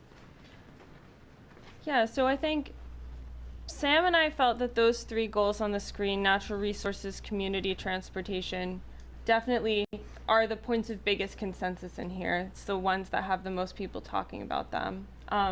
So we can build off of that and give you something to react to for the next meeting. Are we missing, does anybody else think there's something else that should be in those very top priorities at this point? And we can always kind of, combine them too. They don't have to be like just topic based, so. You wouldn't drop the others, or would you? I think we would, so we want to try and find 3 to 5 like really 3 to 5, top yeah. goals, Sure, and then so- other things will fit in by topic. So Kate, if you could take those three top goals that we have now, and then take the data from this involving those 3 goals, and maybe give us just an idea of a percentage of those.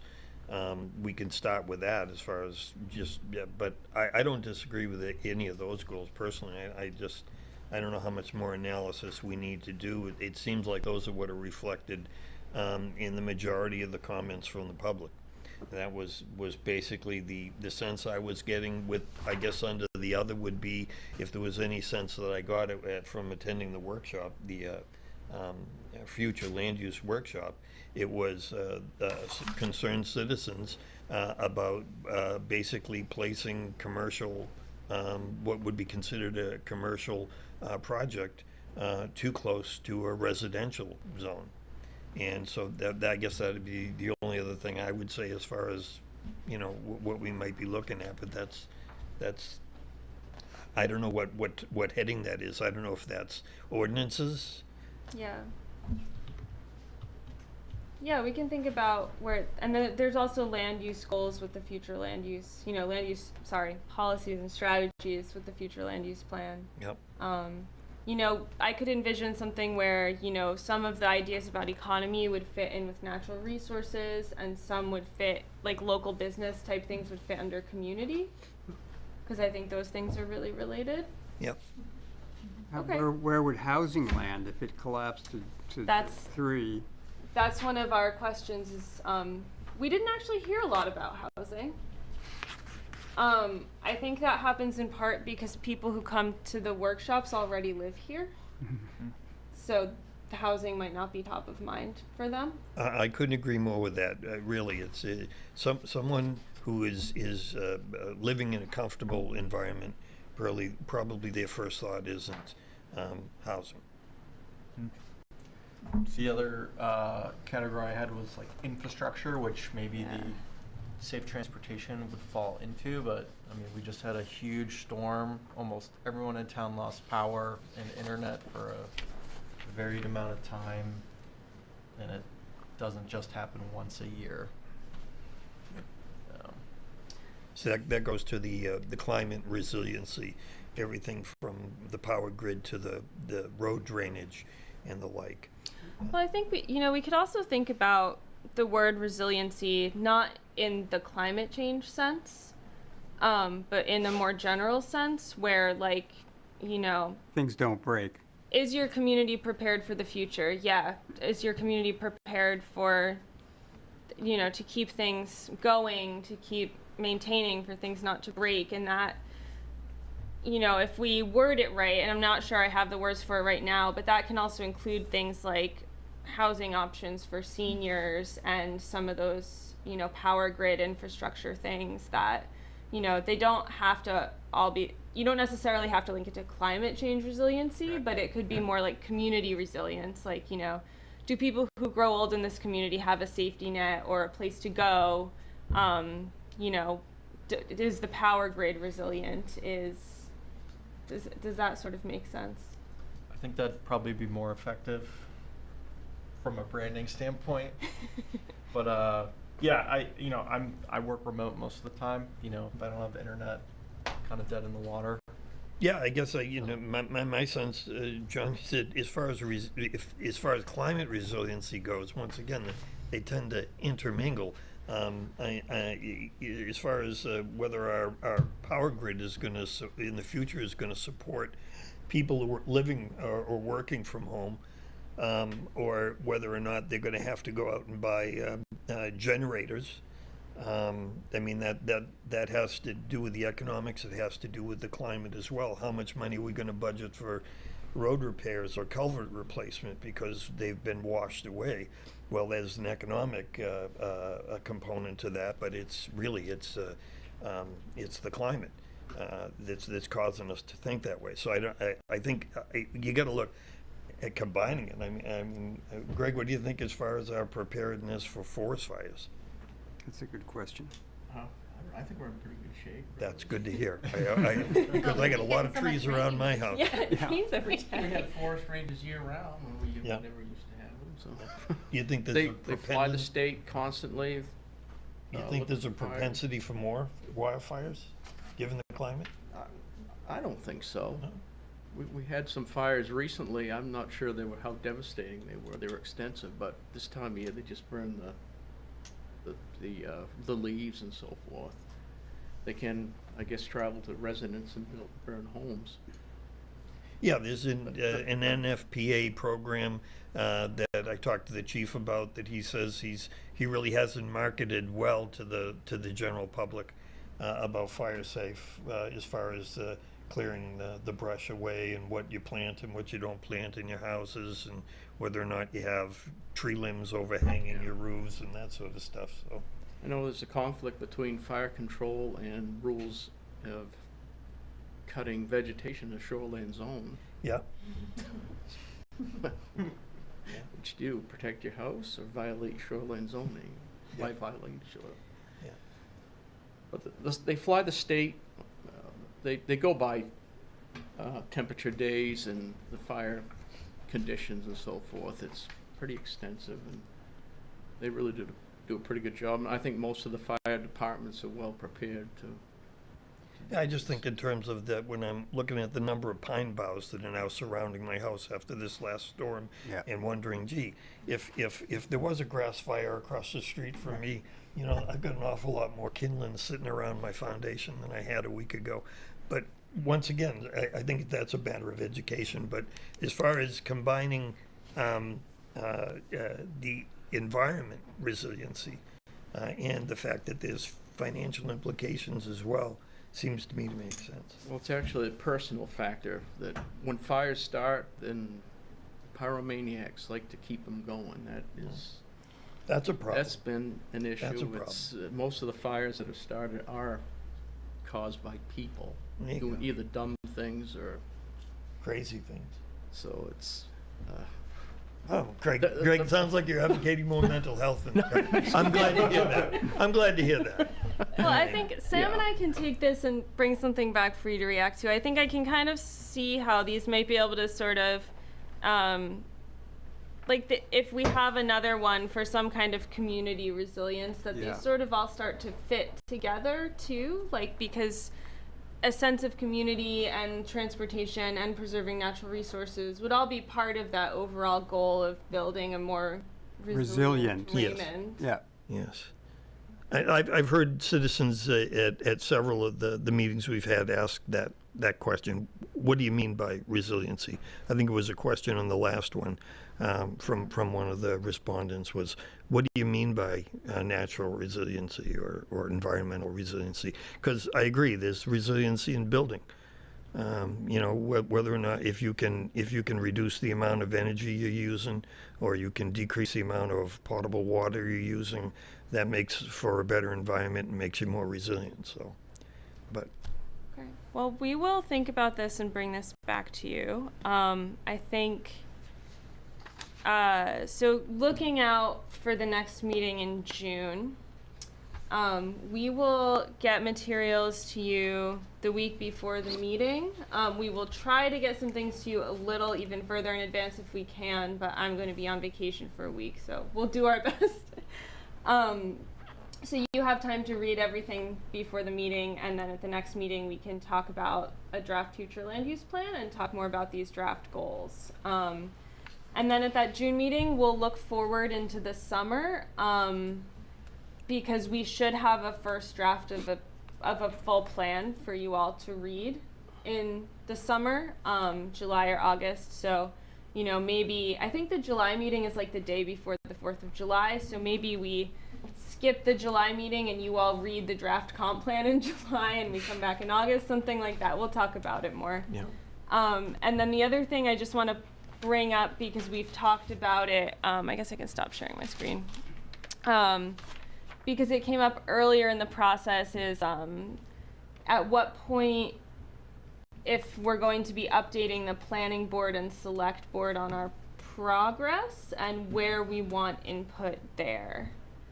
So I'm that's sort of leaving it up to the committee to talk about, but I think if you want to start thinking about sometime over the summer, maybe, where you want to have an update where you're sharing what we've come up with to see how people are feeling about it. And is that time when we had a somewhat complete first draft, or would it be suitable to get them something prior to that with perhaps just a refined set of goals and policies? Maybe after the June meeting, we can see like where we're at with how you all feel about the draft materials, and then we can decide if you want to meet with them or if you want another round of. Yeah, I believe that I inquired several times, but it seemed like it got put off. But I had been asking for, even as recent as February, a meeting with the comprehensive plan, with the planning board, and with the selectmen, so that we could all, at that point, touch base and know if we're all on the same page.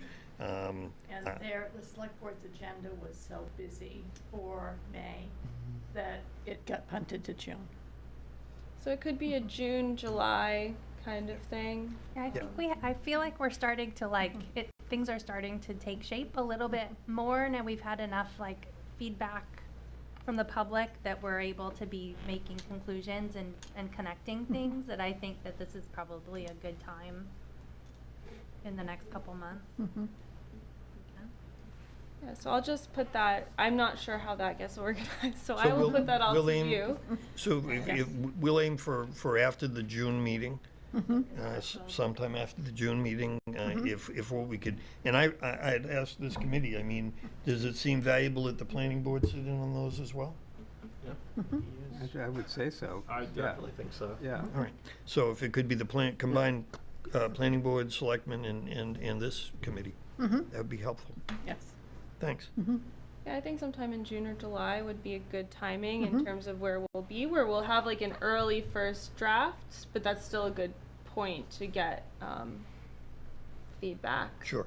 And we also want to start sort of, if any of you are on other committees too, making sure you're keeping folks updated about what we're up to, so we can start sort of building support, because you all have a town meeting so. We do. You need to convince everyone in town to vote for your comp plan when the time comes. That vote would be a year from June? Yeah. Yeah, so June 25.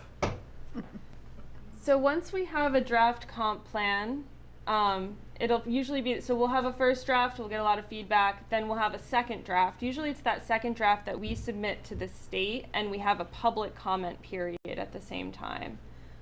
The state is supposed to get back to you in 60 days. It's supposed to, the operative word. Yeah, they usually take a bit longer. But if they find we're deficient somehow, they send it back to us.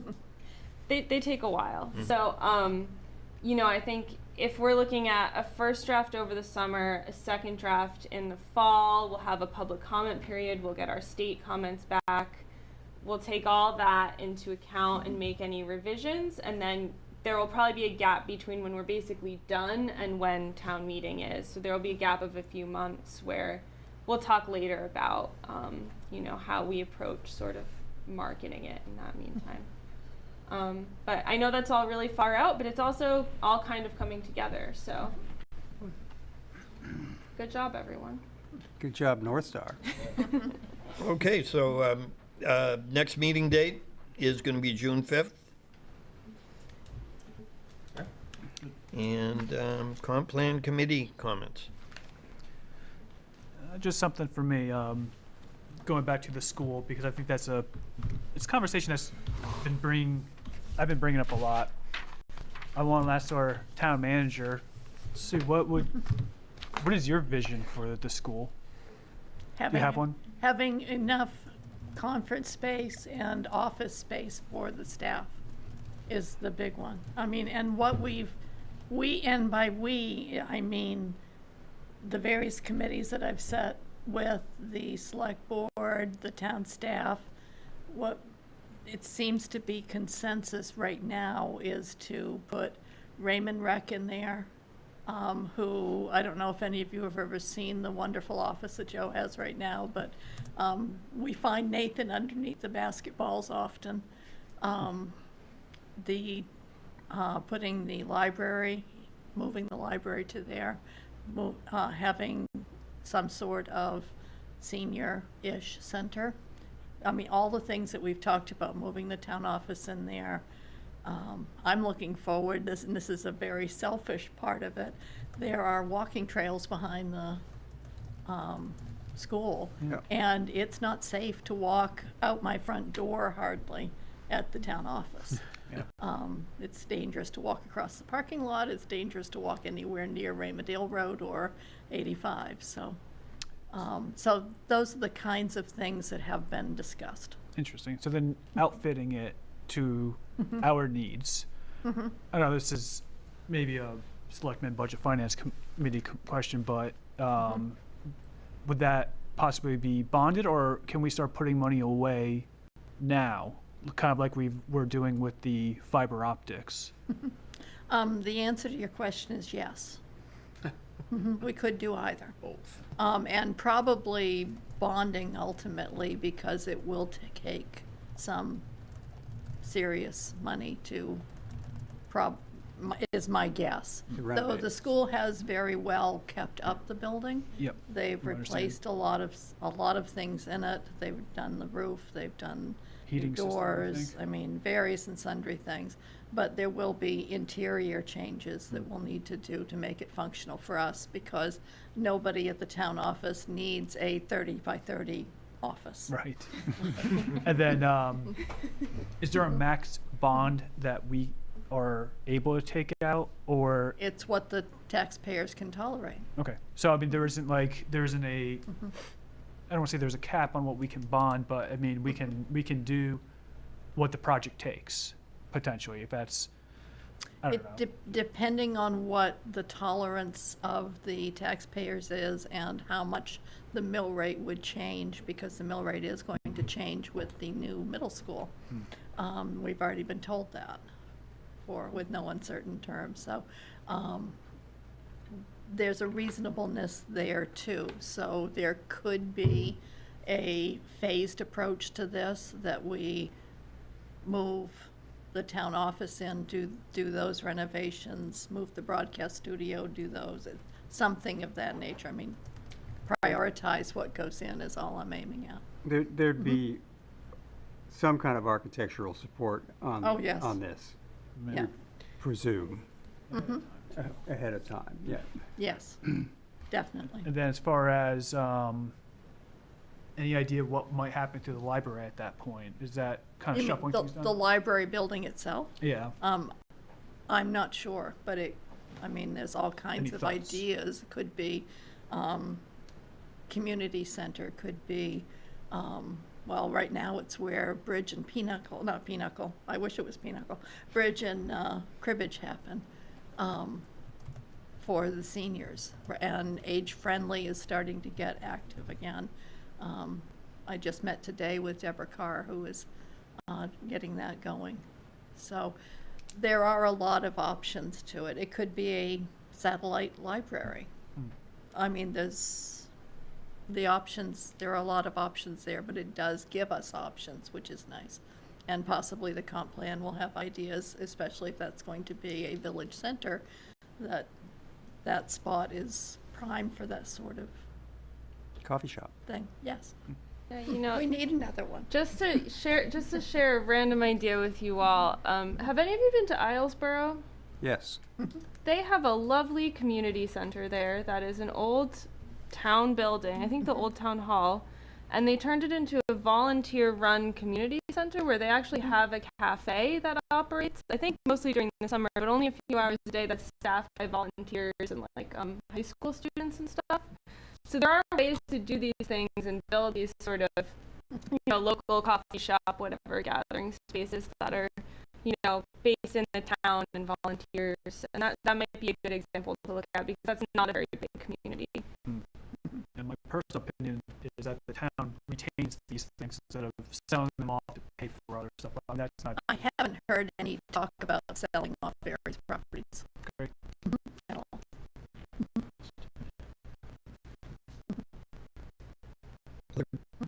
Any comment? I just reinforce that what I'll be doing is sending out a sign-up sheet probably in the next week for people to pick a time slot if they're interested in being at the June 11th elections.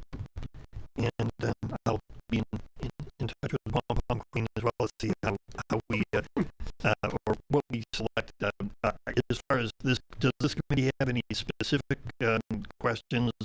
If we have 3 canisters to collect for a second and third, I think what we mentioned was um, uh, the topic we just talked about.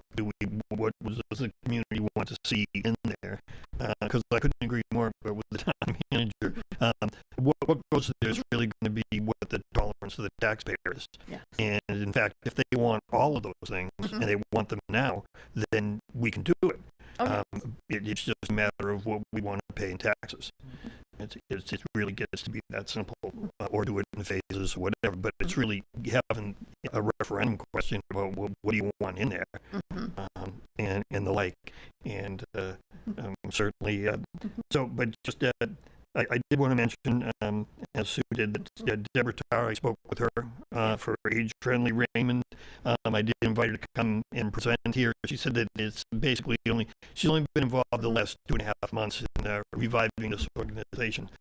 So she didn't know at this point what she could share. And I just said, if you take any surveys with your group, and you happen to be asking questions about safety or what they would like to see, a broader question, what they'd like to see in Raymond, please forward that to us, because that's all information that we could utilize.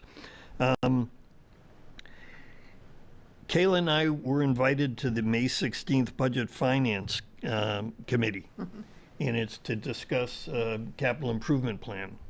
So I know that may seem a little bit of an overreach at this point for this committee, but once again, I look forward to that personally because of the information I have, and I know that Kayla has on where the puck is going. So why not share that with Budget Finance? Because my understanding is CIP is really the only part of the budget that really has a 3 or a 5-year plan. So if we're talking about wanting to have money set aside for sidewalks, it now would be not too soon if it's very clear to us that sidewalks are going to be in the future for Raymond. And I don't believe we need to have a detailed plan at this time.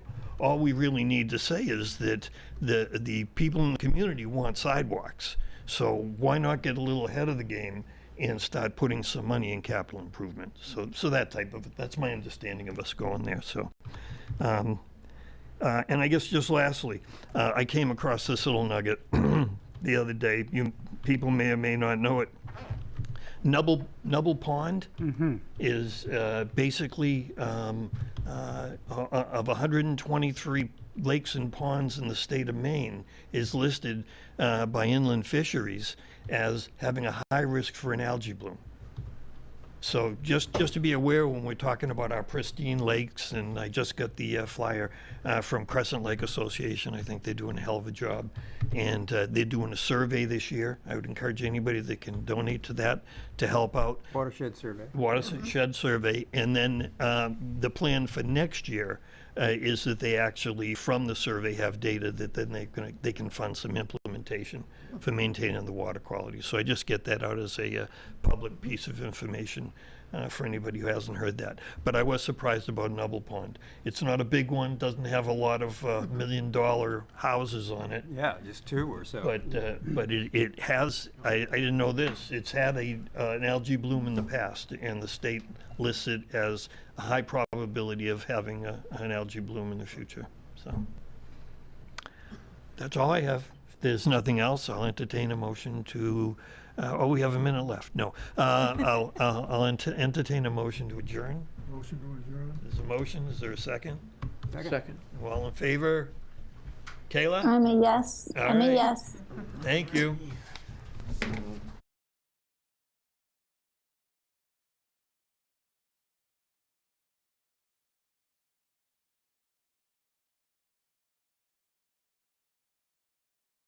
This evening, we've got maybe 20 or 30 minutes to walk through a little bit of a presentation, and we also want to talk about the goals for tonight. Talk a little bit about what a comp plan is, future land use plan, which is really the focus of the discussion for this evening. And we'll move into a bit of a workshop. So there's some stations in the back of the room that we'll ask people for some focused input on. But before we go to the workshop, we'll go over some instructions. So I will turn it over to Kate. I'll turn it over to Sam momentarily. Okay. But before I do, I just want to see if members of the Comprehensive Plan Update Steering Committee might raise their hands. I know there's many in the room.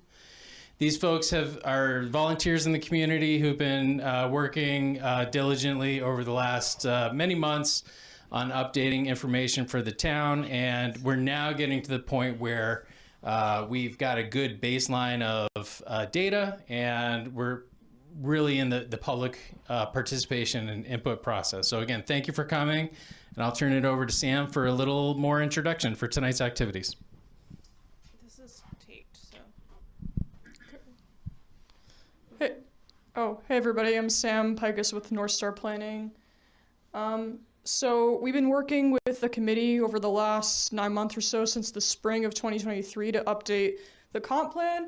This is a rough timeline of where we've been and where we are right now. So we completed the inventory work, which is a lot of data highlights of different specific topic areas. We then completed the vision and values drafting, and now we're at the future land use workshop. So this is a long-range process, and we plan to finish up in the fall of 2024. So what is a future land use plan? So it is essentially the community's vision on a map. It consists of a future land use map and a narrative. And this is not a zoning map. It's very high level and long-term. And essentially it outlines where the community wants to see development and what areas the community wants to protect and preserve. So the purpose of tonight's workshop is to tie the vision together with the geography to help inform a detailed picture of what people will experience in different parts of town.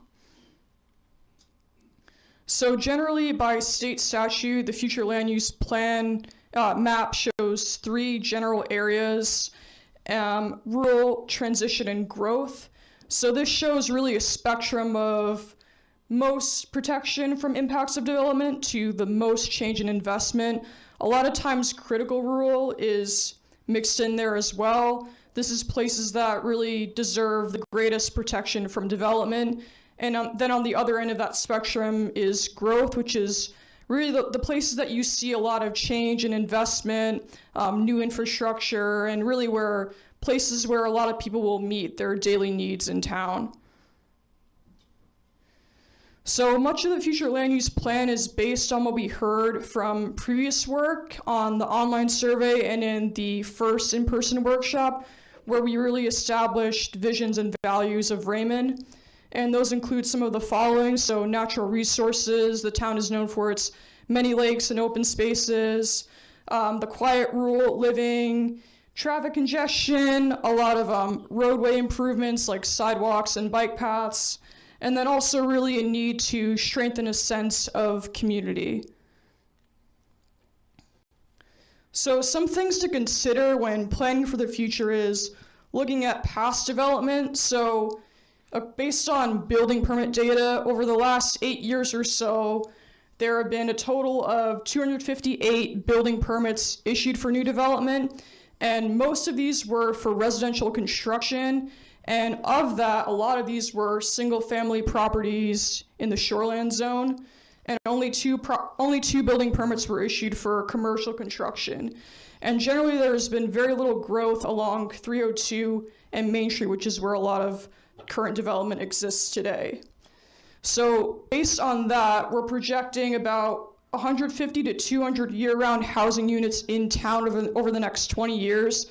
And this is based on the population projection from the inventory work we did. There's also likely going to be a demand for at least 100 new seasonal housing units. So with that in mind, how do you adequately plan for growth, and where will these new developments take place? And this leads us into really what we're here to talk about tonight, which is scenario planning, which lays out a framework and different ways to view Raymond's future and to view where development will take place. Thanks, Sarah.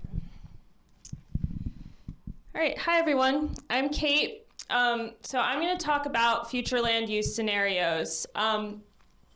So the idea behind tonight's workshop is to pose a few different scenarios based on the vision and based on the data of what could be a plausible future for the town, and think about the future recommendations to fit a range of different possibilities. So we're going to show 3 different scenarios. One is conservation focused, one is focused on the idea of villages, and one is focused on Raymond's transportation corridors. And all 3 of these scenarios are focused on one topic, so they're all going to go a little too far. We're not here to vote on what scenario we like best.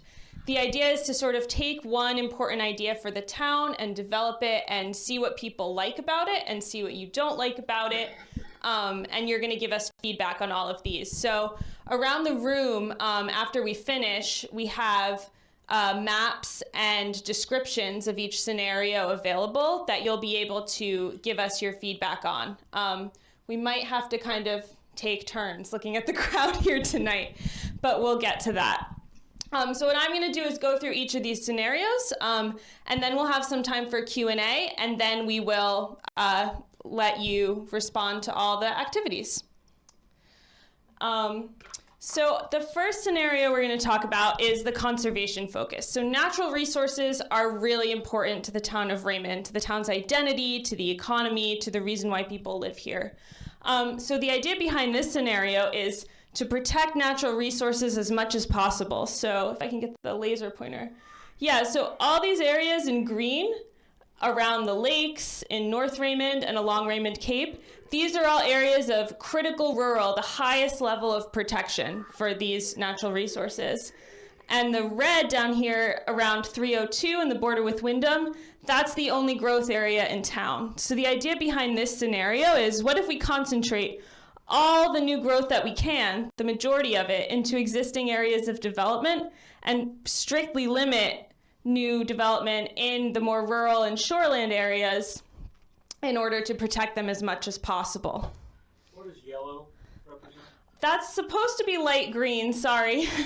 So that is supposed to be just sort of status quo rural, so kind of the sort of single-family homes development that's there now. And the maps that are around the room have a big legend on them. We just cropped them to fit on the slide.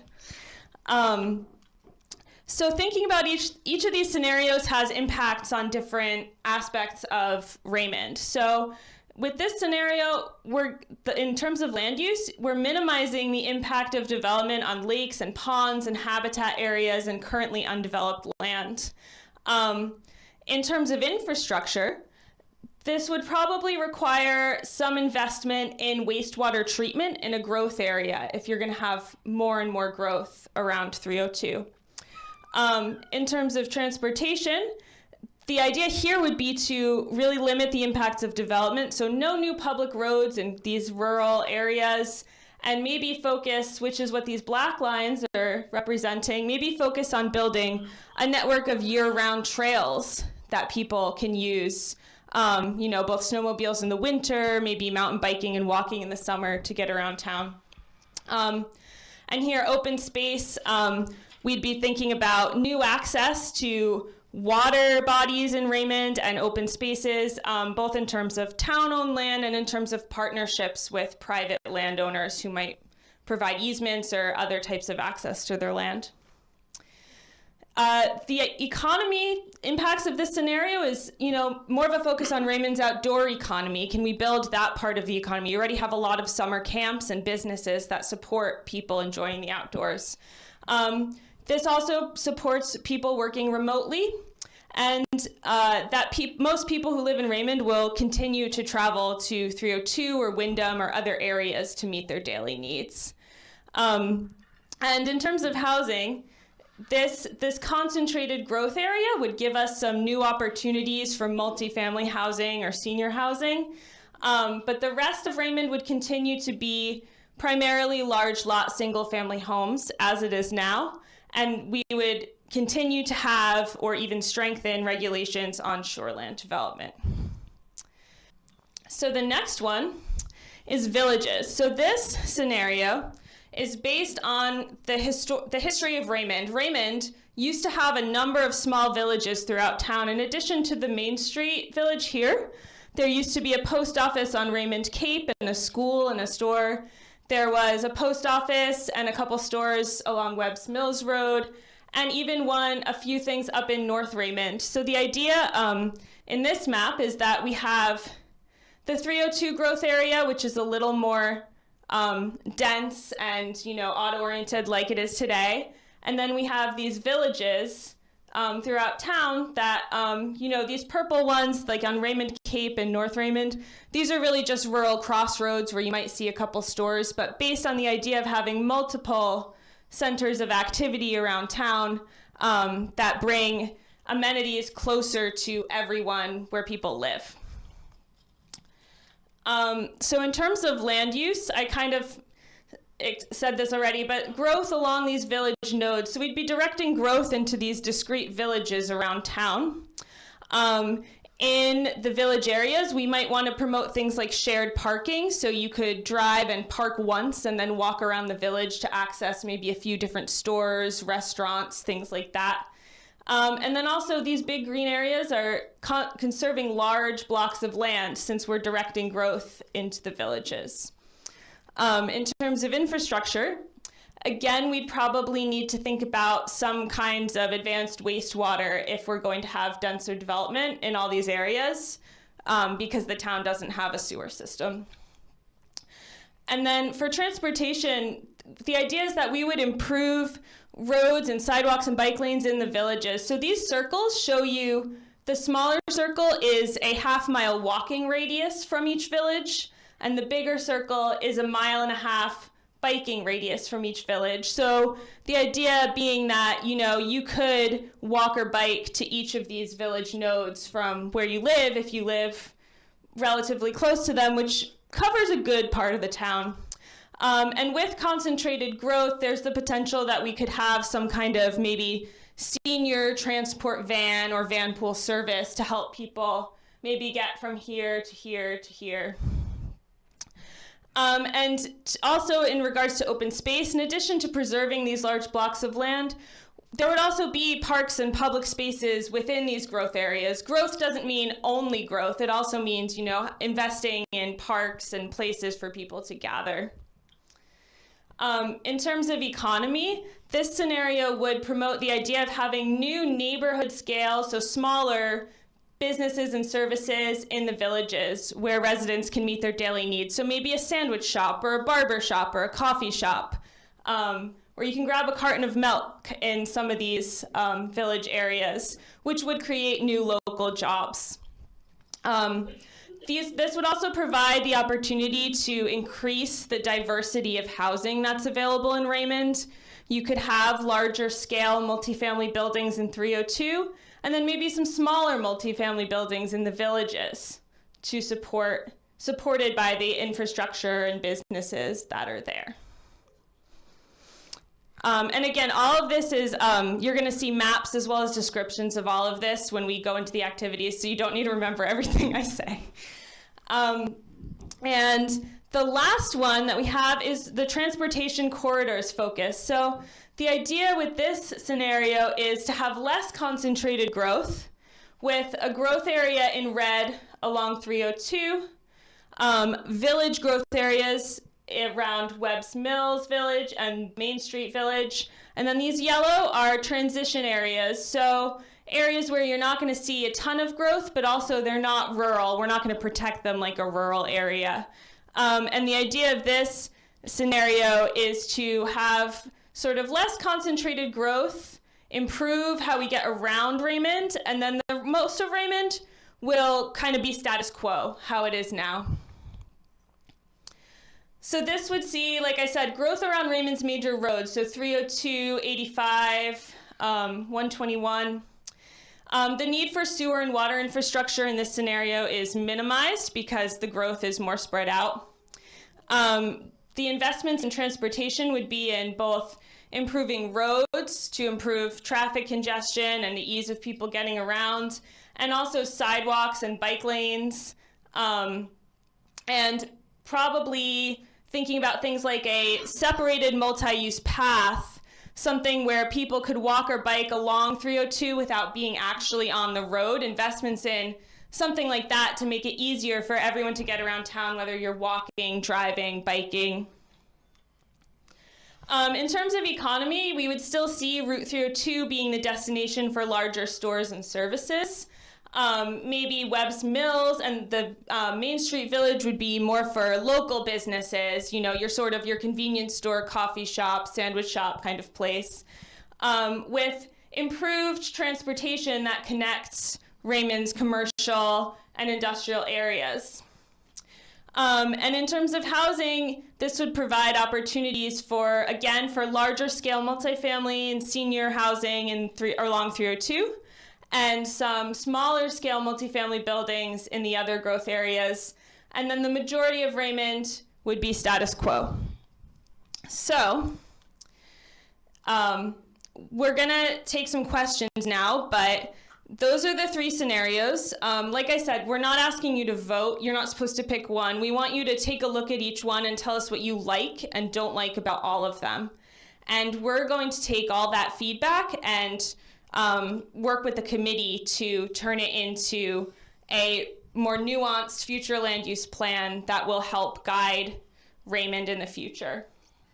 So around the room, there are those three stations for each scenario. We also have some blank maps of Raymond in case you feel inspired to draw your own scenario.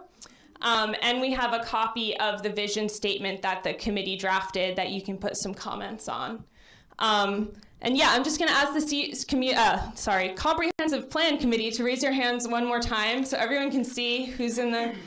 Yeah, so if you have questions about the Comprehensive Plan project, please feel free to ask one of us or ask someone who's on the committee. Yeah, so I think with that, we will take some questions if people have questions. Is there a plan at all that keeps the concentration away from 302? Because right now, 302 is one of the biggest issues. It's the main corridor into our town, and living off 302, many days it's very hard to get on and off it. So it sounds like you're trying to concentrate everything to 302, where Raymond's pretty large, and us that live close to 302 don't want to see that. It's a nightmare to try to get on and off in the summertime. Yep, that's a good point. I think that what you'll find in each of these scenarios are what you think are really good ideas and some really bad ideas. We want you to react and say, this is good about this scenario and this is bad about this scenario. I think they all started with two things. We tried to make these plausible, realistic futures, and we started with the vision statement, the draft vision statement that the committee has drafted, and maybe we can bring that up for the duration of the workshop. But there's a number of values and key things we want to keep in mind that are important to the overall community. Each of these do a reasonable job implementing some of them. Like Kate said, each scenario doesn't address the entire vision at once. They focus on things. The other thing we started with, besides the vision statement, was existing land use. So given that a lot of the larger scale commercial activity is on 302 today, each one of these scenarios starts with some kind of growth area on 302. Whether it's a concentrated village or a less concentrated, wider area. That may be something that people in this room want to move away from. I think that there's room for that in this discussion, but again, you'll see us start with a growth area on 302. Sometimes it's one of them, the corridor, the whole of 302 was a growth area. In the other scenario, it was much smaller, kind of from Panther Run down to the town line with Wyndham. So if that's still too large or it's not in the right place, that's the kind of thing we're hoping to hear tonight. Sir. How would you protect the environment, all the water resources that are going into our lakes and ponds right next to Route 302. And 85. I mean, they're key to our future, they're key to the money that comes into town every summer. So I think Yeah. that has to be it. Yeah, I think that's, I know that lakes and ponds are really important here, and in the conservation scenario, we put, I think, even bigger than the current buffer is around the lakes and ponds would have critical rural protection. And I think when you talk about infrastructure and investments, if we're going to be investing in 302 or 85, that would probably also include the kind of investments in stormwater infrastructure and other kinds of infrastructure that would help protect water quality even as a town grows. We'll take a couple more and we can have some more. I think we might need to move some of this stuff up here. Yeah. Okay. Yes. What happens if 302 gets 4-laned? I think, I can't answer really specific questions about 302. This is a little more big picture. Where do you want to see? I know, but I mean, if 302 gets 4-laned, which I can see coming at some point down the road, it sort of throws a monkey wrench into some of these plans for what we want to have land use to be. I think that's why it's important for Raymond to have a comprehensive plan. So this plan is something that the town will hopefully approve after it's drafted. And then this is something that the town, and the town works with the state, with the Department of Transportation, with neighboring towns like Windham or Casco. This is the document you point to and say, Raymond's vision for the future is not that. Raymond's vision for the future is this. And I know the town of Windham has done a lot of planning and is trying to, and these things happen very slowly, but is trying to implement some changes along 302 in North Windham to make it less intense. All right, I'll take a couple more. Yeah, go ahead. Did I hear you correctly that in the corridors you're not anticipating any new roads?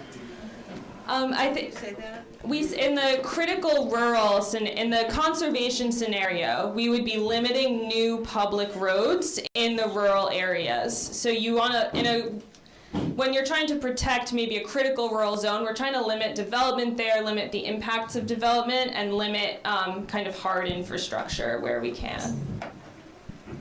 Yep. A couple of questions. North Star did a survey back in October, and it was asked of the citizens, the biggest threat to the quality of life in Raymond, number one by far, over 70% said too much development. My question is, who's advocating for this growth in the village area? Is it just a few developers? Is it the people of Raymond? Who is it? I think the goal of this workshop and the phase of the plan we're in right now is to have a community conversation about where we want to see growth and where we don't want to see growth in the future. So, we know there will be demand for more housing in Raymond. We know there's demand for housing now. There's demand for seasonal housing. So the goal of this conversation is to talk about, what are we going to do about that? Where do we want to see growth? Where do we not? Where do we want to protect? And sort of being prepared to address what is coming in the future. Kate, will the presentation be on the website? Yes, it will, and I think we're being recorded, so we'll have a video. We'll split into activities. We're going to try and filter people around the room, and we will be available to continue to answer questions to people, but I want to make sure we have time to get through everything. Because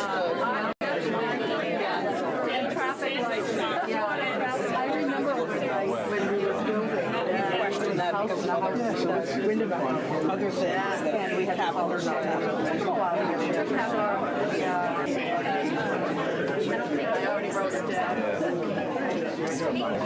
So none of these villages are drawn to exact parcel boundaries because at this stage we're trying to keep it high level. So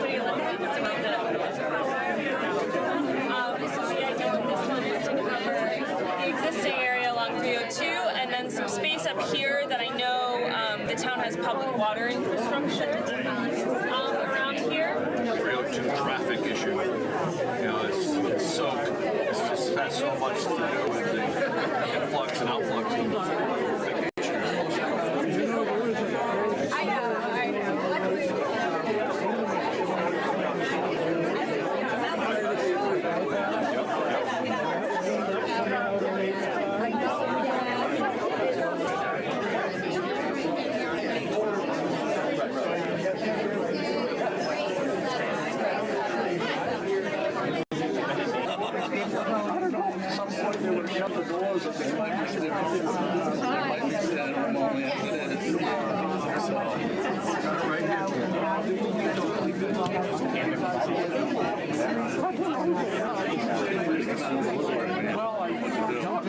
into our property.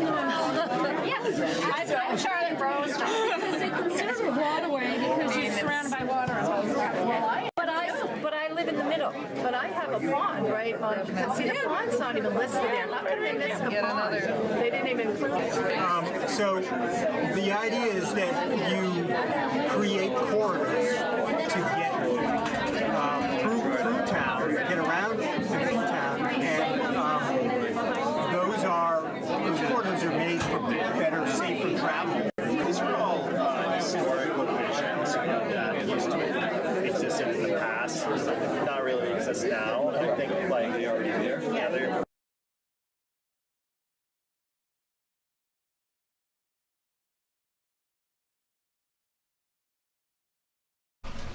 Okay, I'd like to call to order the Budget Finance Committee workshop for the town of Raymond. On the agenda for tonight, we're going to discuss the Department Head 1 presentation on February 28th, the Department 2 presentation, which was on February 29th, review and discussion of the CIP. What is the interest of the committee? Do you have a place where you would like to start? Would you like to start going through the budget section by section again as we did on Monday, or would you like to review the responses that we got to our questions that we received this afternoon? I'd like to review those answers. The responses to the questions? Me as well. Okay.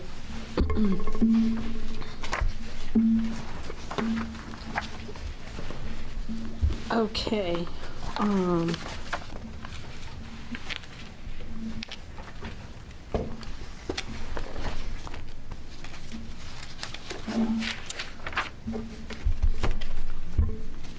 The first question that the committee had posed was under Administration, Legal, and Audit. On the budget sheet for July 1st, 2023 to June 30, 2024, the Legal and Audit line had a total of total as 223 actual, 151,856, and that sheet is right here.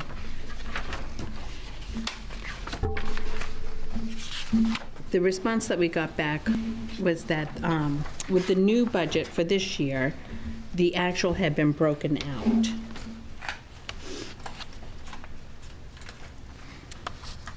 So that we could see the difference between the actual, to clarify it, actually. I think it would be good seeing it, because I know that will be something that happens next year, so I think we'll be able to see more of the months, which I think would be really helpful. Yes. Which, yeah. Yeah, it really clarifies with the 24-25 budget where we were at the end of the year, year ending.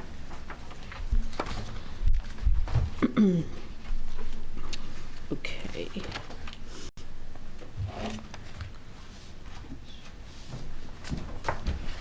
And I think we'll be able to find out if they had a discussion with their lawyer too. I think at some point we'll be able to find out what if anything's gonna happen with recourse on those funds. Right, I expect this decision to be announced soon. I think so, right? I would think that maybe something would be announced soon regarding that. Okay. Does anyone have any specific questions over the clarification for the legal and audit? I think what's good too is that without that violation, it falls right into line. So it looks like it would be consistent with other years, which is good. Yes, I agree. And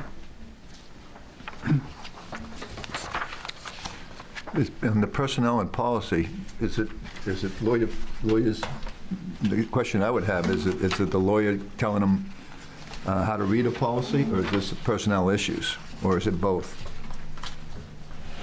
You know, personnel and policy. It's not a lot of money, but it's actual, so.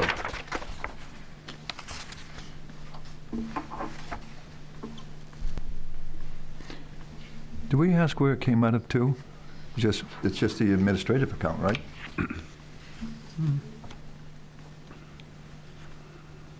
Yeah, legal and audit.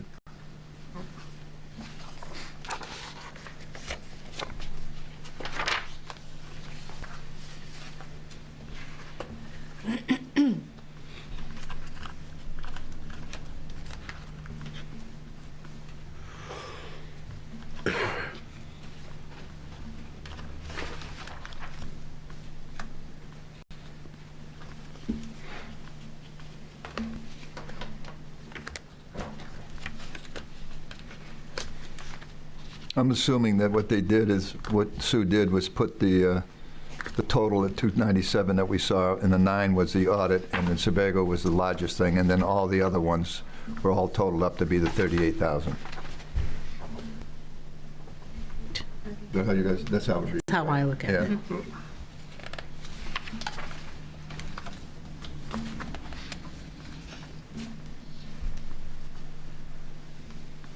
Well, then that would mean it's right in budget, in line with a budget of 40,000 Exactly. outside of the 9.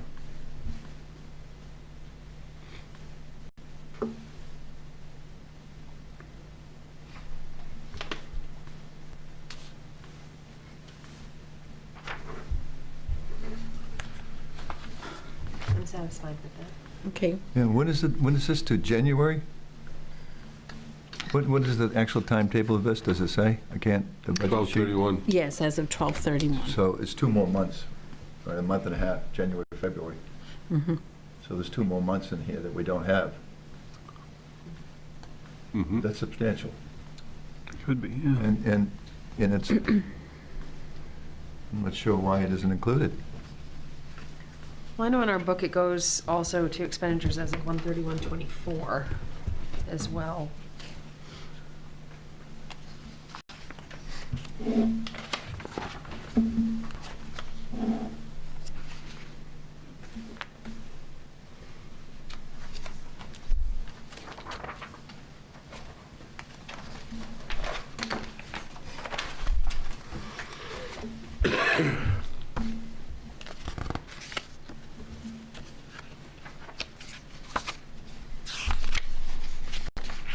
Well, our next meeting is Monday, right? Yes. So we should have it updated for the Monday, by Monday's meeting for the last 2 months. I mean, the better we have on what this town has spent from June, July 1st to, we're in March, is what the selectmen asked for. They asked to be updated every month. Correct me if I'm wrong, I think that's how I read the memo. And so it would be interesting to see the last 2 months added onto this. Didn't we already receive that? Well, if it's already been done, it could have been added then.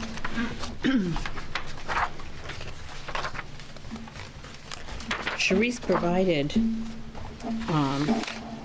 what had been expended before we started the budget deliberations, I thought. It was up to date, it was current.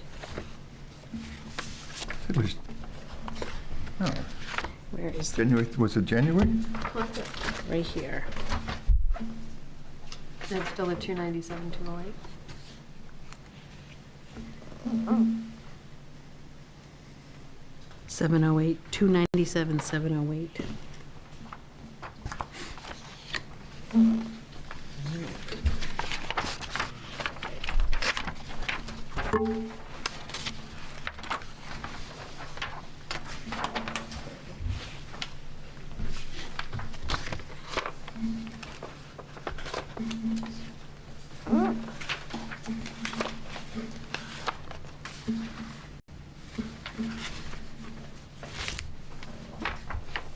I can't find it.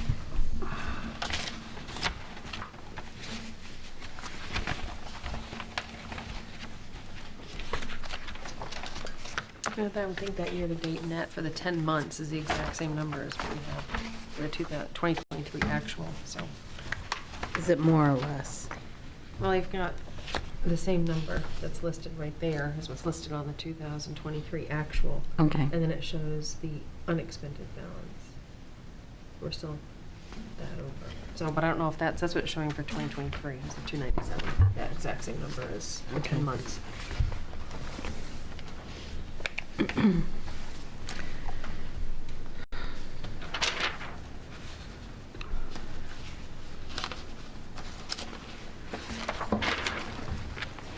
Which I wouldn't think it would be the exact same.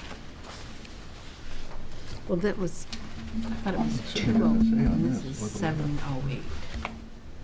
What it showed in there was 208. And then 297? Yeah. 208?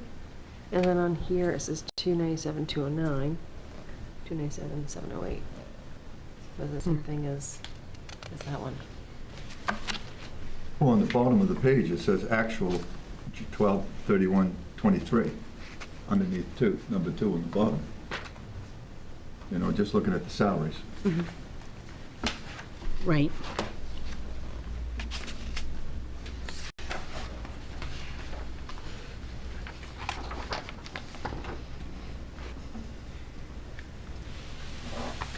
So, but that's the 22-23, right? Is it the 23-24?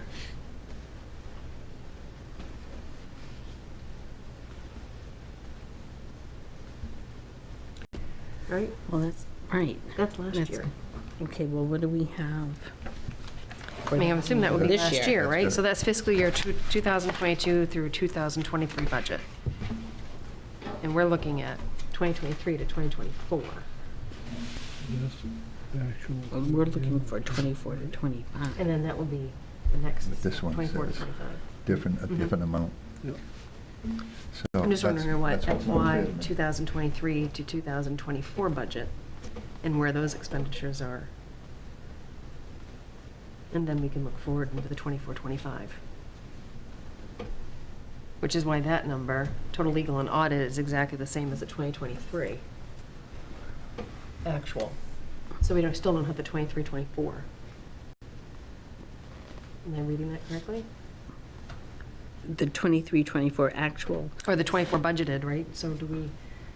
Well, we have the 24 budgeted, which is 40. Well, there could certainly be more details to explain to us Right. regardless. Because I was looking at like the 2023 actual is 297, that number, right? Which is exactly all of this. I just didn't know what was going on. Yeah, we're missing the piece. We're missing a piece of it, right? Right. From 'Cause we're July of 23 to January of 24. Right. We're missing that actual what Actual. was spent. Yes. So now we can see what was going on for that period of time prior. But I'm interested to see what's going on more recent.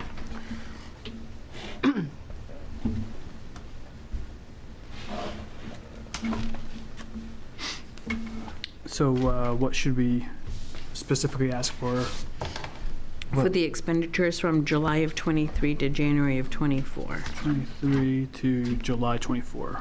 January of 24. I'm sorry, January 24. That would be the year ending. Expenditures.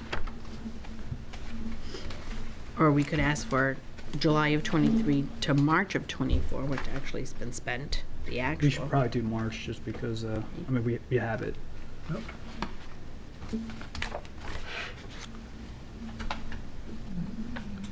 The more information we have, you know, with transparency and everything, the better it's going to be. It's become a big issue. And like I said, I know we're going to be aware that it's going to be a higher amount than we're used to, because I know what's been going on these past few months, but it'd be interesting to see. Yeah, just one of the questions I think we had asked last time was, knowing what we're going through now, so the 2025, they're asking for 70,000, which is a $30,000 increase, but I mean, we've overshot that quite a bit already. Shouldn't we be investing some money into this, especially with this, the violation? Shouldn't we be setting money aside to continue to fight this battle, or? My understanding is that there's a decision coming Decision soon, so will we be might soon, just so there wouldn't be a need to set extend aside that. more money? Right. So that decision is gonna be kind of final, that if we win that case, my understanding is we will receive that money back that we has put into it. I don't know the terms of it. Okay.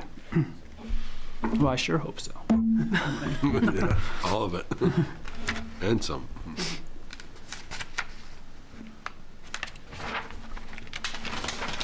I hope it's not a wash. I know. Okay, so that's the first one.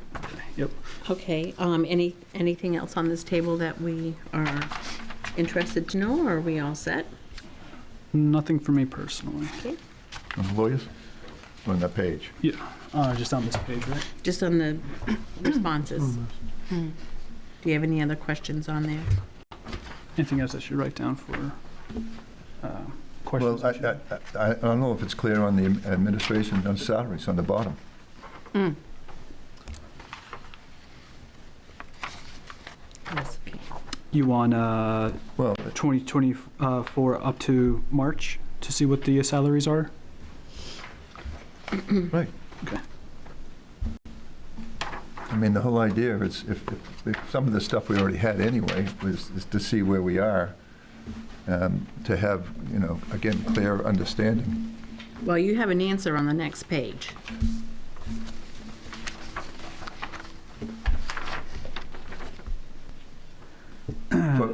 For up to 12/31, you mean? Is it the overage? Yes. The overage is largely due to the severance agreement of the previous town manager pursuant to his contract, which was paid in January but hit the town bank account in December. There were other minor staff salary adjustments done in September that increased the line for the first half by just under $12,000. That's the answer you're referring to? Yes. So that was 12/31/23. Yes. And so what I'm interested in is the last 2 months to see where we are. I mean, the whole idea of asking for this stuff is to come into a meeting. We're into March. And again, that makes it 8 months as opposed to 6. There's overtime in the wintertime for plowing and everything they're doing. There's if the check was written in December, that's interesting in itself. But either way, we're missing the whole data that we're going to need to look at where we should be for the next meeting. Okay.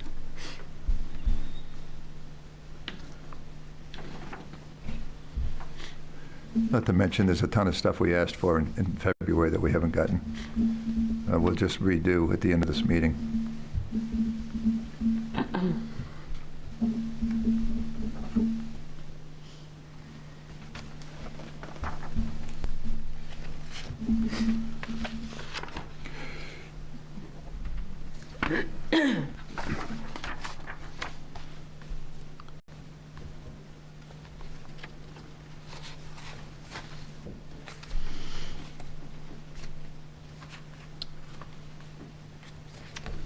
Okay, ready to move on to number 3, the debt service.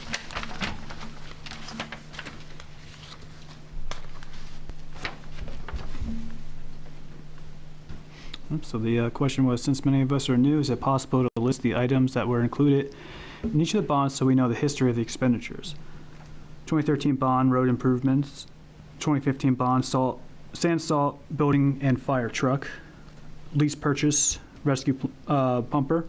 2023 bond, design, public works garage, the park courts, tassel top, snack shops, and the potties. And after ARPA funds have been expended. All right. Is everyone satisfied with that response? Okay. You good? All right. The next question was on liability insurance. Why did the liability insurance increase 26.775%? And the communication package was a 12% increase, $92,150. Sean, do you want to Yep. go over the response? As you see on the proposed budget page on the insurance tab of your binder, the liability vehicle insurance line is expected to be over budget this year by $12,790 or 16.5%, and the projections we have received for the coming year is anywhere from 6 to 12% increase this year. $2,185 is the cost of the surety bond for Sharice, Kathy, Sue, Carr, and Nathan. $6,811 is the projected cost for Marine One for liability, a 6% increase. $3,229 is the projected cost for cybersecurity insurance, a 10% increase. $92,150 is projected cost for the commercial package, which consists of a blanket limit on buildings and contents, business auto, inland marine, general liability, employee benefits, liability include EMT, paramedic liability, employment practices, liability, public officials liability, and umbrella, a 12% increase.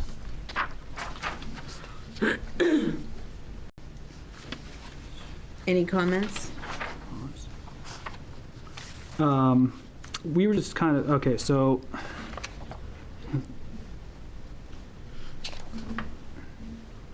I think one of the things I had was seeing if there was anything where they had any building or contents, if there had been any claims. Just wondering if that's maybe why the increase was, or if it's just because it's just the way things are trending. But that was one of the questions I was interested to find out. yeah, we were asking last time if maybe there was a insurance claim on a vehicle, but I'm kind of looking over this and I don't really see, I don't see vehicle as being an issue. It's everything but vehicle, it just seems like, if I'm reading this correctly.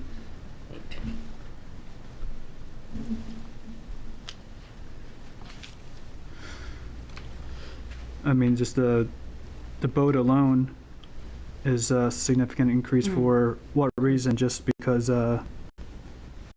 it's, I mean, yeah, I'm curious, is it just because everything is going up? Like, But that's a small amount. It's $6,800 is the projected cost, which is a 6% rate. So that probably went up $360 or something. yeah, we're just using that, like, just using boat, which is, I think, this, one of the smaller things on there.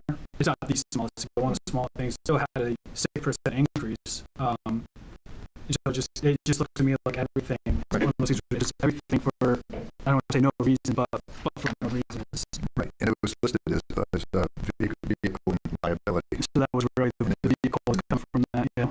So I guess there's no increase in vehicles because, we had perfect driving record and everything. I was kind of had to believe that it wasn't in here somewhere, an increase. Or maybe it's got missed in the typing.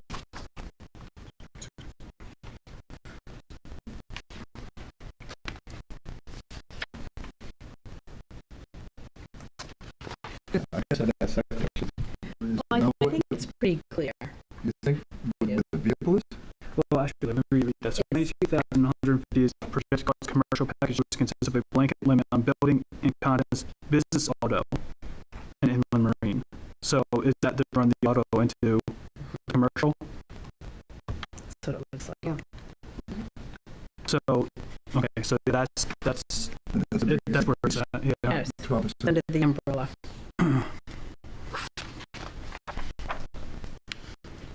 I'm sure there's nothing. That's almost $10,000. I'm sure there's nothing that can be done about that. Seems to be out of our hands with the commercial package. Yeah. I think you ever do is what you say, shop around, but I'm sure at this point it's probably biggest is the health insurance. Yeah. We'll move on to health insurance. Okay, health insurance. Increase of $116,000 or 23.43%. Budget Finance Committee requests the town to send out a request for quote to 3 suppliers to submit proposals for health insurance coverage. This is good business practice. And the response was, we have an annual contract based on calendar year, so we estimate how much the increase would be from January through June 30th through the next year, and we will try to estimate on the high side. We have to fully fund the liability of the HRA each year and carry forward whatever is not used. So the budget is only to bring the carry forward up to the full liability. At renewal time, our agents get the quotes from all carriers, not only 3. Picks the best prices for the town and works with the staff. We also have a slightly higher head count in 2024, and all employees are aged by 1 year, which automatically increases the price. Baked out there. I know. All the rates are approved by the State Bureau of Insurance. And I'm sure that we see the huge jump in the retirement too because of the new retirement system. we have for somebody in finance as Correct. well. Yep, right. This is Which just I know would be a health huge insurance. jump. Mhm. And it was good to see that they get numerous quotes from all carriers. Yes. So that, At renewal time, our agent gets the quotes from all carriers, not only 3. Right. More than 3. So we were asking to request for a quote of 3 suppliers, and they said they do more than 3. Yes. That's good. I don't have any issues with that.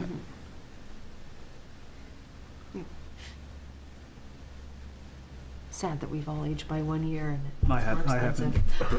expensive.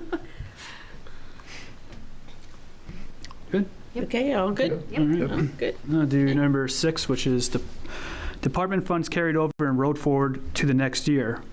Will the finance director please provide a table that lists each department that is carrying funds forward, a column with the amount and a column with the accrued amount in the rolled forward account, a description about the intent of accruing the reserve funds, i.e. renovations, new truck paving, etc. The response was the only funds that are carried forward are the CIP and the HRA. Which do we just, I guess, on the explanation on the next page, those are the only funds that are forward? Are you on CIP? I'm on the CIPs and the proposed budget, yeah, for the account, when it breaks it down, like saying for equipment, a fund balance of 80,000. So would that be the only place that we would expect to see it? On CIP. On the CIP. I guess that would be my question, is that all that we have for funds right there? Well, this was listed, so it's everything that's come forward. Okay.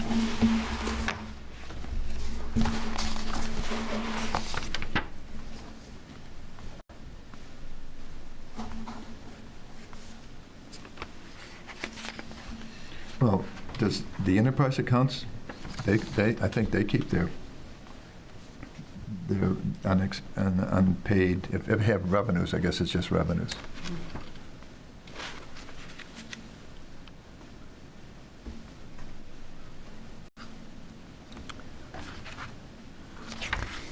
I mean, that's how I do it.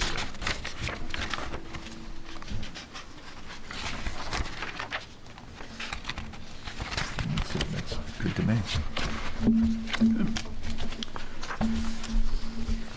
What is the HRA? School. Or is it the health retirement? No. Health. Health. It's something account, right? It's like the FSA, HR. The health retirement account? Not retirement, but It- reimbursement. Reimbursement. Oh, right. reimbursement.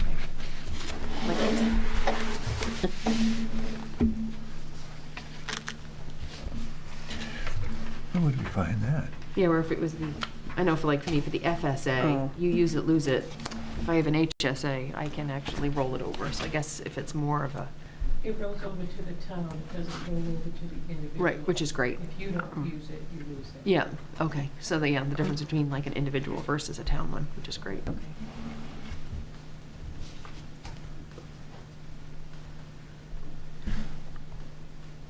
And is it listed here somewhere? Did I miss something in here that's, which I probably did, but under the health?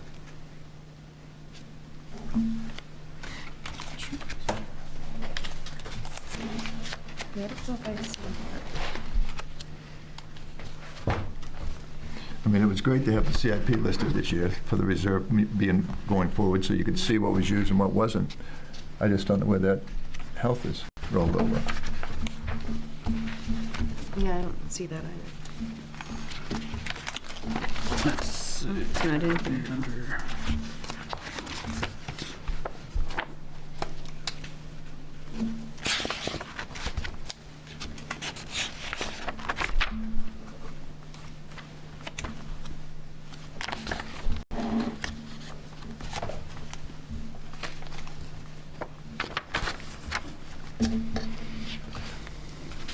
Well, that's an answer to what's rolled over. It doesn't really say, you know, it doesn't give us the table for the health, but it's probably not a whole lot anyway. Who knows? We can always ask. Yeah. Let's see if I can find it real quick, just so we can put that one to rest if we have to.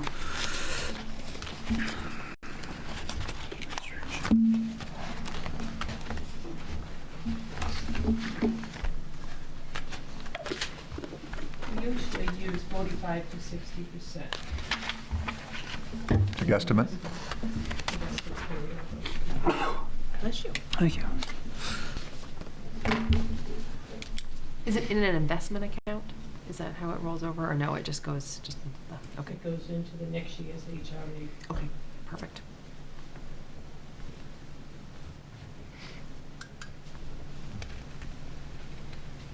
Okay. Any more questions on the rolling forward of the CIP?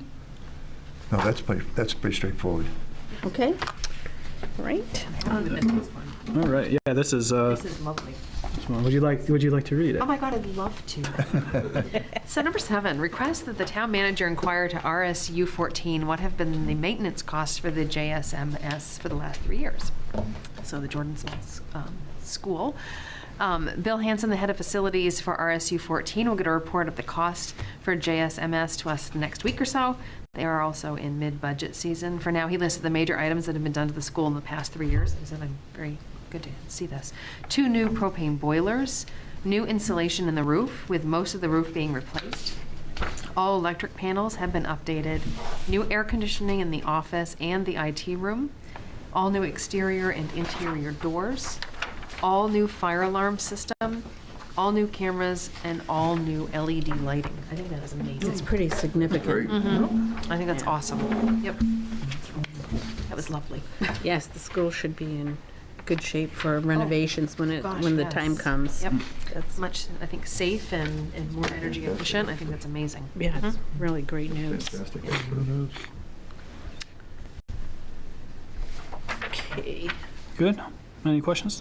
No. All right. Okay. CIP, items that need to be included in the CIP sheet that the town needs to plan for. Pickleball courts, part of the 2023 bond. Yep. JSMS renovation, town office, community center, library. And then the responses, the only mentions thus far, and there have been only in passing when looking forward to the return of JSMS to the Raymond after the middle school opens, is that we may go out to bond for any needed renovations. Recreation office renovation, already in CIP facilities. Tassel Top build additional cabins. The answer of that was the funding for this is through the Tassel Top Enterprise Fund and not part of the town budget. Was that one of your questions that you were asking? No, I didn't even know they were talking about that. Okay. New RSU 14 middle school. The preliminary information we have from the presentation by the superintendent, Christopher Howe, to the select board on October 10th, 2023, is the state approved a subsidy of, is that 131 yes. million? 131,712,845 for the project. And the local portion would be $39,838,444 in total, a portion of which will be Raymond's share. Do we know what that portion is? We do. It's in here. I went to the website for RSU 14 new school and got the documentation of what the Wyndham percentage is and what the Raymond percentage is. And I thought I put it somewhere where I could find it easily. And it may adjust with the reevaluation. Okay. Well, Of course, now I can't find it. The percentage wouldn't be correct. I don't know where I put it. It's in here. I'll probably find it as soon as we're done. And That's where I put it. But we can look it up. Okay, so that's, okay. I do have it. I don't know what I did with it. Nope, that's not it.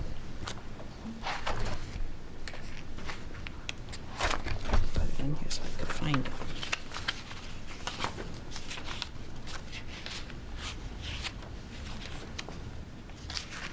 I can't find it.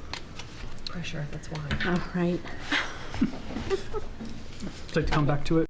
But the information is available of what the division will be of the percentages. Okay. And where did you find that? The RSU site? On the RSU 14 new middle school website. Perfect. Okay, awesome. We don't have it. It's on the website. Okay, fiber optics proposal, 900,000. Funding split with 150,000 on hand, TIF bond. Response was, this project has not been approved to move forward. Some may be paid by the TIF, and we may add this to a bond effort. So this is just premature right now. Yep. And it sounds like so is middle school. Public Works vehicles, already in, responses, already in CIP, equipment. For 2025, the plan is to replace the 2011 excavator and order replacement for the 2009 dump truck, as long as nothing major breaks and as funding allows. There you go. Okay. I think it's wonderful. Like I said, we've got the great mechanic too that does such a good job of taking care of the machines as well, which is. So is this implying this will be added to the CIP in as details for this budget? For 2025, or are they talking about the next budget? Because this is 24, 25 going forward, right? Interesting. 25 plan, I imagine that's moving forward, right? Let me look at, well, let's look at the, let's look at the Inventory CIP. Because a lot of that stuff just said as, replace as needed, but we should know if that inventory list says this year or not. So $2.20 per thousand is what we're, they're gonna be 376 per thousand. Okay. All right. I thought somewhere with the percentages was 10. Well, I don't think the 11 was even on the list. Remember that got left out? One Right. got left out or something. Yes, I handwrote it on the So maybe it got left out because they already raised it off. It's going to replace this next budget.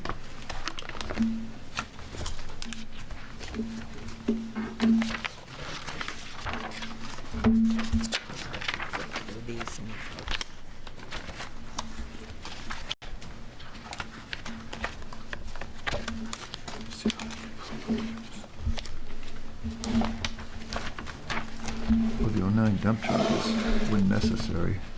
So that was an accurate list they just gave us, so that must have been moved up.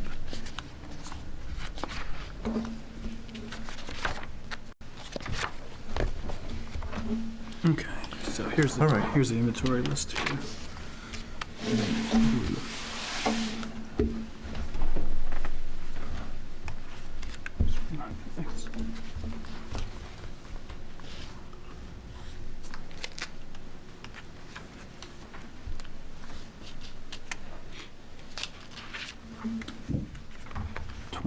Excavator.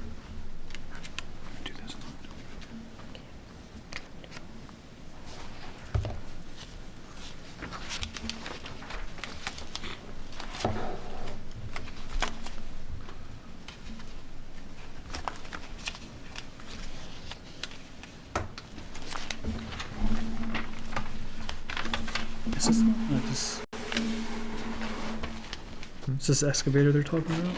It's the only one on there that's just a dump. No. There was one that was left off the list. This was put together for us. Right, I handwrote it on my list right here, Caterpillar excavator. Okay. You added that, you said? Right, when we had our meeting a couple of weeks ago. Okay. All right, is that good? Should I move on, or any questions on that? Okay. All right, let's move on. Okay. Fire department vehicles already in CIP, fire CIP.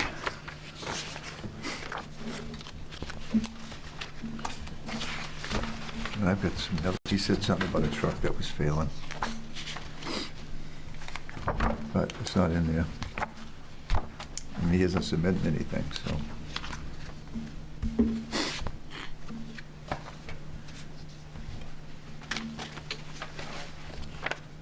Next vehicle's gonna be an ambulance.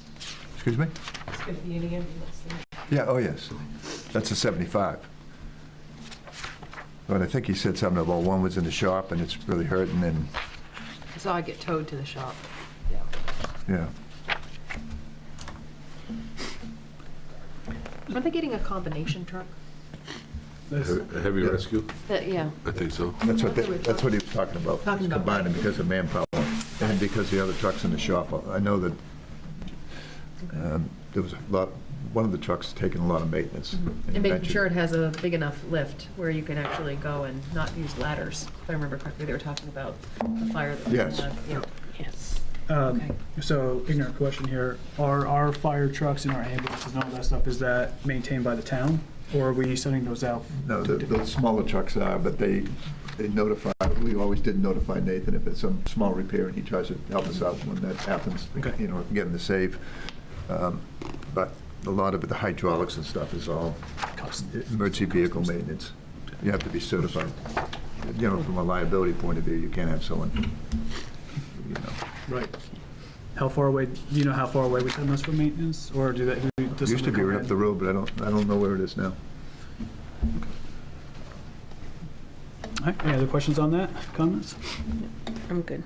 Okay, moving on to automated trash truck, trash bins. The answer we received is there is no definite plan to require these by vendor. They have thus far said that Raymond does not have the density to do this, and they do not have enough of the specialized trucks as yet in their fleet. Also, there's no plan for the town to buy them and give them to citizens. Okay, so that was specifically, we were talking about the trash cans. So the last part, there's no plan for the town to buy them and give them to citizens. I think they're talking about the cans themselves. So, I mean, there's really nothing going on, no definite plan to require them by the vendor. Yeah, I guess probably once the vendor starts getting, like, saying, hey, it might be more viable to them, then I guess that will be something we need to really consider at that point, but who knows? So unless their density changes soon, or they change their mind. Well, the whole idea, a lot of these questions were raised, or looking for information, was to have a 5-year plan out, not next year's. Right. Not the second year, but 5. And I think what we heard is it was probably 4 or 5 years out before they'd even consider it. Right. So if it's something they're going to consider in 4 or 5 years, it'd be nice to have the information to at least plug in if in fact the town has to buy them, which is what we heard at the meeting. And so if we look at all these things as a 5-year concept of what's out there, we'll have to ask both Nathan and the fire chief what they might have on that list. We know the ambulance is prepaid for, and there's a lease that, according to what the chief explained, was it's being paid for as it goes. It's already been ordered. So we're making payments towards that. And I guess there's a delay in getting it. But again, 5 years out is around the corner. Right, absolutely. So I guess it would be interesting to find out from the vendor, if we're talking about the automated trash things, what their idea is, what would be what would be dense enough. Right, what is the What's that density? threshold? And, you know, do you think it's, I understand Raymond can be a little spread out. Do you think it's that, or do you think it's all the camp roads and stuff that they're really kind of not wanting to go down in? That's a good point. Well, they may never be able to do it. I don't know. I think what we're looking at is if what he said is it's probably 4 or 5 years down the road. Right. And it's going to be a limited part of the town. It doesn't even go into CIP, or do we worry about it in 4 years or 3 years and stick it in then? It's just that if we're looking 5 years down the road, where we should be, the school is in there. You know, certainly a fire truck that's in the shop most of the time is in there. The ambulance are already always in there. I think it's 8 to 10 years now, if I remember right. They're taking a lot of mileage, a lot of use. So. I know, it was good to see, I didn't print it, but the report that was requested about how much they use per month, how many calls they respond to. It was really Yes. good to see some of the trends, and you can always tell, oh, the holidays are here, okay. And then, oh, here comes the summer, you know. So it was pretty interesting to see the consistencies amongst that, so that was good. And road conditions. Oh, I mean, yeah. we've had a lot less slippery, icy roads. So it's good. More information is better. I as far agree, as I'm yeah. concerned. Especially if we're, like you said, we're just curious about the future of Raymond. And I think we'll probably see some tremendous growth over the next 5 years, more than we've seen, you know, especially like with, and if that growth does come where we do have more density, it's going to be something we'll be discussing again within the next couple of years. Like you said, what, Maine is one of the top states that people are now moving to? I don't know. Sometimes I hear it's the other way around. It was. Now it's after 2020. It's now one of the top places people move to. It's been increasing by 12 or 13%. I know. Because they enjoy the sound of the birds and the snow, but I don't know what's going on now. But Snowbirds. the snowbirds, exactly. Yep. The warmer weather's coming up here. One of the reasons we asked for this meeting after the meeting that was canceled or postponed was because we thought we'd have more information and updates of all this stuff. And so without the update to the March or even end of February with all the expenditures and stuff, and with more input from the department heads, I mean, all we really had coming in tonight was the CIP, what information we had for that. Unless I'm missing something, unless someone's done more reading and got more questions. I know, Bob, you missed a meeting, so we went through them department by department with trying to find any kind of savings or anything, something that wasn't used for funds by just looking at it. And so by getting an update for 2 months, you could see more of what was used, what wasn't used. Where you're gonna go over. Right, right. I mean, Because that could be a whole nother meeting going over March, up to March, the last few months that weren't in here. but just having that meeting postponed is that much less that we have for information for this meeting. And now that we have to go through Sue for basically the data, so we'll have the meeting and then meeting after the meeting to ask for stuff that we might have come up with. But I think the department heads will be there to answer a lot of the questions, so we should be able to get 99% of what we want right at that meeting. Yeah. Exactly. I agree, and I think that what's good is that we did get some of the stuff, just some of it, like just knowing what they've done to the school. So we've gotten some of that information, so we can cross that part off. And now we can pinpoint and streamline our questions more, which I think is great. Right. Well, I mean, this was a good start. A good start. So, Is it fair to ask for up to March 24 for all these things? So, I mean, if our meeting is Monday, I don't think that we're going to get it. But do you think that we can at least ask for it so when it does come, that way it doesn't, okay. I'll put it right. I guarantee you that. Because we have At least till end of February, I would think. February, because it's Our in March. We close out at the end of the month. Right, so that's what I think. Yeah, so it would be Certainly get February. It's really hard to get March. Okay, I'm going to change my notes here to Yeah, I think February will be good. February. Because we only had it for a couple of departments, but I think we really kind of look at everything. More reading for us, but more information. Okay. All right. Bob, did you have a chance to watch? I know you were kind of incapacitated, but did you have a chance to watch our last meeting? Yeah. Yeah, I didn't feel like watching anything either. It's called a lack of sleep. Okay, are there any other questions or comments? I don't have any. Okay. Are we ready to wrap up? Shall I ask for the public comment? Yeah, I think so. Okay. Is there any public comment? Eric, do you have any public comment? Nothing on Zoom. Okay.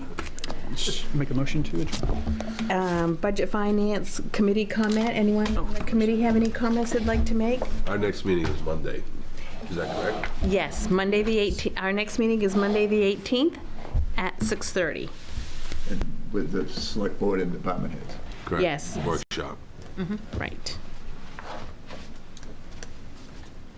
All right. Do we have a motion to adjourn? Motion to adjourn? Okay, seconded. All right, all in favor? All right, thank you all very much. Thank you.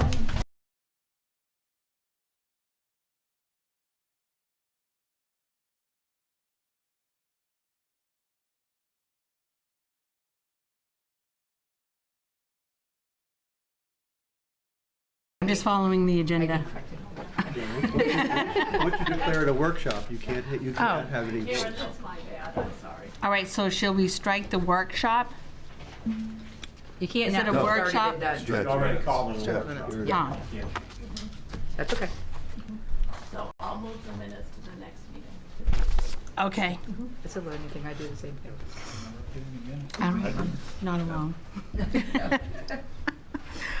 Okay, item 3 on the agenda is the town manager and finance director updates. If needed, do we have any updates?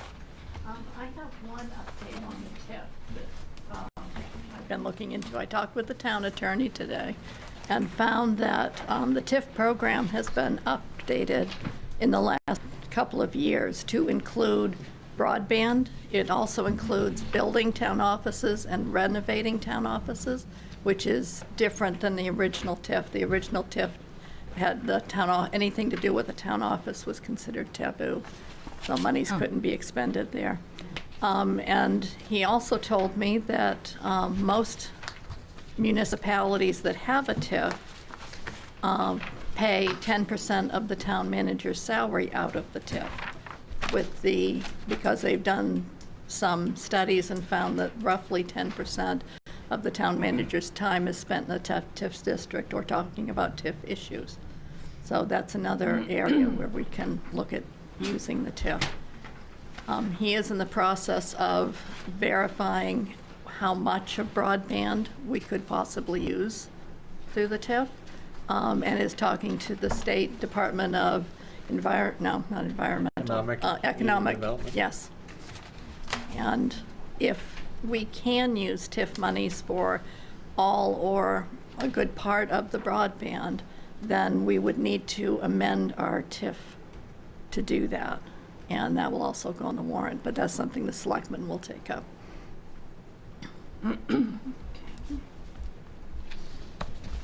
You could literally get all the money for the broadband out of the TIF? We may be able to. If the funds were available? Yes.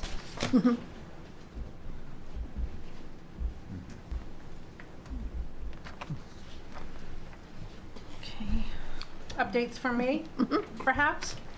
Okay, so tonight's handouts include an updated summary of, on the right-hand column is the other revenues, to reflect the increases that we made in a prior meeting to code enforcement officer fees, rescue and fire collections, public works revenue, and to the left, the appropriations that have changed. I've given you some updated worksheets to reflect a change in administration. I failed to print the cemeteries change, but we can talk about that when we get to it.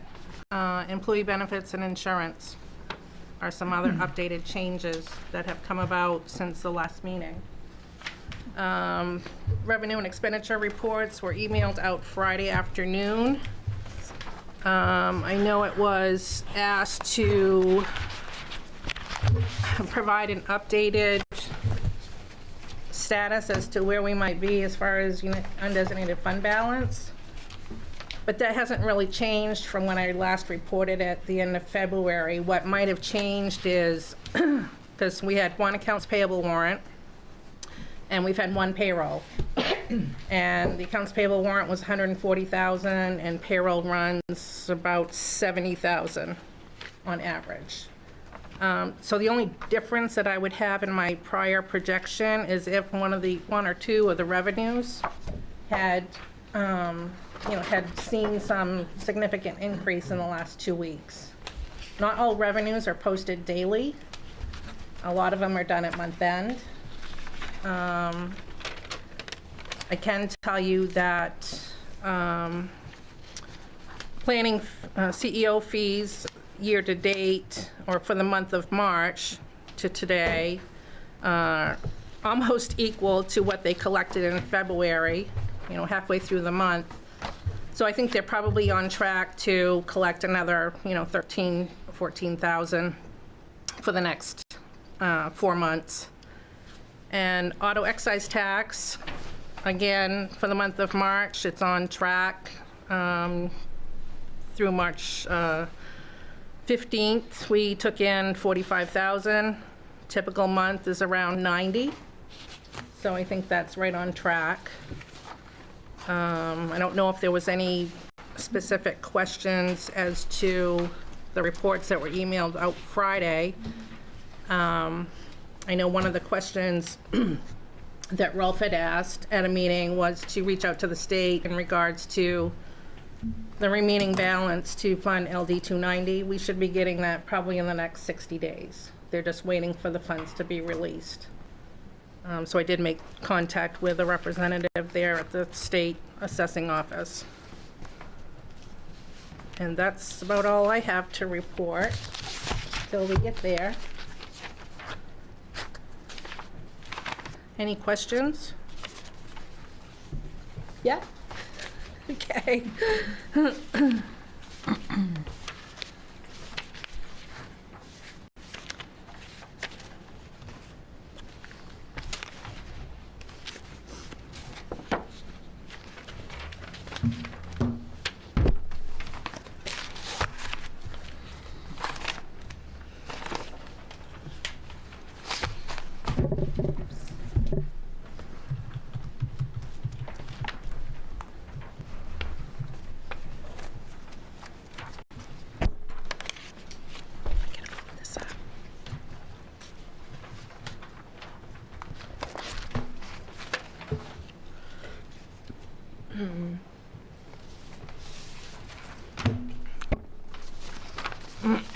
Fund balance total that was used, is that what was in the budget last year? Say that again, Dennis? The unfunded, the use of the fund balance, it's, They had, when they set the warrant for the town meeting in June, they had said up to 200,000. And then when we actually did the commitment, they used 100,000.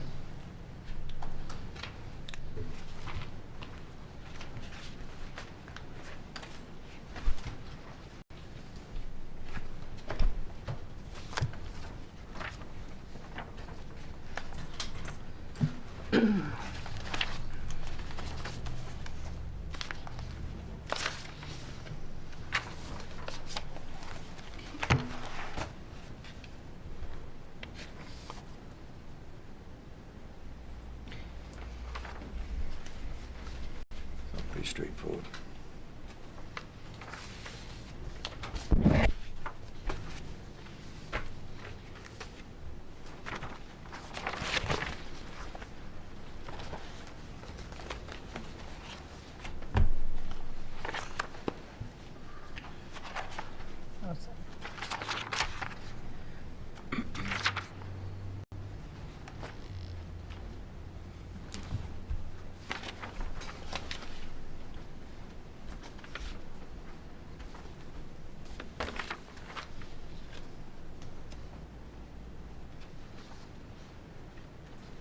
I thought we could address the amended departmental sheets when we get to that department, if you like.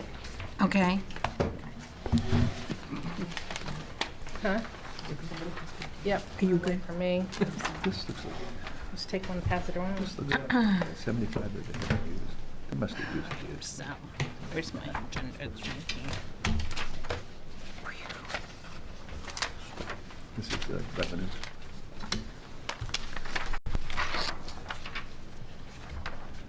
Okay, so you ready to start with the beginning of the list with the TIF and roll through everything?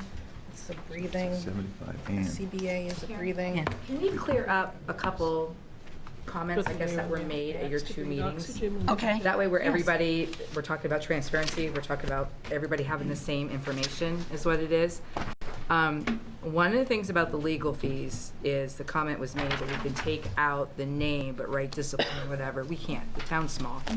And so what happens is you can't just put discipline or whatever it is. A comment came about the 1% addition that was given on the pension for the non-union employees. That was a matter of, that was supposed to be in the budget, and then we realized afterwards that it was not. So we thought it was already in there. So it didn't happen, we didn't do it after, When did you think it went in? we thought it went in during the whole budget process. But when the was the vote? I looked through all of them, and I can't find where there was a vote. We Or- took a vote after, though. We did vote after, but we thought that that 1% was in there for the other non-union. Because when the union people were getting main purse, we wanted to make sure that the non-union were also being covered. So what happens is we found out that it was not put in there, and then we did take a vote shortly after. It was, June. yeah, maybe it was June then? Okay, yes. So that we thought was supposed to be in there. So that wasn't sneaky, underhanded, anything like that. The other thing is the comment was made about the $75,000 for the selectmen's money. What do we use it for and stuff like that? I know that came up. The last 2 years, I believe it was for the fire department. One was for Last two times. last 2 times. One was for the engines on the marine boat. Yeah, and then what was it before? The pump, or A generator or something? It was, well, we actually used some on the, when the roof units went. Instead of pulling those out of the budget, we used that out of there. Okay, because I'd never had seen that. I was just like, oh, what is this for? So- Exactly. And So, and that's what it's there for, unforeseen incidents like that. so. It's a contingency Yes. fund. And it's, it's spent on things like that, so. Where All did of it us- get listed? pardon me? Where do you list it? When you put it in the budget so we know at the end? The 75 is always there, but we never know it until it comes to us. And with the marine, with the engines, that was a big ticket. I think it was like 65,000. Where is it? in the- Yeah, where does it get, when you spend the money and it gets entered, I know it goes into financing, but when it comes into the budget process, for It's an what? expense. You mean how is it approved? It has to be approved at It's a select approved at board a meeting. selectmen meeting. Yes, I was looking, And then it's expensed okay. through accounting. Yeah. Yeah, that particular line item would show under administration, Dennis. Oh, okay. Okay. In the administrative account. And these are just so everybody's on the same page, is all it It is. helps. Yeah, You know. we appreciate it because a couple of us are still Well- newer and thank you for. Exactly, exactly. And I got it, so I wrote them down, and I know you guys were doing the meetings, and so this way where we could cover it. One of the things too was about the 5 years for the insurance. I think that was answered in one of the questions that came out, that it gets all, but we've never been with Maine State Retirement. I think that may have been a slip, Dennis. We tried MSMA to check with MMA. MMA. What's MSM? Oh, that's Oh, Maine correct. School Management. I think it's That's how I- MMA. We tried them, and they were so much more expensive, is what it was. So we went back to a smaller group, is what it is. So, and Rolf can answer any questions on that. I know you had a question regarding the salt shed with the money, with the roof, that that there was money left over from a $600,000 salt shed that he put a roof on another The old building. salt shed, yeah. Yes. I'm going to have him clarify that, just so we're all on the same page. When we got done with the sand salt building, there was 26,000 left. That was used for paving the parking lot in the front of the building. Money that was spent on the roof was the money we had set aside in CIP for a storage building beside the garage. We decided not to build that.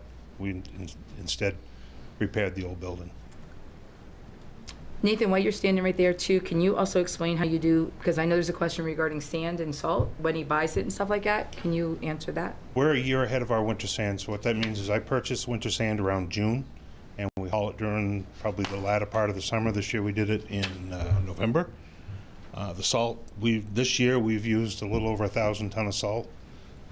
First part of the year in November, we used about 480, I think it was, putting winter sand up. Do you get the salt too, or you only get that as needed? No, we only buy the salt as we need it. We don't have enough storage down there for the salt. I've got probably 200 ton in the building right now. If we don't use that, that'll be towards into next That'll year. stay though. Yeah, it doesn't go bad. The other thing is on, I just saw it, I'm sorry. The repairs on the fire trucks. We do all the fire truck maintenance. The only thing we don't do is the pump repairs or pump testing. We've done that for 7 years now, 6 or 7. And those are the ones you have trouble when you tip the cab inside. Correct. to back Engine it up. one's in there right now, and we have to disable that garage door because when the garage door goes about this high up, it runs into the cab of the truck. And the only reason why I brought that one up is because a comment was made that only small repairs are done, everything else has been sent out, but nope, most of it's done in-house. So that way we're all on that. Yeah, I knew it was pumps and engines. You know, the hydraulic. No, not the hydraulics, just the fire pumps. Interesting. We do our hydraulic systems actually on our plow trucks are probably 4 or 5 times more complicated than what he's got on his trucks. Ours are all ground speed controlled and pressure regulated and all the wire in the multiplex, you handle that too? oh yeah, multiplexing's been in cars for, geez, 2000. That's actually easier than the old stuff. The other thing was the cemeteries. I do believe that yes, Matt Sanborn was doing it first, and then you put it out to bid. That went out to bid. We got 2 bids on it, and we awarded the bid to the low bid a week ago, 2 weeks ago, 2 weeks ago. It's a company out of Gray. We took out the snow blowing, the bush hogging, and the roadside mowing. Let's try to save some money on that. I just know a comment was made that we didn't get any bids in, and we did, so that was done. Oh, no, that's good, because I know when we had met last time, there hadn't been any, so. No, we said there wasn't. We just quoted, we asked Nathan the question, he said he didn't get any bids. They were coming in. When did you ask him that? When we were talking about the mowing in the beginning of it. And This was a couple weeks ago. When I did my presentation, I hadn't gone out to bid yet. Right, so that's why we said there hadn't been any bids. Right, I know, but that was like a week and a half. I'm just clarifying. That's all I'm doing, so everybody knows that we've got the bids on it. It did go out to bid, that's all. Yeah, it hadn't, when I did my presentation, it hadn't even gone out to bid yet. At that point, we were hoping to go back with Matt Sanborn. And he didn't let me know until right to the end. And one other thing here is, you're done. Okay. Is the personnel policies / legal. I know, Dennis, you said, what does the lawyer do? Tell us how to read the policies. We send out to them our personnel policy when they're working on it to make sure everything is legal. If there's a question with the new policy or something like that, we got to make sure that everything is up to code, par, whatever, you know what I mean, as far as legal goes. So, yeah, they don't tell us how to read it. They just make sure we do it right. All right. So that's probably minor, where the policies have been updated in the past. As far as, you wouldn't be changing policies every year, would you? No, but we need a total rewrite of the policies. Yeah. Oh, They're the whole town? antiquated. Yeah. Wow. Policies are out of date. They are. They're probably 8, 9 years old, anyway? 2016. 16, right? Yeah.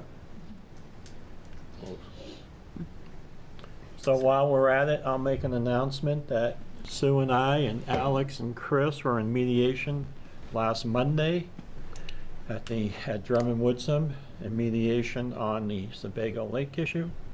We have reached an agreement. It's been signed off on by all parties, and it has to be approved by the Board of Selectmen on April 4th. If that happens, it will be a significant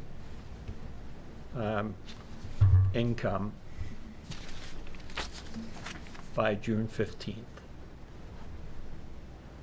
Is that a public hearing, or are you? We have to vote on it. We have to vote on it. So I can't talk about it right now. It hasn't been approved, but I can tell you it's significant. Good. Joe, can I ask a question on that? What would the intention be of the select board to do with that money? What's that? What would the intention of the select board be with that money?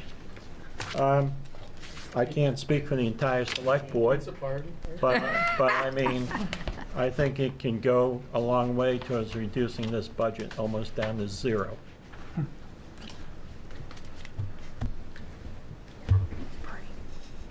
Pizza party. To be continued. Pizza party. Some erotic. Oh, that's good. As I said, as long as the select board signs off on it and covers all the legal fees plus a penalty. Great. Thank you. Peter has a question. Or comment.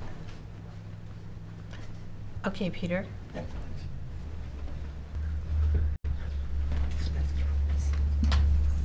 Peter Levitt, 2 Levitt Road. Just since Maine State retirement was mentioned, and I know there was some discussion at the earlier meetings, and I'm sure HR is all over this, but my experience has been that oftentimes employees entering that system don't realize the Social Security carve-out. And so I would just, That's not, there isn't? no, that would be the teacher plan. Yeah. We're under a PLD, which is a public local district. So wouldn't So be- the teacher Yeah. funded state retirement does affect your Social Security benefit, but the PLDs does not. And PLD is municipal? It is. Oh, okay. Yep. Thank you. It also applies to state employees. The Social Security carve-out. Okay. At this time, Deb Tarr is here and would like to speak about surprise joining that aging in Raymond. Age-friendly. Age-friendly Raymond. So. I just wanted to come tonight to make myself visible. 5 weeks ago, Jessica Fay and Joe Crocker and Nick from Avesta and myself had a meeting. I kind of contacted Jessica because I don't know if you know me, but I've worked in the Raymond schools for over 30 years, mostly in second grade. Retired to be 7 years in June, and I've been subbing, long-term subbing and everything. But my fingerprints expired January 2nd. So I said I'm going to turn and go and see what I can do with the seniors. So, and I had looked into it when COVID hit, so that kind of dropped. But it really interests me, and so we kind of talked, and I'm kind of holding the ball right now. Jessica's very busy in Augusta till the middle of next month. And Joe's kind of helping with some flyers and some stuff from Raymond Rec. And Avesta's been very helpful as far as, you know, letting us use that. We're going to have our first bingo a week from tonight. And we've invited seniors, and we hope down the line to maybe involve all the ages and maybe use the public safety building. I guess Teresa was saying they do have a room there that might be bigger than Avesta's Jordan Bay place. So as a teacher, I got the first graders involved, and they, in the last minute, decorated pictures, colored pictures for the residents that I put all around on each different room, and a banner for Kindness Month in February. And then I've been in touch with Mrs. Brackett, the fourth grade teacher, who has a student teacher, and they need to do a community service project because she goes to University of Maine in Augusta.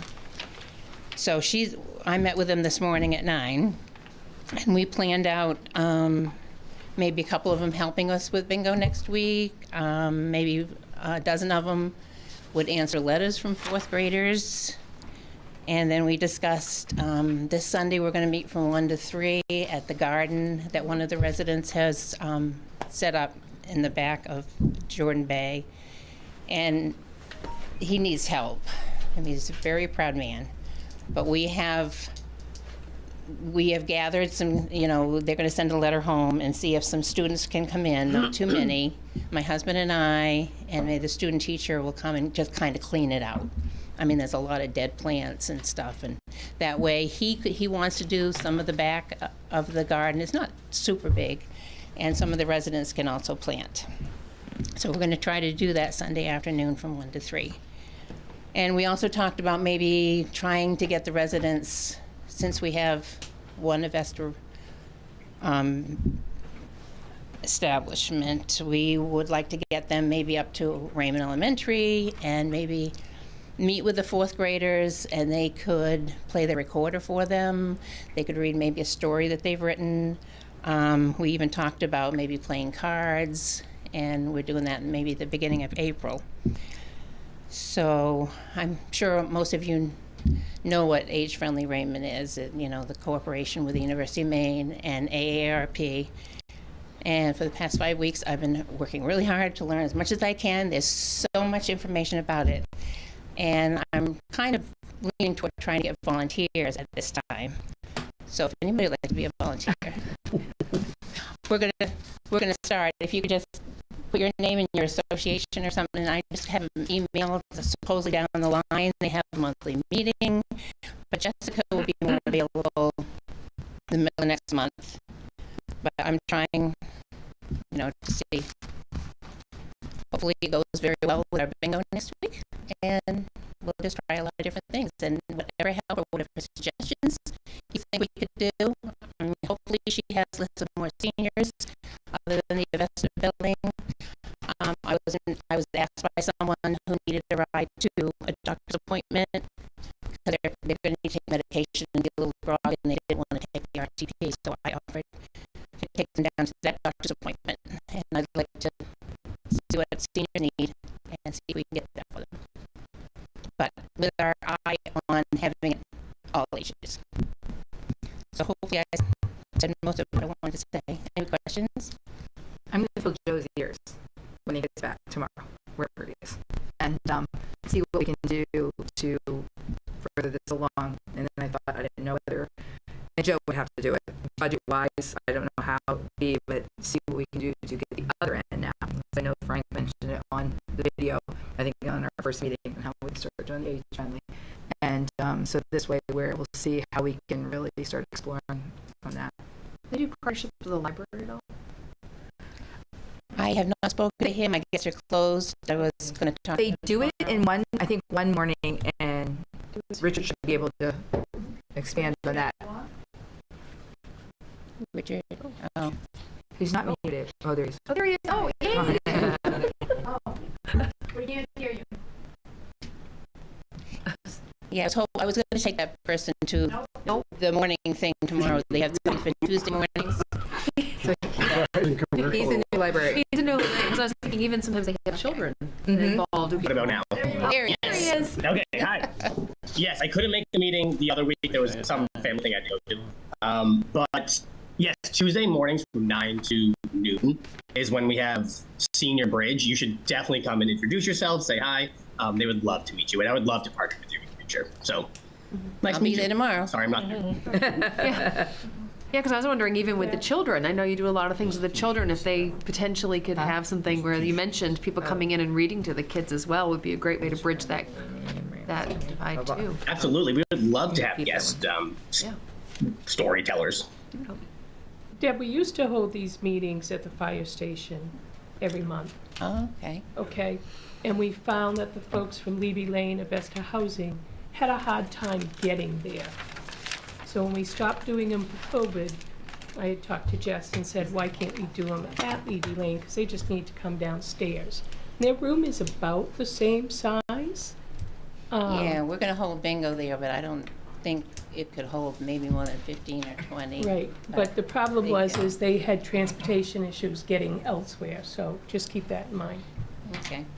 Well, Yeah, they had a little coffee noontime thing last Thursday that I went to and kind of talked to them to see what bingo looked like for them, so we don't change it up too much. Nathan, on that small van that small bus that we have, is there like special drivers? Yeah. Yes, you have to have a, it's not a school bus license, but it's a CDL? Yeah, it's CDL commercial bus license. For the small one? Yep. Joe has that? Yes, he does. Wow. Sorry, Joe. So you get Joe and a bunch of. So the RSU 14 vans, all those drivers have Yep. Even the vans? Yeah, the vans, all the RSU stuff has to have a CDL school bus. Oh, wow. I didn't Class know. B or Class A. Class B or Class C. I think the vans are Class C, and anything up be Class B. Well, you get Joe as the bus driver, and you can be the tour guide. Yeah, we've got, I think that, That's a blue bus drivers, do we? yeah, that's, Joe's been struggling to find them. Yeah. Okay. And Joe won't be back from a conference until Wednesday. Oh, he's supposed to stop by my house and get Easter stuff, so, oh, Oreo. Okay.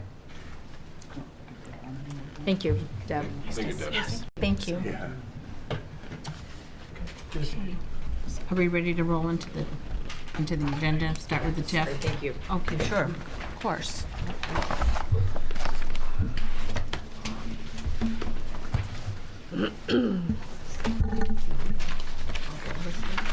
Let's see if we can. Do we have anything there?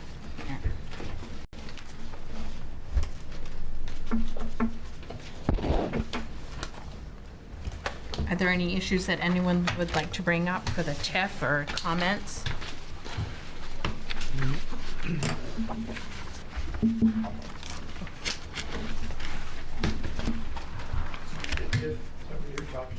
we're talking about the TIF.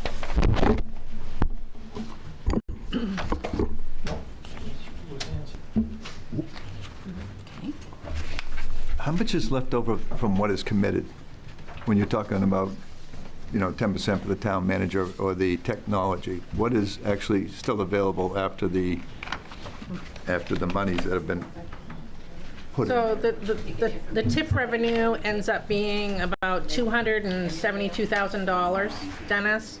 And so right now, we're trying to spend more than that because there's been several years where we haven't met that threshold. So it actually has, a fund balance in it that we need to expend before the end of the TIF district when it expires in 2030. 2030. And how much is that, the reserve? Oh, glad I brought my audit with me. Well, just for clarification on something too, some of the stuff that was cut from Bruce's budget last year was not cut from his budget. It went over to the TIF. Yeah, I saw that. So yeah, so it wasn't yeah, knocked down or as much as what I guess people are thinking. Some of it got split over. Just to clarify that. You'll have to give me a minute, Dennis. Well, you can come back. I was just Okay. wondering about the The max TIF amount is like 313 or somewhere in there, isn't it?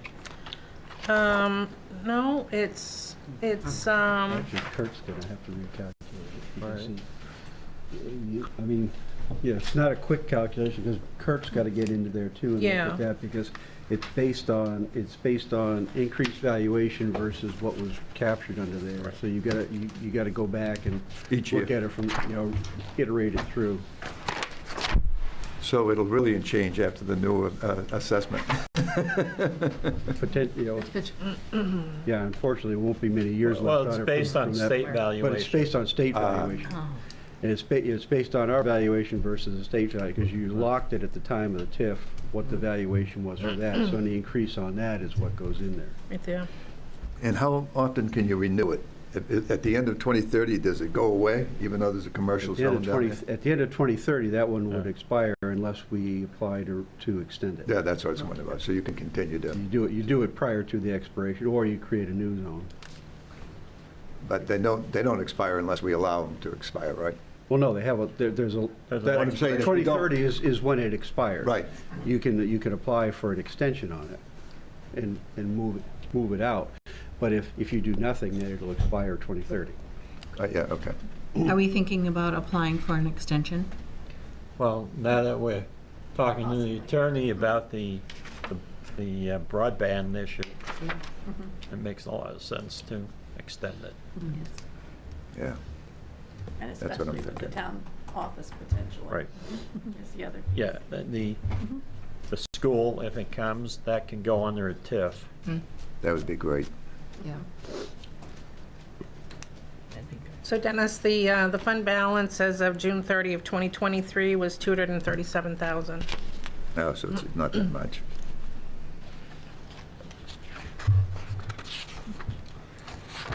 So if we're looking to put some stuff in the TIF, that means we've got to pull some stuff possibly out. Yeah, that's what I was wondering. That's where the question was going. If you start to move some of the other things that was mentioned into the TIF, would you have to then pull them out so you maintain a balance? Well, my guess is the attorney's going to ask to increase the TIF amount. Okay. Well, on to the TIF. Am I correct with that? Yeah, I mean, you have to look and see what that value was that got locked at that point. Right. That's what I say. Kurt has to get in there and look at it. Right. And say, okay, here's what the lock amount was. And here's what that value is, because the original projections on it, of what was gonna be total funding was way under what it actually turned out to be. Right. Just because of inflation and everything else. Okay, but you say that, and I guess we have to have him get in there quick to do it, because if we're doing the broadband, or if we're doing Well, the lawyer's speaking to DECD. Yes. DECD. Department of Economic and Rural Development. They're in charge of TIFs. Right, but we have to make that decision for when we vote on the TIF, correct? Which is coming up. Yes and no. If we're going to include it. Because if in, you know, if you look at it from one standpoint, if we bond the broadband, you're not going to have an impact in this budget cycle because you won't have any cost until that following year. So it could roll If we bond it. Yeah, right. So it would probably roll into that following budget year before you have any cost to it. But if we put it in the TIF now, we will. You put it in the TIF now, what you're doing is you're accruing for it. Right. Okay. Which you could do this a similar thing by putting into the CIP. You just put it into the out years. But I don't see any way to do it without bonding it. No. Well, it's so big, you're gonna have to knock so much Yeah. stuff out of the other TIF, or unless, if it doesn't go up that much, that's just it, so, all right. But you may be able to cover the bond payment by the TIF. Right. The bond payment would come out In of which TIF, case, though, right? then that would be, that would also that's what I was be asking. just for extending it, because you're gonna, you're, Okay, right now, I you'd be expired. get that, because I'm literally looking at the numbers going, wait a second, but the bond payment would go in there and not, okay, I didn't get that part, okay. Yeah, that's Yeah, what I didn't you take the bond out, but you put the bond payment into the Okay. TIF. And you can spread it out. Yes, now I get, yeah, okay. So it doesn't take everything. So, yeah. See, Karen, I'm still learning on this. I mean, considering something the new size of what that bond payment would be, and it's probably only a 10-year bond. Okay, so you're talking about doing that in the TIF. If that's the case on that, and it's a renovation to the buildings, and if we do the town garage, can that do the same thing? We think there's a possibility. There's a possibility for the renovations, and that sounds more probable. There's a possibility of a percentage of the garage. Okay. So a lot of things are gonna be happening. Over the next 2 months. Yeah. Okay. All right. And hopefully I'll have the numbers before your April 4th select board meeting. Okay. Okay, good, cool.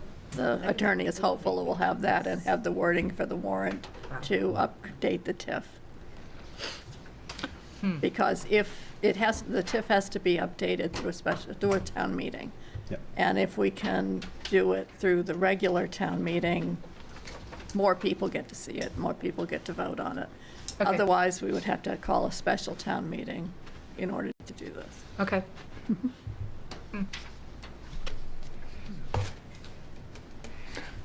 So along that's what I was thinking about when you said broadband could go in there. Along that way of thinking, if we had to go out with an individual bond to make it work in the TIF, and it had to be 15 years as opposed to 10 for $1 million, it's 9 something, right? Almost $1 million for the broadband. Well, we did, the one last year was a 10-year bond, isn't that right? 5. 5. Yeah, it's 5, and that's why it's almost 300 grand. But if we were to take it out, and we wanted to stretch that one out a little further so that we could take it all out of the TIF to balance the payment, wouldn't be a problem with doing a 15-year, would it? Or does that interest rate go up? No, the interest rate would still stay the same. You know, actually, the longer you go, the interest rate might be a little bit higher. Yeah. But, but you want to pay off bonds as soon as you can. Yeah, I realize. This is the second year on that one, yeah. Okay, that answers my questions. So the other thing, and talking about the fiber optic project, Kevin has been setting aside money in the CIP specifically for this project for the last, 3 years, Kevin? And That's correct, yes. yeah, so we're estimating, based on where we think we might be, if we funded 100,000 for FY25, the project is hopefully is going to get up and running this fall, but we get so many moving parts. I don't know if that would happen, but if we needed to borrow some money, it would probably be about 550,000 to do the fiber optic project. based on what we have in CIP funds and technology, which he is designated for this project. But that does not list. include the fire department, right? It does not. Right. The tower. Oh, yes, it The does. tower. 887,000 was the projection Yeah, for the total cost. so that would include everything. Mhm. Okay. That's doable. A lot of moving parts. So Yeah, a lot of moving parts for sure.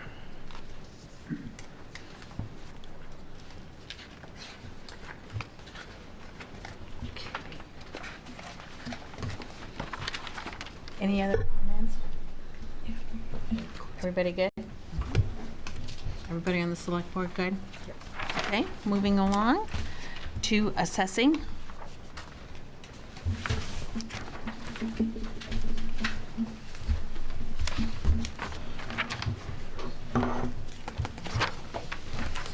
$300,000 set aside, 100,000 each year, roughly.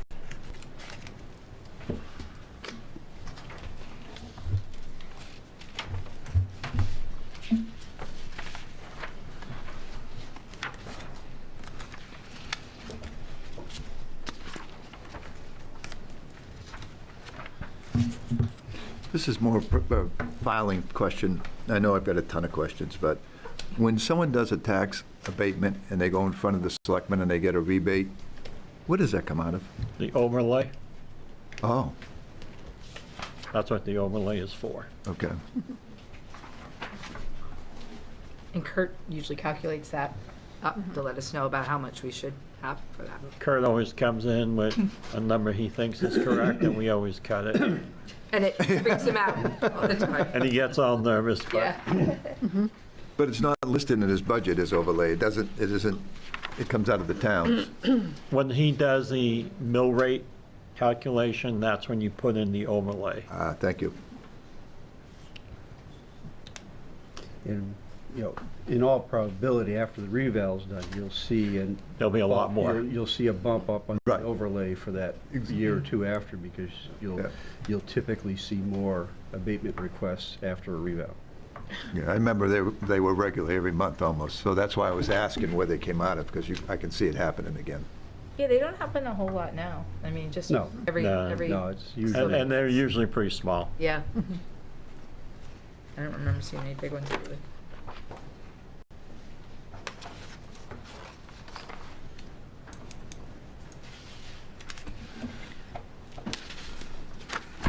Any other questions on this side? Any more questions on select board side? Okay. Code enforcement?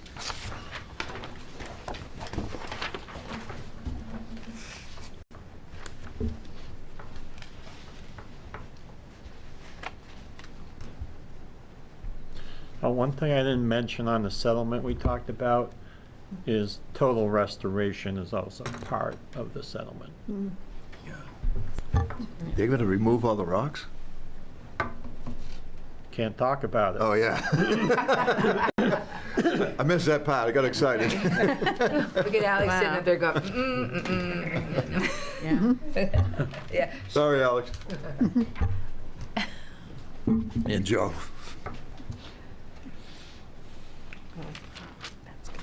After we do vote yes or no on it, we can give details or? Yes. Okay. Okay, all set on code enforcement. All right, moving right along, public safety, Oh, idea.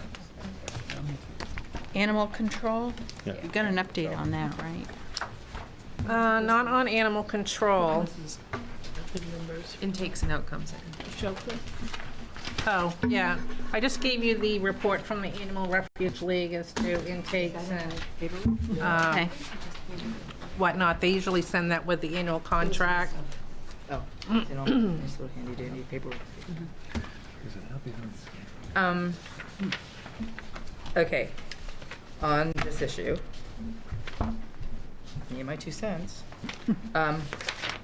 I cannot see, and I'm not in the talks with Sue, so you can tell me to shut up at any point. Taking on another town right now when we only have one person here in this town is, I think, just stretching it way beyond too thin.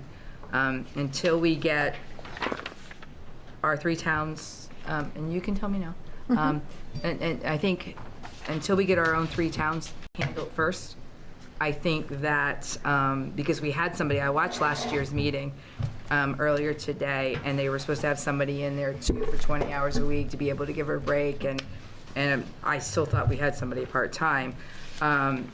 And I think, yes, she does need a break. I get that. She can't be working, 24/7.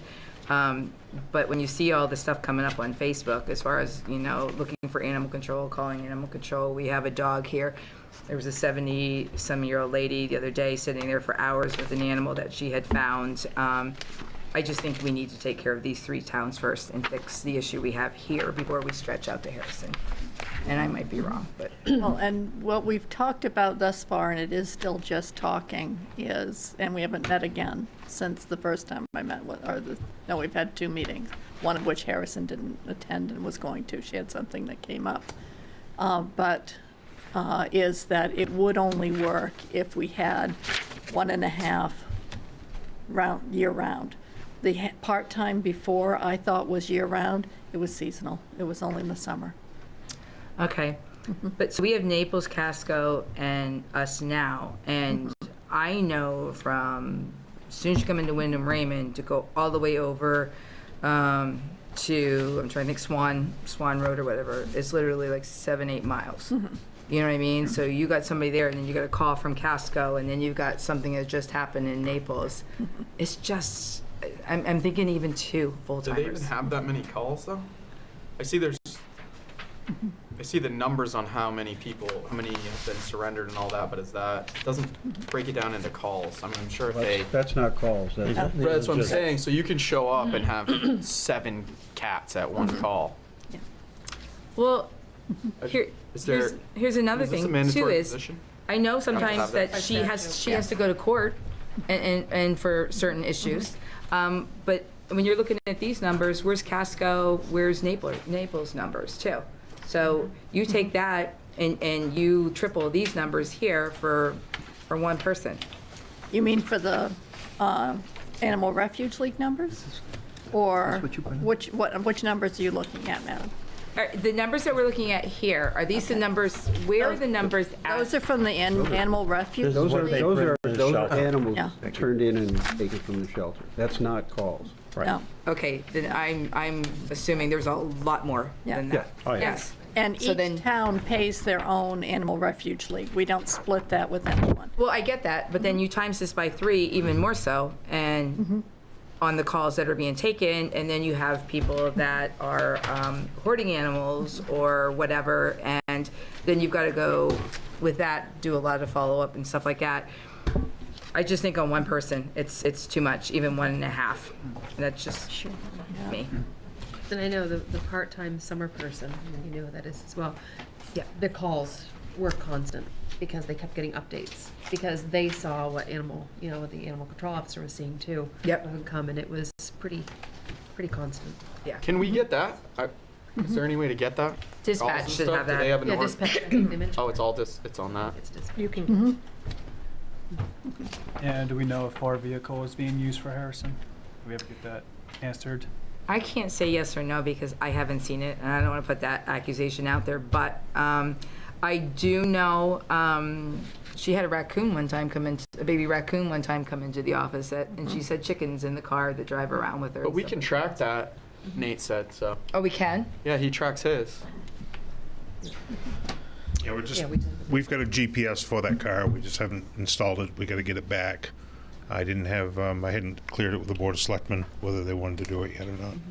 And we've got that clarity now. We're just waiting for the car to come back for service. And then that part-timer, would they be using that vehicle as well, or would they be using their vehicle? Yes. They would be. Good, perfect. Yeah. Because the idea is that the part-timer would be working when the full-time isn't. So another situation that did come up with the part-time, it was a different part-time one. When we made that call, she said that she was at the Casco Fire Department, and she was not allowed to leave, even though she was on call. So I want to make sure we don't run run into that thing again. How can you be on call and not be able to leave? That's what she said. Nathan, was that the? Yeah, that was when you and I were at that dog and she could not leave. Yeah. Wow. Yes. And so meanwhile, she was being paid to do the part-time, but she was also at Casco. She was not allowed to leave that area. So and not mentioning any names because I don't know her name, but the one we had, but yeah. Sue, could you surrender? Does that mean someone gives a dog or cat to the animal refugee and then they take them to the shelter or something? Or is it just dogs or cats that they pick up? Surrenders are where Anyone people, can bring them anyone in. can take their critter in and say, I don't want this anymore. It's not just It's not animal necessarily control. it's not necessarily taken there by the animal control Right. officer. It could be a citizen takes an animal. This is anyone from Raymond. And so you would be charged for it, a town would be charged for it? Well, would the town be charged, or if they, it's probably charged to the Yeah. person. Yeah, it is, but if they find them tied to a post, basically, or the animal control officer. If animal Picks them control up. brings it in. Yes, that's Then we get charged. If an individual brings it in, that individual pays. But if animal control brings it in and we get charged and they recover the money, then we get that back. And I understand that. That's the revenues that you guys Right. talked about last year or two years ago that thought was going to increase, and I don't see the revenues here, but I'm trying to figure out what part of this is the animal control and what is the actual numbers. When you were talking about it, you seemed to know exactly what animals she was picking up, or the. Well, and that's another piece that as town managers we're working on, realizing that the record keeping of the current ACO leaves a little to be desired. I guess. And we need to get some help to educate her, et cetera, for how to do this and how to put numbers together. Because all we have are gross numbers right now. And the number of calls through dispatch, because often more than one person will call, each call is logged. So it doesn't tell us how many incidents, it tells us the number of calls. So this data really isn't very useful. Not particularly. No. And especially if we have to follow up with a person that's a habitual whatever. We need those logs so we can see. And I think it's only a benefit to her because if you're showing us this is where you were, this is what happened. Yeah, 100%. That's the Yes. thing. I ask for fire department stuff, and it's Yeah. perfectly laid out. Everything's good. It's easy to read. You know what's going where. You need to have This that. is yeah. These numbers came from the Refuge League. Yeah. It didn't even come from. It didn't come from anyone else. You're having so many more, and you can get that. So can I clarify something on the Animal Refuge League? That is a fixed rate that we pay them per capita. And if we have fines that the ACO officer or Animal Refuge League on our behalf can collect, and those monies, if it's a first offense, second offense, sometimes we'll see those come in, but they're rare. Animal Refuge League would collect those fees and then send them to the town. Because you're already paying a fee just to utilize them. Basically, their service, yeah. Okay. How much is that? Well, A few thousand? 24 something a month. Yeah, it was 6,600 for the coming budget. 66, 68 Population. under animal welfare. For basically 42 We got a letter animals? from them. Yeah. $1.50 person. Yeah, impound fees, and then, they have it broken down to, Well, and how often do we see ACO ticket? I didn't think so. Right. Yeah. Who's in control of that though? Casco. Since it's split. Where Casco is for the employee performance. We're in And charge of the Raymond car. is for the vehicle, and Naples is for the finances. Is for the what? Finances. So they track her finances. this has been going, Talk about the biggest issue is probably finding somebody, but we haven't done that in years, so we could possibly